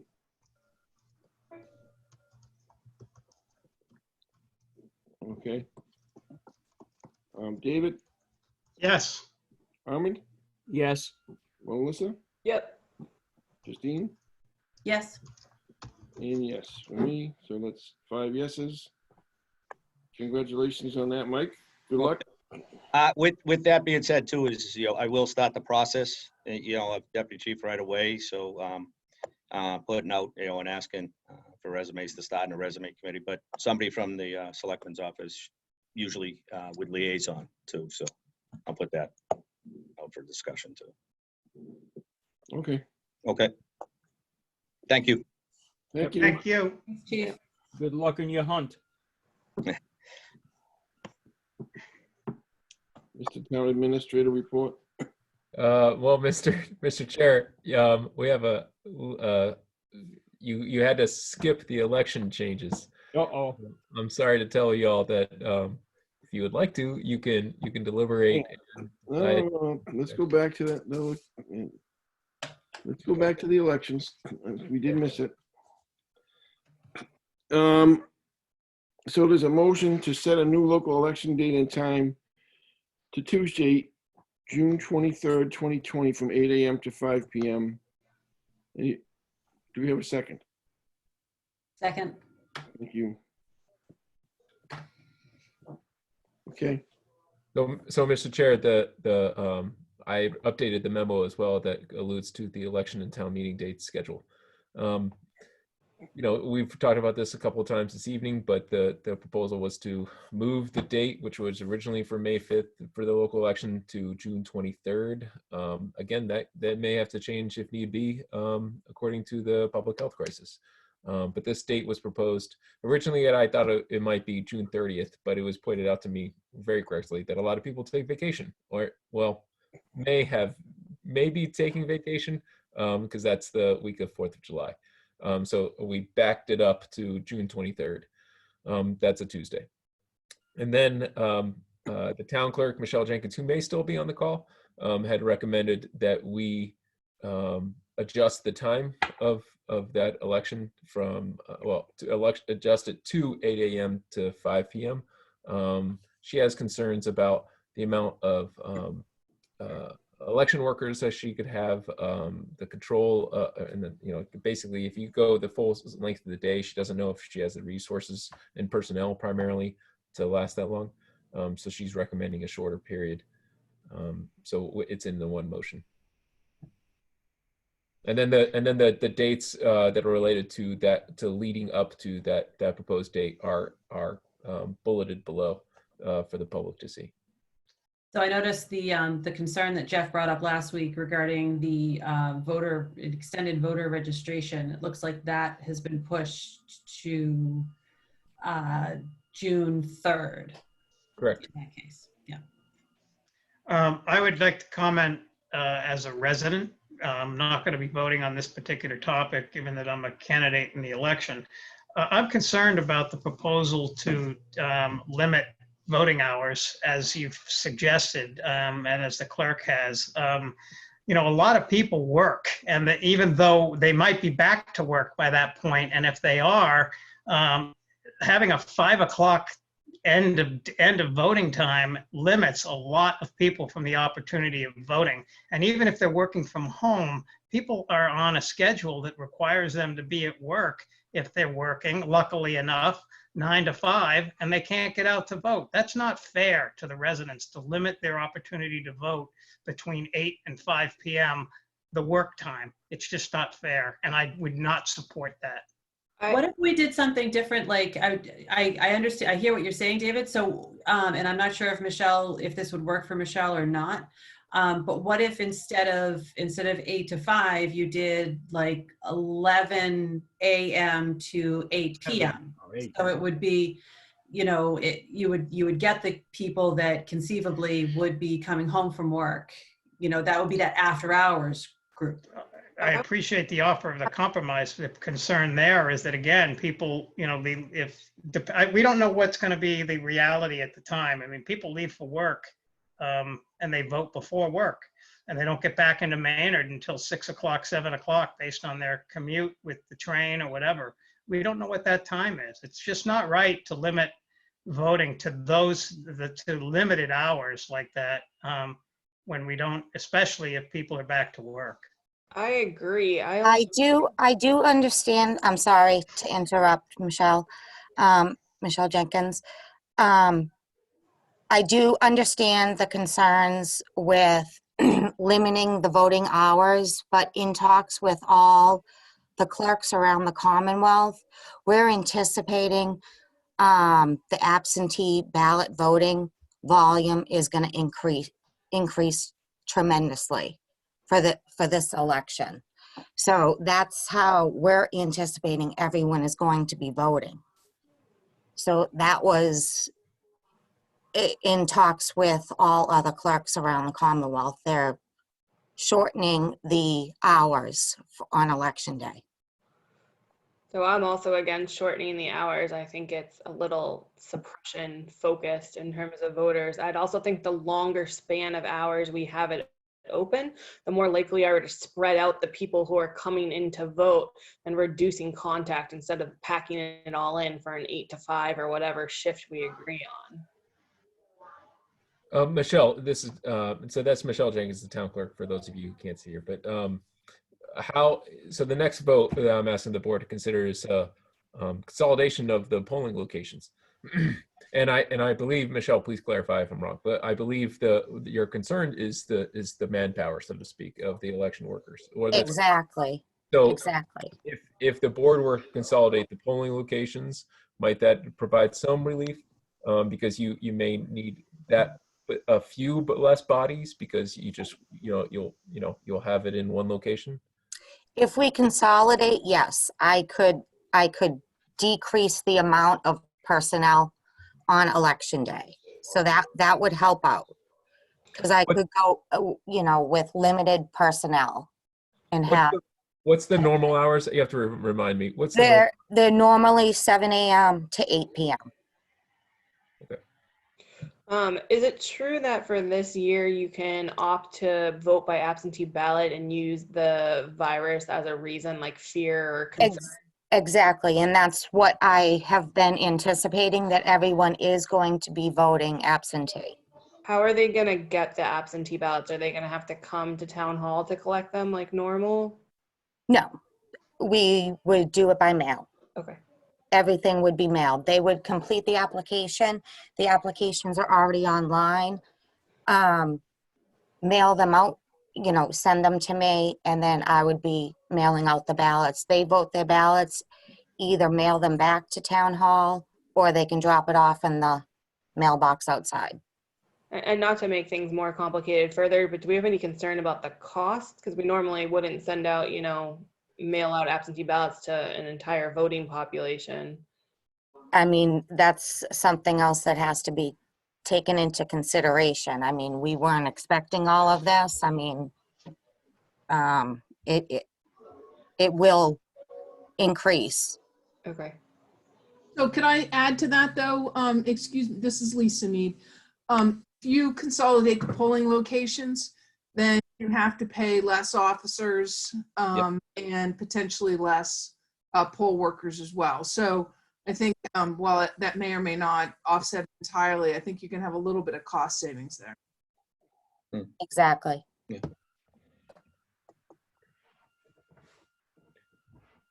So we could, I'm proposing maybe a change to my motion, which is fine. Go back to the normal hours, but again, with the understanding, or maybe we could reverse it if you would like, Mr. Chairman. We can consider the polling location first and then go back to the time, however you would like.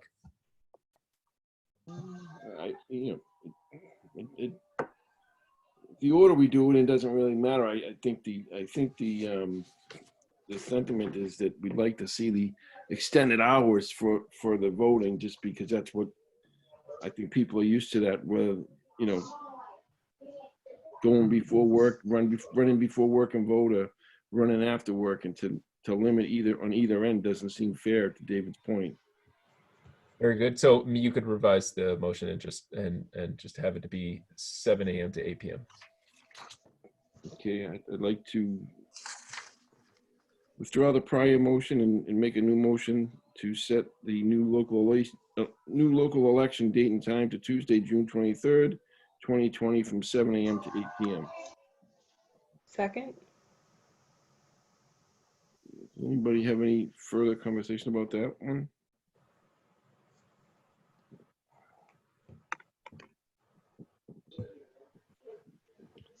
All right, those in favor, David?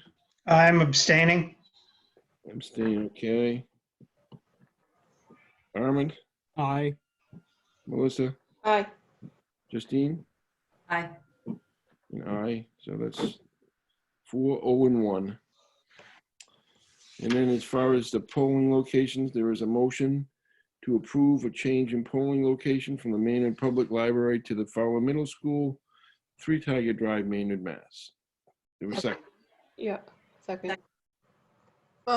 Mr. Chair, if you could make that presuming this will be a temporary. So if you could make this just for this election, that way you don't have to re-notify everybody again when you go back to your polling location. All right, I will change that motion to read. Motion to approve a temporary change in polling location from the Maynard Public Library to the Fowler Middle School, 3 Tiger Drive, only for the election to be held on Tuesday, June 23rd, 2020, from 7 a.m. to 8 p.m. Second. Second. Thank you. Any conversation about this one? My only question, which isn't directly related, is let's say we have the elections on the 23rd, they go forward. Does that person assume their seat on July 1st like normal? Think so? Yes, Yeah, yes. yes. Yep, being told yes. Okay, David, I'm abstaining. all right. Armin, Aye. Melissa, Aye. Justine, Aye. and I. Okay, so those are done. You all have a great evening. Thanks, You don't want to Lisa. hear Greg's, you don't want to hear Greg's TA report? Really? No, she doesn't. No, she doesn't. Thank you, Lisa. So, Mr. Chairman, my TA report is brief, though I think the only thing I'll mention is that Town Hall is closed on Monday for Patriots Day. Oh, nice. I know you guys need the time off. I saw that, yeah. All right, I don't have anything other than the topics from the conversation from the meeting tonight, but just, stay safe, everybody. Yeah. Anybody else have anything for the board reports tonight? I will save mine till next week, but I do think that we need to start thinking about ways that if we find ourselves dipping into deep recession / depression, as they're estimating, or as some are estimating, that we talk about ways that we might be able to find savings within our town budget as quickly as possible. And among those may be difficult conversations such as furloughs for certain employees that would then shift burdens over to the state. And then, we just bring those employees back at the time that the economy has returned. Ways to help our residents relative to tax issues. I mentioned this, I think, to Greg at one point. Out of the box things. For example, it was pointed out, could we possibly repeal for 3 years, say, for example, the CPC surcharge of 3% on our tax bill?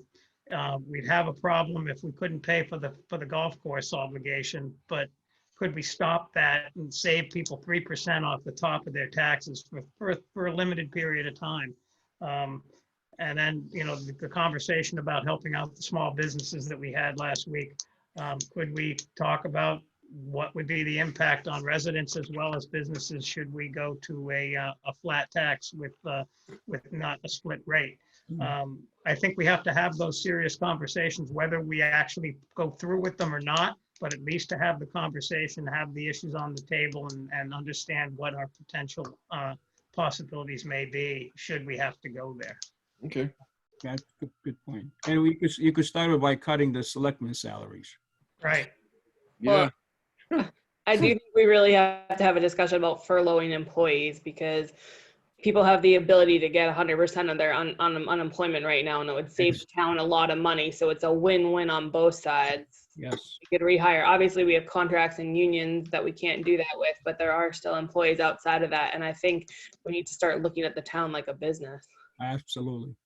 Good point. Okay. Anyone else? So we're having a meeting next Tuesday too? Yep. So that's my recommendation, Mr. Chair. Nice of you. Next meeting is April 21st, 2020 at 7 p.m. Correct. All right. Make a motion to adjourn. Second. David. Aye. Armand. Aye. Melissa. Aye. Justine. Aye. And I. Thank you, everybody, for the long night. Yep. Yeah. Thank you. Have a great night. Thank you, everyone. Night, everybody. Next week. Good night. Night. Take care.